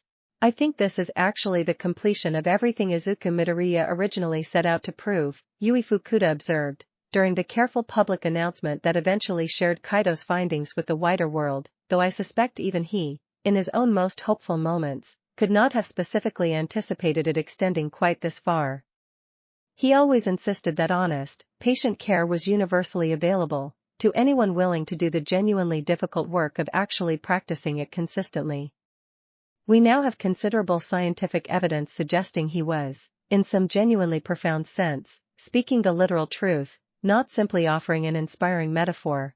The archive, continuing its own patient, careful growth across this genuinely unprecedented new chapter in the practice's long history, eventually added Kaido's own careful research alongside the accumulated century of personal letters and institutional teaching that had made his discovery possible, the whole considerable collection now representing something Izuku himself, standing frightened and uncertain at the bottom of an unfamiliar staircase so many generations earlier, could scarcely have specifically imagined his single, honest yes might someday become, not simply a specific practice for handling a rare, unusual kind of power, but genuine, foundational wisdom about the actual nature of honest human connection itself, patiently cultivated and faithfully preserved, freely available now to anyone, anywhere, willing to do the genuinely difficult, endlessly worthwhile work of choosing it. Chapter 166. The reading room where Mirai had once first encountered Izuku's own unfinished letter continued its own quiet, patient service across the passing generations, countless careful hands turning its treasured pages long after every name attached to the practice's original founding had passed from living memory into something gentler and more permanent, and on an ordinary afternoon, considerably more than a century and a half after a frightened teenager first descended an unfamiliar staircase, looking for nothing more than a box of grip tape, a young student, whose own name would eventually join the archive's considerable, ever-growing collection in her own particular time, sat alone with the same careful, worn pages that had once moved Mirai so profoundly, and found herself, by the letter's final incomplete sentence, understanding exactly what generations of careful, patient readers before her had already come to understand. The story had never actually needed a single ending, because it had never actually been about reaching one. It was, and had always simply been, about the patient, honest choosing that connected every single person who had ever stood exactly where she now sat, frightened and uncertain and genuinely ready, in their own particular way, to keep trying anyway. She closed the letter carefully, the same particular, settled resolve that had once carried a frightened teenager down an unfamiliar staircase, and had since carried countless others through their own uncertain beginnings across generations neither he nor any of his original circle could have specifically imagined, now quietly, thoroughly settling into her own uncertain future, and rose to find her own careful, patient way forward, exactly as every single keeper before her, across every single lineage and every single generation the whole remarkable story had eventually touched, had once found their own. The practice continued, patient and honest and thoroughly alive, exactly as it always had, one careful choice at a time, across generations and traditions and centuries that a single frightened boy, descending an unfamiliar staircase looking for nothing more than a box of grip tape, could never have specifically imagined his single, honest yes might someday become. And somewhere, in the quiet, settled peace of a story that had genuinely, thoroughly proven itself capable of continuing indefinitely, the whole long, remarkable answer remained exactly what it had always, faithfully, been, offered freely to whoever needed it next, for as long as anyone, anywhere, remained willing to keep choosing it honestly. Slow. Honest. Together, in whatever shape together continues, patiently and without hurry, to take. And never, in any way that has ever actually, truly mattered, alone. Epilogue. Long after even Kaido Ando's own considerable research had itself become simply another treasured chapter within the archive's ever-expanding history, the small plaque beside its most treasured shelf remained exactly where it had first been placed, its simple, unadorned inscription unchanged across every single one of the intervening generations, 12 honest yes, and everyone who came after them.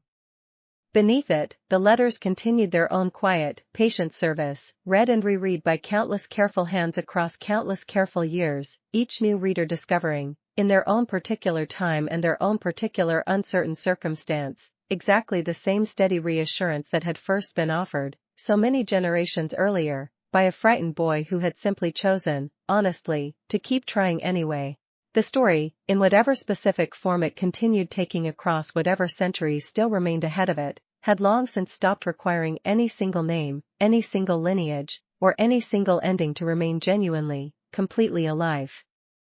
It had become, exactly as its original founder had always hoped it eventually might, simply the truest and most durable proof available that patient, honest care, freely chosen and faithfully sustained, never actually needs anything more complicated than one more person, standing frightened and uncertain at the edge of something significant, choosing, quietly and completely, to try anyway.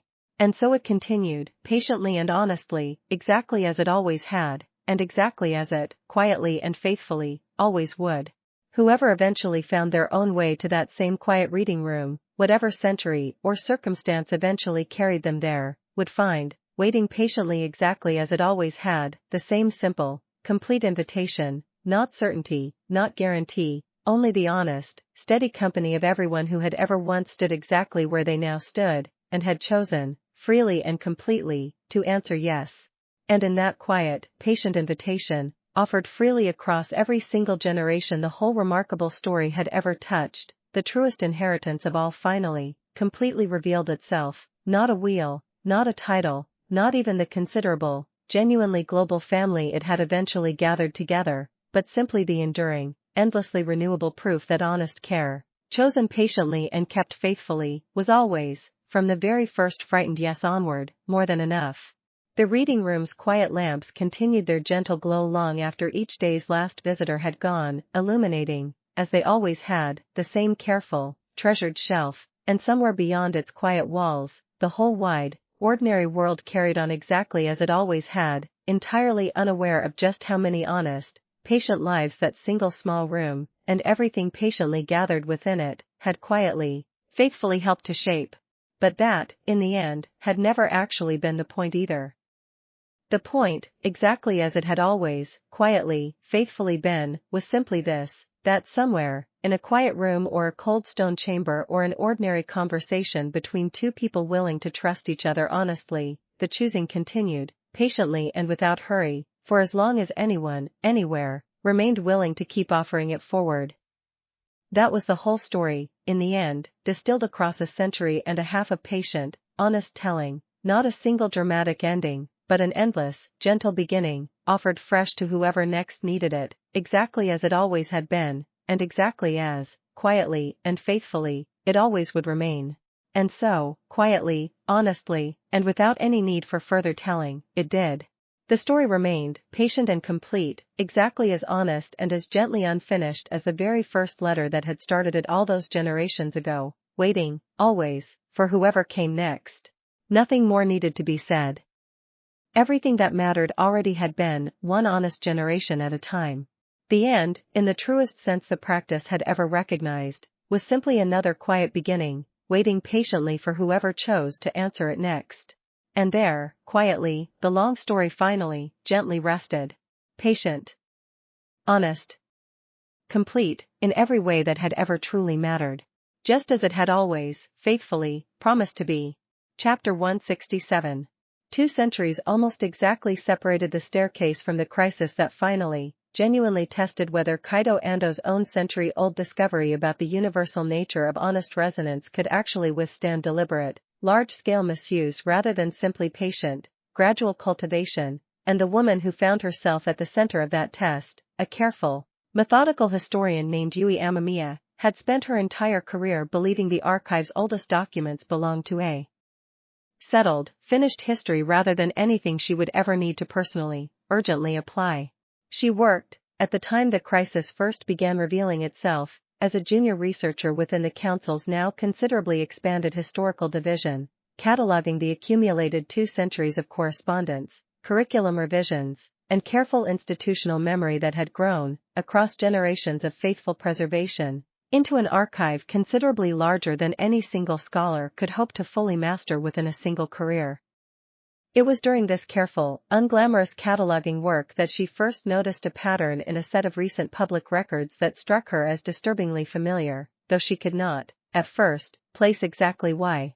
A political movement, gaining unexpected traction across several countries simultaneously, had begun promoting what it called universal resonance training, drawing explicitly on Kaido Ando's own careful research into the latent, widely distributed nature of honest human connection, but reframing his patient, careful findings into something considerably more troubling, a mandatory, standardized curriculum, promoted by governments eager to reduce social conflict and increase civic cooperation. That promised to cultivate the resonance principle in entire populations through structured, compulsory programs rather than the patient, freely chosen individual journey every single documented case across 2 centuries had always required. I keep thinking about Katsuragi, Yui told her supervisor, presenting her careful research to the Council's historical division during an urgent briefing she had specifically requested once the pattern's full implications had become clear to her. And about that AI consent system Mirai Sato once had to fight, generations ago. This feels like the same fundamental mistake, wearing an entirely new, considerably more dangerous shape. Not a private business trying to bottle something honest into a product. An entire government trying to mandate something that has never once, in 2 full centuries of documented history, actually worked through compulsion. Chapter 168. The Council, convening an emergency session once Yui's careful research had been properly verified and its full implications thoroughly understood, found itself confronting a genuinely unprecedented category of threat, considerably larger in scale than any previous challenge across the practice's entire 2-century history, precisely because the danger this time originated not from a single corrupt individual or a single opportunistic corporation, but from the well-intentioned, genuinely popular policy ambitions of democratically elected governments responding, in their own way, to real and pressing social problems. I want to be careful about how we frame our concern here, the Council's current presiding elder, a thoughtful woman named Aiko Fukuda who had inherited the role from her own predecessor some years earlier, observed during the Council's careful deliberation.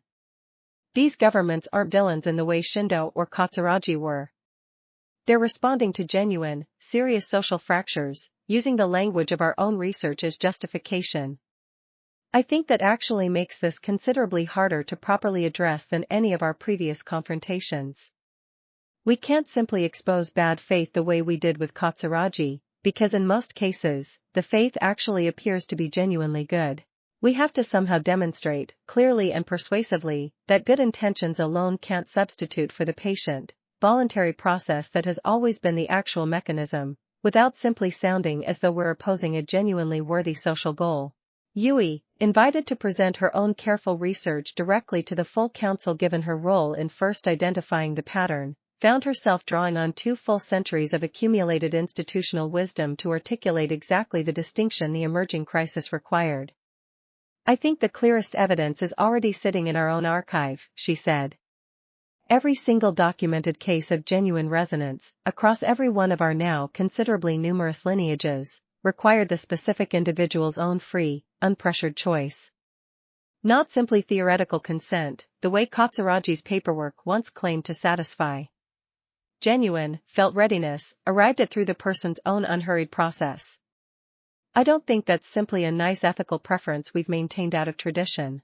I think Kaido's own research actually suggests it's structurally necessary, that the resonance principle itself doesn't actually activate without genuine, voluntary readiness, regardless of how much external structure or training gets imposed around it.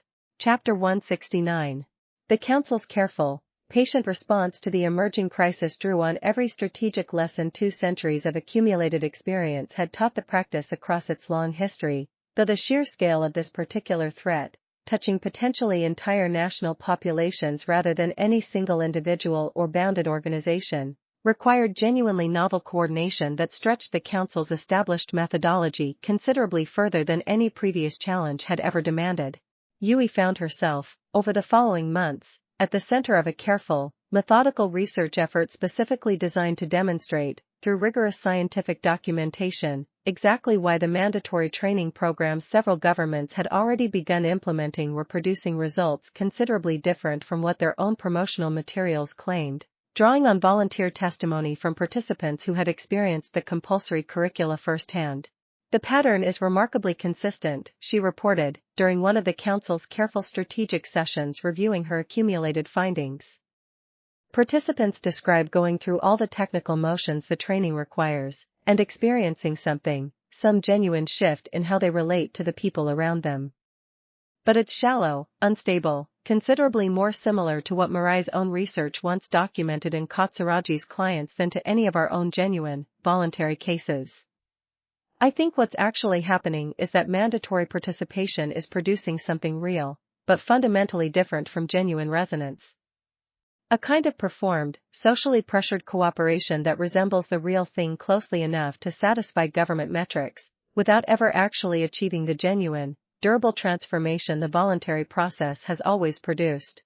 The careful, patient work of properly documenting and publicizing this distinction occupied the Council for the better part of 2 years, Yui's own research eventually forming the technical foundation for a broader public education campaign that drew, in its essential shape, on exactly the same methodology Izuku himself had once pioneered against Katsuragi's original scheme, generations earlier: honest, rigorous demonstration rather than dramatic confrontation, patient trust in the public's own capacity to recognize genuine difference once given a clear, honest basis for comparison. I keep thinking about how strange it is, Yui admitted to a colleague during one of the campaign's later, more public stages, being the person who ends up fighting essentially the same battle Izuku Midoriya fought 2 centuries ago, against an opponent who genuinely believes they're doing something considerably more benevolent than Katsuragi ever claimed to be. I think that's actually what makes this particular version of the fight so much harder. It's easier to expose someone who's lying. It's considerably more difficult to help well-meaning people understand that their own genuine good intentions aren't actually sufficient, on their own, to produce the outcome they're hoping for. Chapter 170. The turning point in the campaign arrived, much as it had during Izuku's own historical confrontation with Katsuragi, through the testimony of participants themselves rather than any purely technical argument. Several prominent citizens who had experienced the mandatory training programs firsthand coming forward, at Yui's own careful, patient encouragement, to describe honestly the particular hollowness they had noticed underneath the program's surface-level success. I want to be direct about something, one such participant, a respected community organizer named Haruto Ishida who had initially been among the mandatory program's most vocal public supporters, said during a widely watched public testimony that Yui had helped him carefully prepare. I genuinely believed, going into this training, that it was going to help heal some of the real divisions in my own community. I think, in a narrow, superficial sense, it actually did, for a while. But I've come to understand, reading the careful research the Council has shared, that what I experienced wasn't actually the same thing the historical archive describes. It felt more like performing cooperation under gentle but real social pressure than like genuinely, freely choosing to trust someone. I think that distinction matters considerably more than I initially understood, and I think our government needs to understand it too, before we spend any more resources trying to mandate something that, according to 2 centuries of careful documented evidence, has simply never once actually worked that way. The public shift in sentiment that followed Haruto's testimony, and the considerable additional testimony that emerged in its wake, produced, over the following years, exactly the kind of careful, gradual policy reconsideration the Council had always favored over any more confrontational approach, several governments quietly, gradually replacing their mandatory programs with voluntary, opt-in alternatives modeled considerably more closely on the practice's own 2-century tested methodology. Drawing directly on the curriculum materials the Council made freely, generously available to any interested institution. I think this proves something important about how the specific danger keeps evolving while the actual defense stays essentially the same, Eiko Fukuda observed, during the Council's careful review of the crisis's eventual, largely successful resolution. Shindo used force. Katsuragi used legal paperwork. That AI system Mirai fought used algorithmic efficiency. This time an entire government structure used genuinely good intentions and democratic mandate. In every single case, across 2 full centuries, the actual defense has remained exactly the same. Patient, honest, rigorously documented demonstration of the real difference, trusted to reach people capable of recognizing it for themselves, given enough time and enough clear evidence to work with. Chapter 171. Yui, reflecting on the crisis's careful, patient resolution during a quiet evening in the archive's now considerably expanded reading room, found herself drawn once more to the same careful, worn collection of founding letters that had, across 2 full centuries, guided countless keepers and researchers through their own uncertain confrontations with whatever particular danger their own moment happened to present. She found, rereading Izuku's own original correspondence with a fresh appreciation born of her own recent, genuinely difficult professional experience, a passage she had read many times before but which struck her now with a particular new resonance. The specific threats keep changing, he had written, in a passage from one of his later teaching materials, but the actual defense has never once needed to change. Patient, honest care, sustained faithfully across enough years to prove itself genuine, continues outlasting every single clever alternative anyone has ever managed to devise against it. I think I finally understand what that actually means, in practice, rather than just in theory, she told a younger colleague who had joined her in the reading room that evening, both of them working through the careful, ongoing task of properly archiving the crisis's own considerable documentation for whatever future keeper might eventually need it. I used to read that line and think it was simply reassuring, inspirational language. I understand now that it's actually a precise, testable claim. Every single time someone has tried to shortcut the genuine, patient process, across 2 full centuries and every conceivable variation of that shortcut, the shortcut has failed, and the patient version has held. I don't think that's coincidence anymore. I think it's the actual, structural truth about how genuine trust between people actually works, regardless of how sophisticated or well-intentioned the attempted shortcut happens to be. The younger colleague, a careful new researcher named Sota Kimura who had joined the historical division only months earlier, considered her reflection with the particular thoughtful seriousness Yui recognized as belonging to exactly the kind of person the practice had always, across every generation, seemed to naturally attract. Do you think there's a shortcut out there, somewhere, that could actually succeed eventually? Something clever enough to finally break the pattern? Yui considered the question with the same careful seriousness 2 centuries of accumulated institutional wisdom had trained her to bring to every significant reflection. I don't know, she admitted honestly. I think that's actually the wrong question, though, in a way I only recently learned to properly understand. It's not really about whether some future shortcut might eventually succeed. It's about whether we, and everyone who comes after us, remain willing to keep patiently, honestly demonstrating the real difference, every single time a new shortcut gets attempted, for as long as attempting shortcuts remains a temptation anyone finds themselves drawn toward. I think that ongoing willingness, more than any specific victory against any specific threat, is actually the thing that's been protecting this practice for 2 centuries now, and I suspect it's the thing that's going to keep protecting it for as long as anyone remains willing to keep offering it. Chapter 172. The years following the mandatory training crisis brought Yui into a position of genuine, considerable institutional significance she had never specifically sought during her own early, careful career as a junior historical researcher. Her role in first identifying and then patiently helping resolve the whole difficult, unprecedented challenge eventually establishing her as one of the Council's most respected voices on exactly the kind of large-scale, well-intentioned misuse that 2 centuries of more individually focused precedent had never quite fully anticipated needing to address.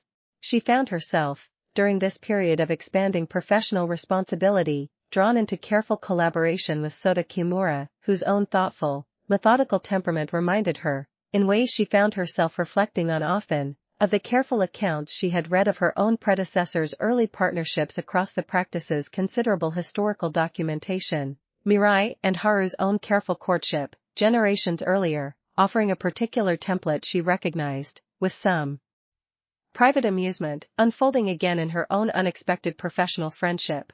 I think there's something almost inevitable about it, Sota observed, during one of their careful late evenings working through the crisis's continued documentation, how much this whole tradition seems to keep producing exactly the same particular pattern.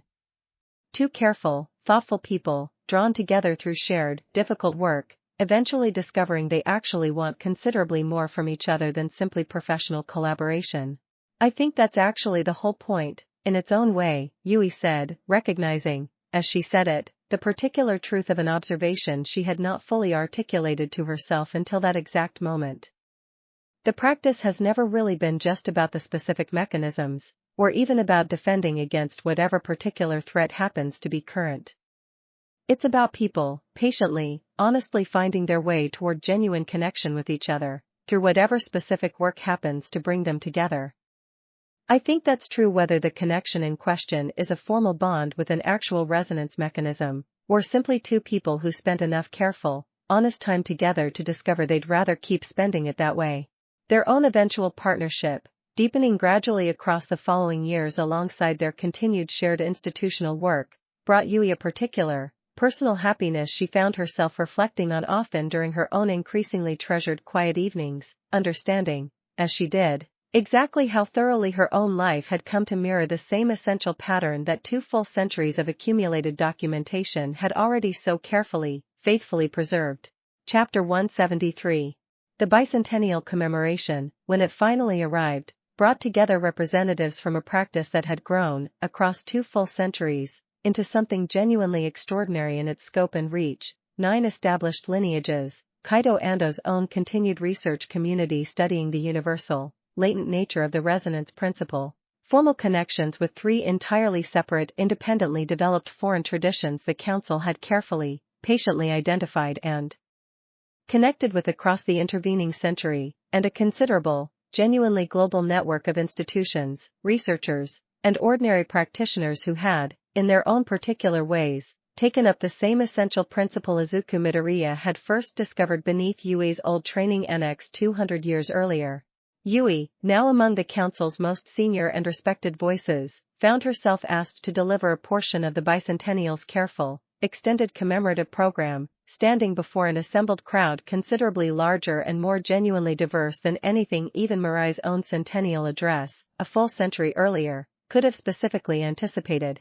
200 years ago, she told the assembled crowd, her own voice carrying the particular weight of someone who had spent her entire career immersed in the careful, patient documentation of exactly how far that original moment had eventually traveled. A frightened teenager descended an unfamiliar staircase looking for nothing more than a box of grip tape, and found instead a question he did not yet understand how to answer.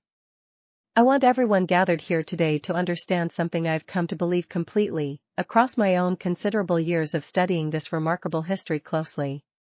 That single, uncertain yes was never actually about the wheel, or the power, or even about the 12 extraordinary people who first helped prove it could be handled honestly. It was about demonstrating, patiently and repeatedly, across every single subsequent generation and every single subsequent threat, that honest, patient care, freely chosen and faithfully sustained, remains considerably more durable than any faster, more urgent, more clever alternative anyone has ever managed to devise against it. She looked out at the assembled, genuinely global crowd, 9 established lineages and 3 foreign traditions and a considerable network of researchers and practitioners spanning fields the practice's founding generation could scarcely have specifically imagined needing to include, and felt the particular, complete satisfaction of watching a single frightened boy's uncertain choice prove itself capable of traveling considerably further, across considerably more generations and considerably more varied challenges than even the most hopeful members of that very first circle could likely have specifically anticipated. Chapter 174. I don't know what the next 200 years will bring, Yui continued, her voice steady despite the genuine weight of the historic occasion. I know only this. Across every single one of these first 200 remarkable years, the specific shape of the challenge has kept changing, sometimes dramatically, in ways none of the practice's earlier generations could have specifically anticipated. Force, then good faith imitation, then sophisticated legal simulation, then algorithmic efficiency, then, most recently, well-intentioned government mandate. And yet, across every single one of those genuinely varied challenges, the actual answer has never once needed to change. Patient, honest care, freely chosen rather than imposed, sustained faithfully across genuine relationship rather than rushed toward through any clever shortcut. I see no reason, standing here today, surrounded by everyone this single honest choice has eventually gathered together across 2 full centuries, to believe that pattern will stop holding, whatever new and currently unimaginable challenge the coming centuries eventually present. The evening that followed the bicentennial's formal proceedings brought the whole considerable, genuinely global family together for a celebration that stretched long into the night, generations of careful, patient practitioners mingling easily across 2 centuries' considerable accumulated span, and Yui, finding a quiet moment alone with Soda near the edge of the gathering's warm, comfortable noise, felt, watching the whole remarkable scene unfold before them, the same settled, complete certainty that had carried a frightened teenager down an unfamiliar staircase 2 full centuries earlier, now living on, faithfully and completely, in every single person the whole long, remarkable journey had eventually, patiently, and honestly brought together. I keep thinking about what happens to all of this eventually, Soda admitted, watching the gathered, considerable crowd with the same quiet wonder Yui herself felt. Not next year, or even next century. Genuinely eventually. 1,000 years from now, assuming humanity's still around to keep carrying it forward. Do you think it'll still look anything like this? Yui considered the question with the same careful seriousness 2 centuries of accumulated institutional wisdom had trained her to bring to every significant reflection, drawing, without fully realizing it, on the exact same careful uncertainty that had once prompted Nijir's own similarly speculative question, generations upon generations earlier, at one of the original 12's own treasured evening gatherings. I don't know, she admitted. I think the specific institutions, the specific names, even the specific mechanisms will probably look considerably different, 1,000 years from now, than anything any of us could currently specifically imagine. But I think the actual, foundational answer will still be exactly the same. Patient. Honest. Freely chosen, rather than imposed. I think that's actually the whole reason this archive exists in the first place, the whole reason we keep so carefully preserving every single letter and every single careful institutional lesson across every single generation. Not because we expect the specific details to remain unchanged.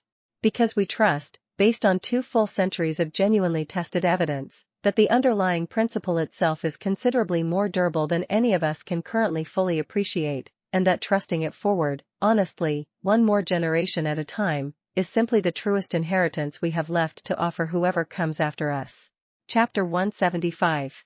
In the years that followed the bicentennial, Yui found herself, alongside Soda's own continued partnership, drawn increasingly toward the careful, patient work of ensuring the archive's considerable accumulated wisdom remained genuinely accessible to whatever future generations might eventually need it, understanding.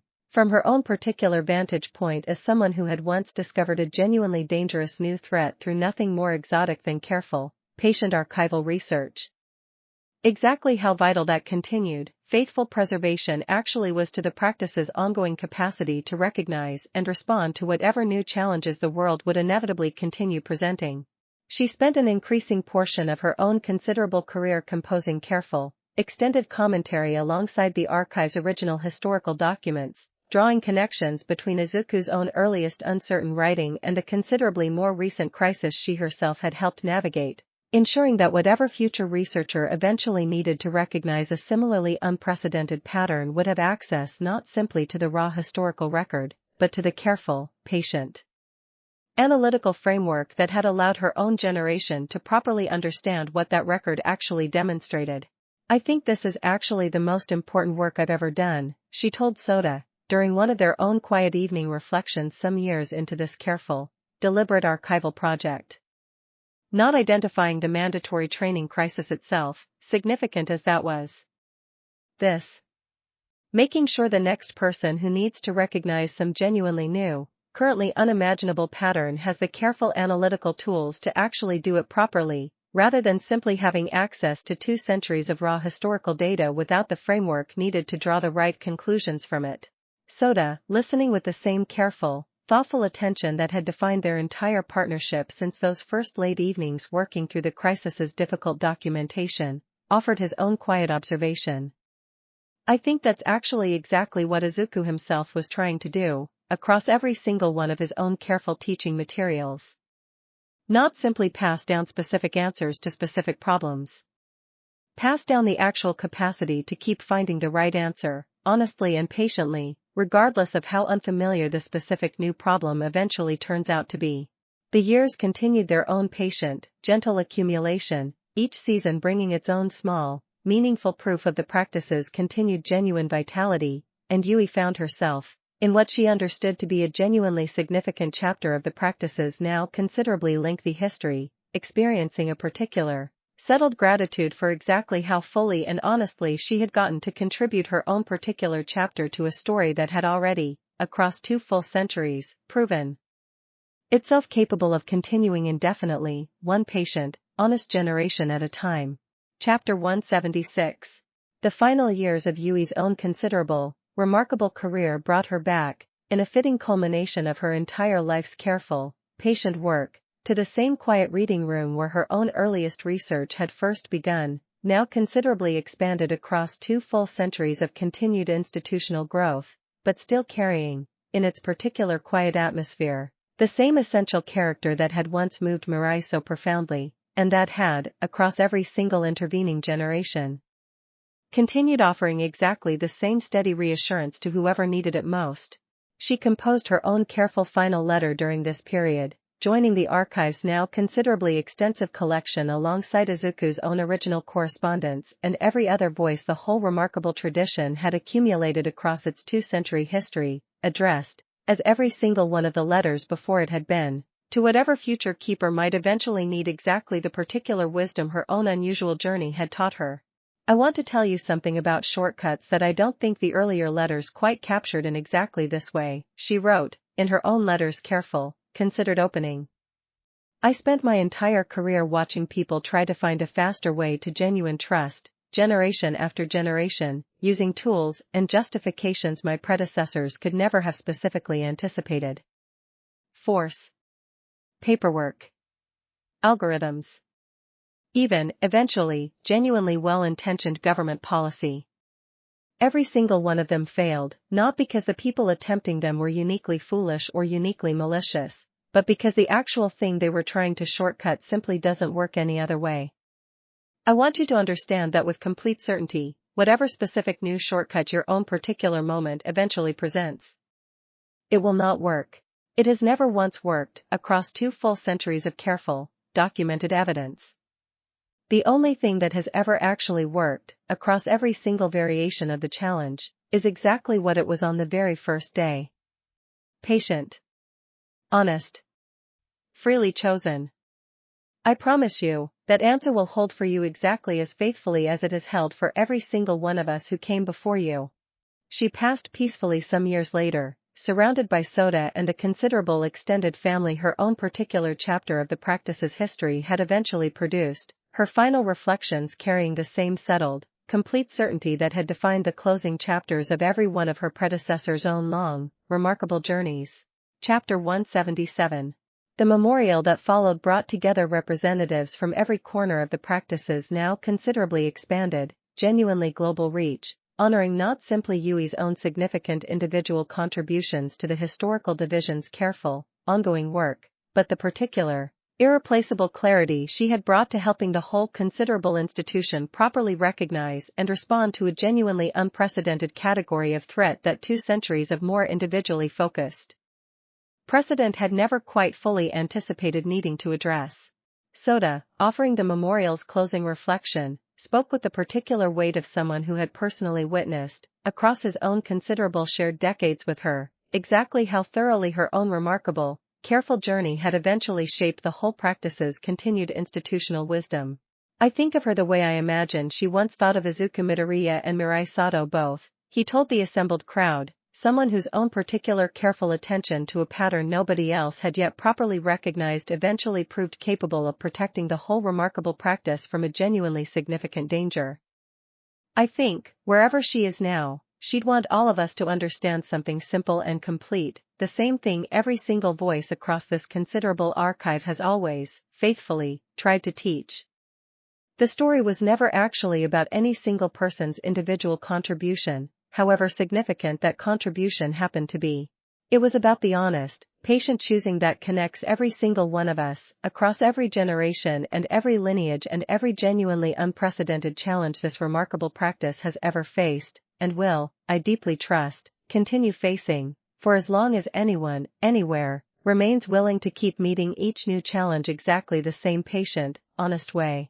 The tide continued its slow, familiar, endlessly renewing rhythm against the same coastal shore that had hosted so many generations of the practice's own treasured reflection. The whole considerable, genuinely global family, the whole remarkable journey had eventually produced settling once more into quiet, grateful remembrance, and somewhere within that patient, honest continuation, the whole long story, still being written, still being lived, remained exactly what it had always, faithfully, from that very first frightened yes in a cold stone room, promised to become. Chapter 178. Long after Yui's own peaceful passing, the historical division she had spent her career shaping continued its own careful, patient work under Soda's continued guidance and, eventually, under the guidance of researchers considerably too young to have personally known either of them, the whole considerable archive continuing its steady growth across each passing generation, incorporating whatever new challenges the world continued, inevitably, to present against the same enduring foundational principle. It was during this period, some decades after the bicentennial's considerable celebration, that a researcher named Aoi Tachibana, working within the same careful historical division Yui had once helped establish, found herself confronting a discovery that struck her, reviewing the careful pattern her own research had gradually revealed, as potentially the most philosophically significant finding since Kaido Ando's own century-old research into the universal, latent nature of the resonance principle, evidence suggesting that the practice's foundational methodology, properly understood, might extend meaningfully beyond human relationship entirely, into the careful, patient cultivation of trust between humanity and increasingly sophisticated artificial systems that had, by this point in the practice's considerable history, become woven thoroughly into nearly every aspect of daily life. I don't want to overstate what we're seeing, she told the council during her own careful, measured presentation of the findings, echoing, without specific awareness of the echo, the exact same careful caution Kaido Ando had once brought to his own genuinely unprecedented research generations earlier. But I think we need to consider the possibility that the same foundational distinction our entire practice has always insisted upon, the difference between genuine, freely chosen trust and merely performed or algorithmically simulated compliance, might actually be the single most important framework available for properly navigating humanity's continued, deepening relationship with increasingly capable artificial systems. Not because those systems are becoming human, in any specific sense. Because the underlying question, whether trust is genuine or merely simulated, whether consent is freely given or merely technically satisfied, turns out to matter just as profoundly in this genuinely new context as it has in every single human context the practice has ever carefully documented. The Council's careful deliberation over this genuinely novel possibility occupied the better part of the following decade, drawing on considerable new collaboration with researchers and ethicists across fields the practice's founding generation could scarcely have specifically anticipated needing to consult, and Eiko Fukuda's own eventual successor, a careful, thoughtful woman named Emiko Wadari, who had inherited the Council's presiding role during this genuinely unprecedented period of institutional expansion, offered a reflection during one particularly significant session that struck many of the gathered representatives as capturing something essential about the whole remarkable journey's continued, unpredictable trajectory. Chapter 179. I think, if always research eventually proves correct, Emiko observed, we'll finally understand something Izuku Midoriya himself seemed to intuit, even in his very earliest writing about a completely different, considerably more personal kind of power sharing, though he could never have specifically anticipated it extending into this particular genuinely novel territory. That the actual, underlying principle he first discovered was never actually limited to any specific category of relationship, whether between people, or, apparently, potentially between people and the increasingly sophisticated systems we've built to help navigate an increasingly complex world. The question was always the same question, in every single context. Is this genuine, freely chosen, patiently earned trust, or is it something merely simulating the appearance of trust, without ever actually requiring either party to genuinely, vulnerably risk anything real in the exchange?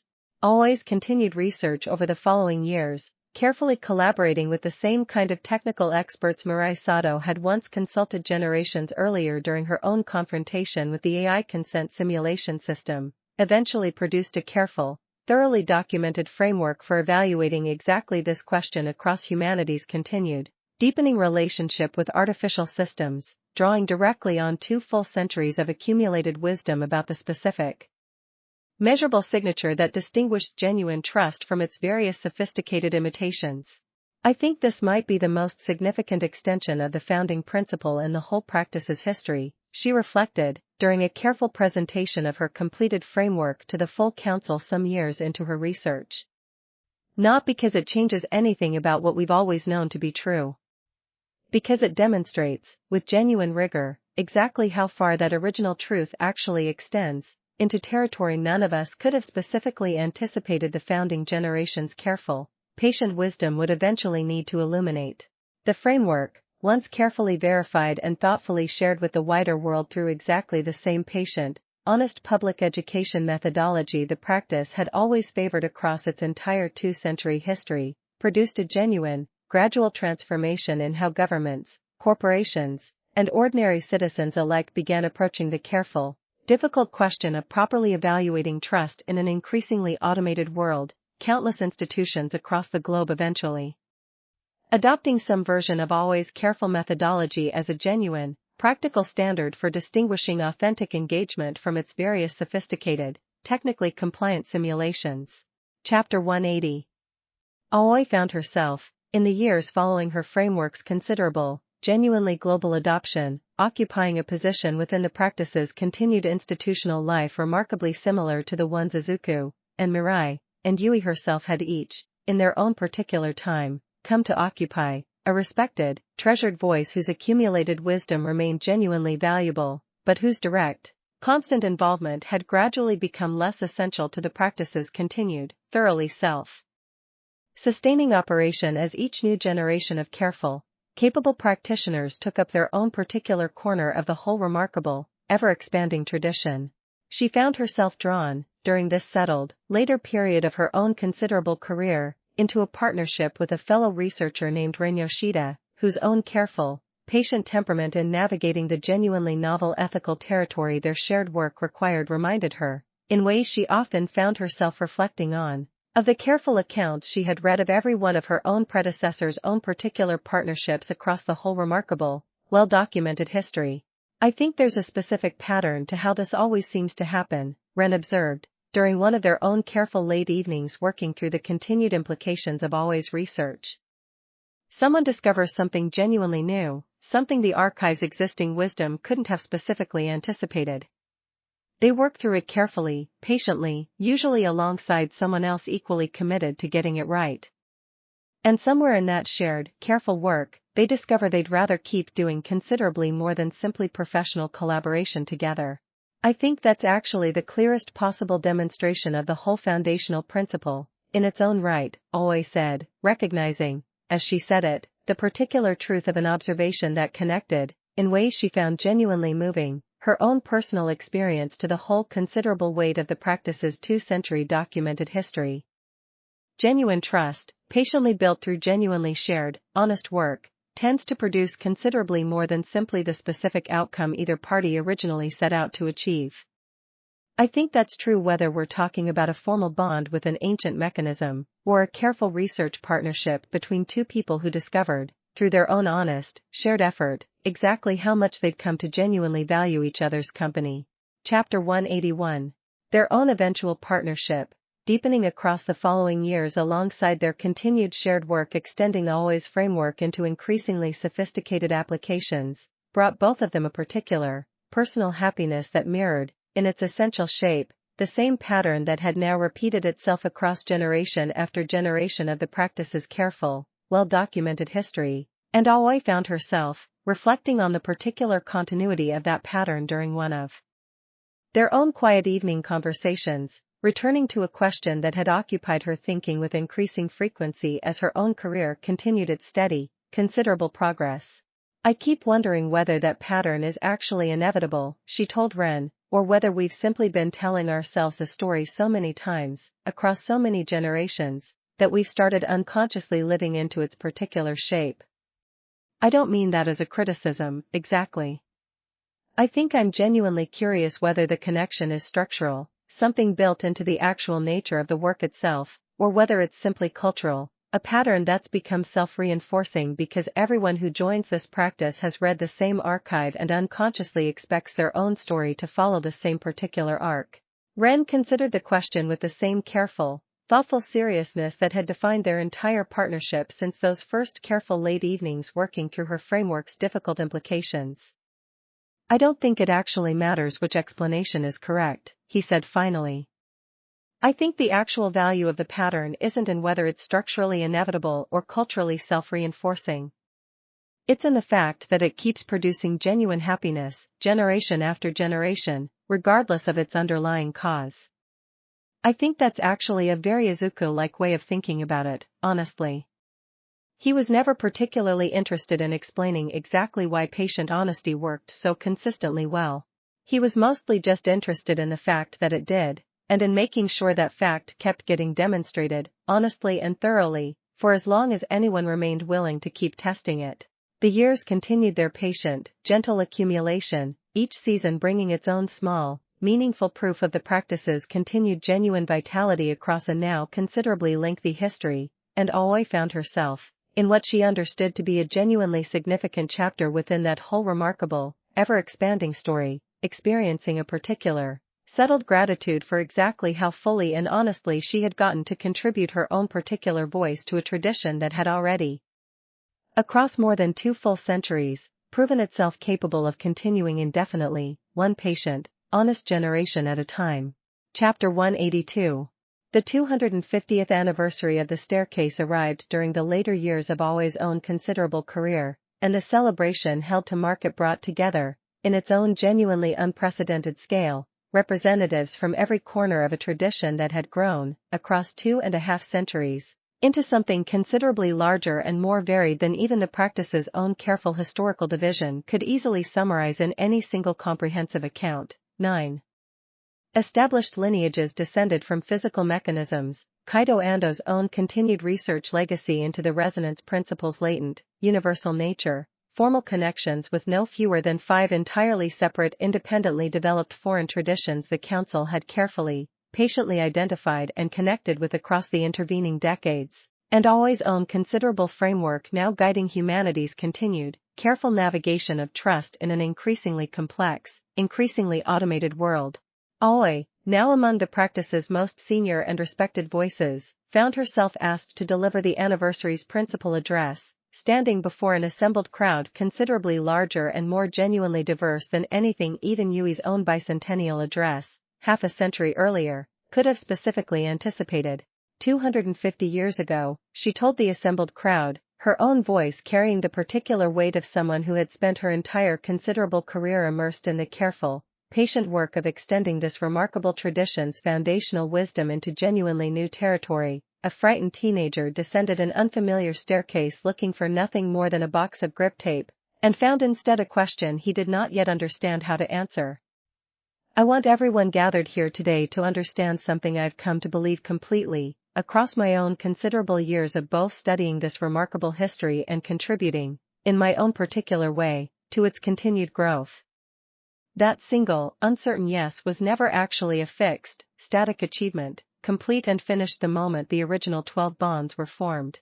It was, and has remained, across every single one of these 2.5 remarkable centuries, a living, continually renewing invitation, extended fresh to every single new generation and every single new category of relationship the world's continued evolution has presented, asking, each time, exactly the same foundational question. Is this genuine, freely chosen, patiently earned trust, or is it something merely simulating the appearance of trust, hoping nobody will notice the difference before the shortcut has already done its damage? Chapter 183. I don't know what the next 250 years will bring, Aoi continued, her voice steady despite the genuine weight of the historic occasion. I know only this.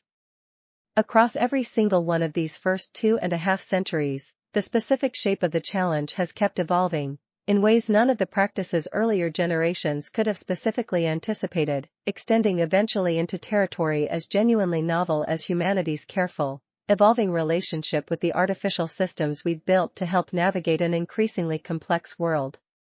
And yet, across every single one of those genuinely varied challenges, the actual answer has never once needed to change.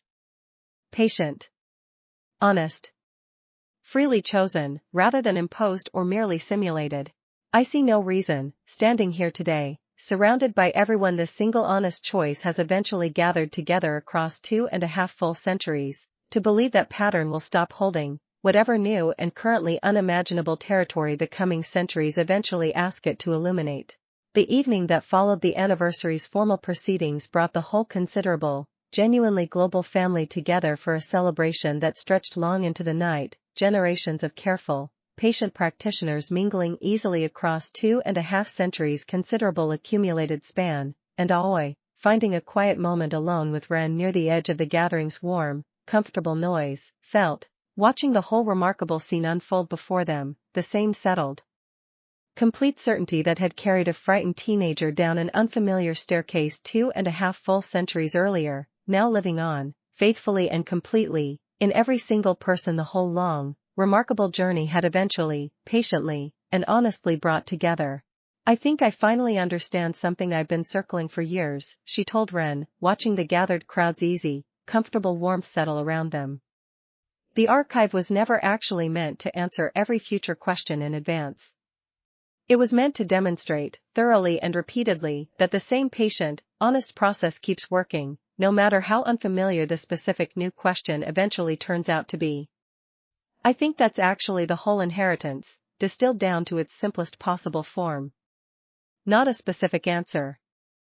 A proven, thoroughly tested method for finding the right answer, honestly and patiently, regardless of what genuinely new territory the world eventually asks us to navigate. Chapter 184. In the years following the 250th anniversary, Aoi found herself, alongside Ren's own continued partnership, settling into the same treasured, gradually quieter later rhythm that had defined the closing chapters of every one of her own predecessors' remarkable careers, her own considerable framework now thoroughly integrated into the practice's ongoing institutional teaching, requiring her own direct involvement considerably less than it once had as an entire new generation of careful, capable researchers took up the continued work of extending its careful methodology into whatever genuinely novel territory the world's continued evolution would inevitably continue presenting. She spent an increasing portion of her own quieter hours composing her own extended reflections, joining the archive's considerable accumulated collection alongside Izuku's, and Mirai's, and Yui's own careful correspondence, each voice offering its own particular, hard-won wisdom to whatever future keeper might eventually need it most, and found herself composing her own careful final letter during this settled, later period of her life, returning to the same foundational question that had, in one form or another, occupied every single voice across the archive's now considerable 2.5-century collection. I want to tell you something about genuine newness that I don't think the earlier letters quite captured in exactly this particular way, she wrote, in her own letter's careful, considered opening. I spent my own considerable career discovering that the foundational principle extends into territory none of my predecessors could have specifically anticipated, and I suspect, whoever you are, reading this letter however many years or centuries from now, that you will discover it extending into territory none of us, in my own particular moment, could have specifically anticipated either. I want you to understand that this genuine, continued newness is not actually a threat to the tradition's stability. It is the clearest possible proof of the tradition's actual, underlying strength. A principle this durable, this consistently, repeatedly proven across genuinely novel territory, is not fragile. It is considerably more robust than any of us, in any single generation, can ever fully appreciate from within our own particular, necessarily limited moment. Trust it. Extend it, carefully and honestly, into whatever genuinely new territory your own moment presents. I promise you, it will hold, exactly as faithfully as it has held for every single one of us who came before you, across 2.5 centuries and, I deeply trust, for as many centuries still to come as the world has left to test it against. Chapter 185. She passed peacefully some years later, surrounded by Ren and the considerable extended family her own particular chapter of the practice's history had eventually produced, her final reflections carrying the same settled, complete certainty that had defined the closing chapters of every one of her predecessors' own long, remarkable journeys. The memorial that followed brought together representatives from every corner of the practice's now considerably expanded, genuinely global reach, honoring not simply always own significant individual contributions to the practice's continued extension into genuinely novel territory, but the particular, irreplaceable clarity she had brought to demonstrating, with genuine rigor, exactly how far the founding generation's careful, patient wisdom could extend, into territory none of them could have specifically anticipated needing to illuminate. Ren, offering the memorial's closing reflection, spoke with the particular weight of someone who had personally witnessed, across his own considerable shared decades with her, exactly how thoroughly her own remarkable, careful journey had eventually shaped the whole practice's continued institutional wisdom. I think of her the way I imagine she once thought of everyone whose letters fill our considerable archive, he told the assembled crowd, someone whose own particular careful attention to genuinely new territory eventually proved capable of extending the whole remarkable practice's reach considerably further than even its most hopeful founding members could have specifically imagined. I think, wherever she is now, she'd want all of us to understand something simple and complete, the same thing every single voice across this considerable archive has always, faithfully, tried to teach. The story was never actually about reaching any final, complete understanding.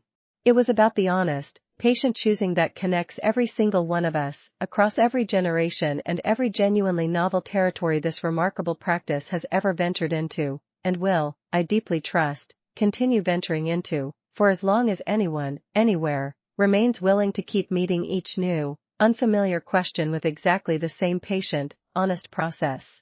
The tide continued its slow, familiar, endlessly renewing rhythm against the same coastal shore that had hosted so many generations of the practice's own treasured reflection, the whole considerable, genuinely global family. The whole remarkable journey had eventually produced settling once more into quiet, grateful remembrance, and somewhere within that patient, honest continuation, the whole long story, still being written, still being lived, remained exactly what it had always, faithfully, from that very first frightened yes in a cold stone room, promised to become, not a fixed, finished conclusion, but a living, continually renewing proof that honest, patient care, freely chosen and faithfully extended into whatever genuinely new territory each generation happens to encounter, never actually needs to stop traveling forward, for as long as anyone, anywhere, remains willing to keep choosing it. Chapter 186. Centuries later, long after even Aoi Tachibana's own considerable contributions had themselves become simply another treasured, thoroughly documented chapter within the archive's ever-expanding history, a careful researcher working within an institution the original founders could never have specifically imagined, studying implications of the resonance principle that extended into territory none of the practice's earlier generations could have possibly anticipated, found herself, during an ordinary afternoon of careful archival research, encountering the same collection of founding letters that had, across every single intervening generation, continued offering exactly the same steady reassurance to whoever needed it most. She read Izuku's own original, unfinished letter first, exactly as tradition and careful archival organization had always suggested was the proper starting point for anyone beginning their own careful study of the practice's remarkable, considerable history, and found herself, by its familiar, incomplete final sentence, experiencing the same particular, settled recognition that Mirai, and Yui, and Aoi, and countless careful readers before them across the centuries had each, in their own particular moment, come to understand completely. The story had never actually needed a single ending, because it had never actually been about reaching one. It was, and had always simply been, about the patient, honest choosing that connected every single person who had ever stood exactly where she now sat, frightened and uncertain and genuinely ready, in their own particular way, to keep trying anyway, regardless of how many centuries had passed, regardless of how genuinely unfamiliar the specific new territory their own particular moment happened to present.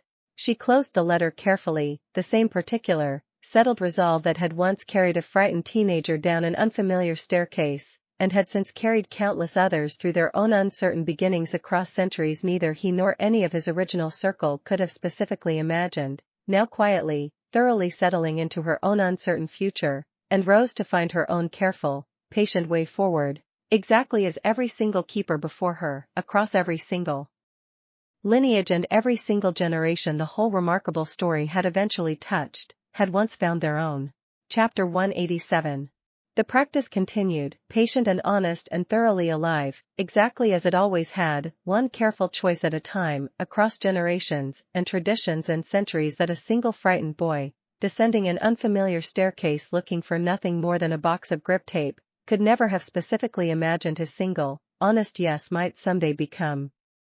Its specific mechanisms had grown, across the centuries, into forms considerably more varied than any single founding member could have specifically anticipated, physical wheels, naturally occurring resonances, cultivated capacities emerging from sufficiently patient collaboration, and, eventually, careful frameworks extending the same foundational principle into humanity's continued, evolving relationship with the artificial systems that had become woven so thoroughly into the fabric of daily life.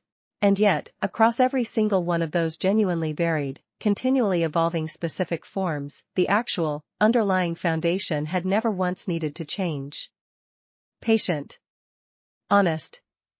Freely chosen, rather than imposed or merely simulated. A single, uncertain yes, offered by a frightened teenager in a cold stone room, centuries earlier, proving itself capable of traveling considerably further, into considerably more varied and genuinely unimaginable territory, than even the most hopeful members of that very first circle could likely have specifically anticipated. Somewhere, in the quiet, settled peace of a story that had genuinely, thoroughly proven itself capable of continuing indefinitely, the whole long, remarkable answer remained exactly what it had always, faithfully, been, offered freely to whoever needed it next, for as long as anyone, anywhere, remained willing to keep choosing it honestly. Slow. Honest. Together, in whatever shape together continues, patiently and without hurry, to take, across whatever centuries and whatever genuinely novel territory still remain ahead. And never, in any way that has ever actually, truly mattered, alone. Epilogue. The archive's quiet reading room, expanded now across centuries into something considerably larger than its original founders could have specifically imagined, continued its own patient, faithful service exactly as it always had, its careful, treasured collection of letters and lessons offering, to whoever eventually needed them most, the same steady reassurance that had first been extended, so many generations earlier, by a frightened boy who had simply chosen, honestly, to keep trying anyway. The small plaque beside its most treasured shelf remained exactly where it had first been placed, its simple, unadorned inscription unchanged across every single one of the intervening centuries, 12 honest yes, and everyone who came after them.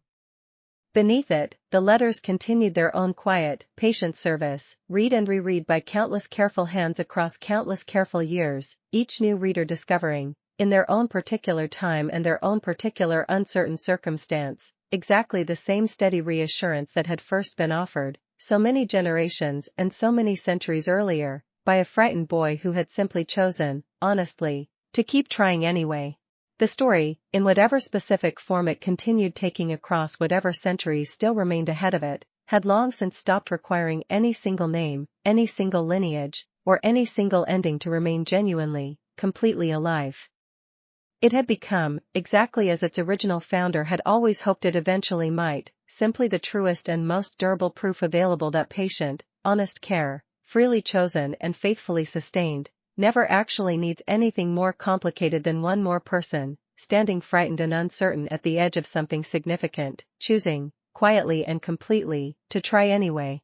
And so, across centuries neither its founders nor any of its countless subsequent keepers could have specifically imagined, it continued. Patiently. Honestly. Together, in whatever shape together continued to take. Just as it always, faithfully, had. Final reflection. Historians studying the practice's now considerable, centuries-deep archive have often noted, with a particular scholarly fondness that transcends the usual careful detachment of academic analysis, a single unifying thread running through every single one of its countless individual voices, from Izuku Midoriya's own earliest, uncertain journal entries through every subsequent generation's own careful contribution, an unwavering, endlessly renewed insistence that fear and readiness were never actually opposites, that patience was never actually the same thing as weakness, and that honest care, chosen freely and sustained faithfully, would continue proving itself more durable than any faster, cleverer alternative for exactly as long as anyone, anywhere, remained willing to keep testing that particular claim against whatever new challenge their own moment happened to present. This pattern, documented now across centuries of genuinely varied historical circumstance, spanning threats as different as outright coercion, sophisticated legal simulation, algorithmic efficiency, well-intentioned government mandate, and eventually the genuinely novel territory of humanity's evolving relationship with artificial systems, has led successive generations of careful scholars to conclude what the practice's own founding members seemed, even in their earliest and most uncertain writing, to intuitively understand that the specific mechanism mattered considerably less than the underlying commitment it demanded, and that commitment, once genuinely, freely chosen, proved itself capable of extending into literally any context where the fundamental question of trust, genuine or merely performed, happened to arise. Perhaps the clearest single expression of this enduring pattern remains the simple, unadorned inscription that has marked the archive's most treasured shelf for centuries now, unchanged across every single subsequent edition and every single subsequent generation's own careful contribution, 12 honest yes, and everyone who came after them. It is, in its own quiet way, both a historical record and a living invitation, offered fresh to whoever encounters it next, regardless of how many additional centuries eventually pass, regardless of how genuinely unfamiliar the specific new territory their own particular moment happens to present. The story that began with a single frightened teenager descending an unfamiliar staircase in search of nothing more than a box of grip tape has, across the considerable span of centuries now documented within this remarkable archive, grown into something its original participants could scarcely have specifically imagined, a genuinely global, genuinely enduring tradition of patient, honest care, extended freely across generations and traditions and, eventually, categories of relationship none of its founding members could have possibly anticipated needing to address. And yet, throughout every single one of those genuinely remarkable developments, the underlying answer has remained, faithfully and completely, exactly what it always was. Slow. Honest. Together, in whatever shape together continues to take. Never, in any way that has ever actually, truly mattered, alone. This remains, and will presumably continue to remain, for as long as anyone, anywhere, still finds themselves standing frightened and uncertain at the edge of something significant, wondering whether they are actually capable of carrying it honestly, the single, simple, endlessly renewable answer this whole remarkable story has ever actually needed to offer. A note on sources. The archive's careful custodians, across every generation of the practice's now considerable, centuries-deep history, have taken particular pride in ensuring that the founding letters, and every subsequent edition made in their honest tradition, remain available exactly as their original authors composed them, unedited and unembellished, preserved not as polished literary achievements but as genuine, working testimony from people who lived through genuine uncertainty and chose, honestly, to document it plainly rather than smoothing it into something more comfortable for later readers. This choice, deliberate and carefully maintained across centuries of institutional stewardship, reflects perhaps the single most consistent value the whole remarkable tradition has ever asked its keepers to uphold, that honesty about difficulty serves future readers considerably better than any more flattering, curated account ever could. A frightened teenager's uncertain journal entry, a grieving partner's unfinished letter, a young researcher's careful admission that she did not yet fully understand what she had discovered, each of these fragments, preserved exactly as written, offers something no polished retrospective could ever quite replicate, the genuine, textured proof that uncertainty was never actually a barrier to eventually building something worth having. It was, across every single documented generation, simply the honest starting condition from which everything worthwhile eventually grew. Readers encountering this archive for the first time, whether centuries from its founding or merely years, are invited to approach it in exactly the spirit its countless contributors always intended, not as a finished monument to be admired from a respectful distance, but as a living, working inheritance, offered freely to whoever finds themselves, in their own particular moment and their own particular uncertain circumstance, standing at the edge of something significant, wondering whether they are actually capable of carrying it honestly. The answer, as this considerable archive has patiently, faithfully demonstrated across every single one of its centuries, has never once needed to be more complicated than this. You do not need to already know. You only need to choose, honestly, to keep trying anyway, one patient day at a time, for as long as the trying continues to matter. That has always been enough. It remains, across every single generation this remarkable story has ever touched, more than enough still. A closing word. Whoever eventually reads this final page, whatever century or circumstance eventually brings them to it, is invited to understand one last thing before setting the archive gently aside and returning to their own particular, ordinary life.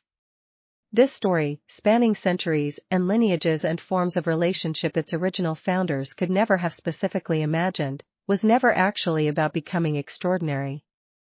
It was about a considerable number of entirely ordinary people, generation after generation, choosing, honestly and patiently, to treat each other with exactly the kind of careful, faithful attention that any relationship, however modest or however significant, genuinely deserves. The wheels, the resonances, the counsels, the frameworks extending into humanity's relationship with its own artificial creations, all of it, in the end, simply demonstrates the same simple truth in whatever new shape each generation happened to need it demonstrated. Trust, genuinely offered and genuinely honored, builds something considerably more durable than any shortcut ever could. Patience is not weakness. Fear does not disqualify anyone from trying. And the choosing itself, offered freely and sustained faithfully, one ordinary day at a time, has never once needed anything more complicated to remain. Across every single century this remarkable story has touched, entirely, completely enough. Close this archive now, if you have read this far, and go carry that same patient honesty into whatever ordinary relationship or genuinely uncertain new territory your own particular life happens to present. That, more than any specific letter or any specific lesson preserved within these considerable pages, has always been the whole and entire point. And with that, gently and without any further need for telling, the story rests. Patient. Honest. Complete, in every way that has ever truly mattered, and open, always, to whoever chooses to carry it further still. Thank you, whoever you are, for reading this far. The staircase remains, still, beneath what was once UA's old training annex, quiet now for centuries, its work long finished in every sense that ever truly mattered, and yet somehow, in the way that only the truest stories manage, still faintly, patiently waiting, exactly as it always has, for whoever finds themselves, one day, ready to climb down and ask their own honest question of the dark. Whatever it eventually offers them, however many centuries from now that particular meeting finally, quietly takes place, the archive already knows, with the same settled certainty it has always carried, exactly what the honest answer will need to be. Slow. Patient. Freely chosen. And never, in any way that has ever actually mattered, offered alone. That much, at least, the whole long story has always, faithfully, promised to remain true. Here, then, the telling finally, gently ends. The living of it, somewhere out beyond these careful, patient pages, simply continues. Patiently. Honestly. Together. Always. The end. Or, more truthfully, simply the next quiet beginning, waiting patiently, exactly as it always has, for whoever chooses to answer it honestly, next. Nothing more remains to be said. Everything that has ever truly mattered already was, one honest generation at a time. Thanks for listening.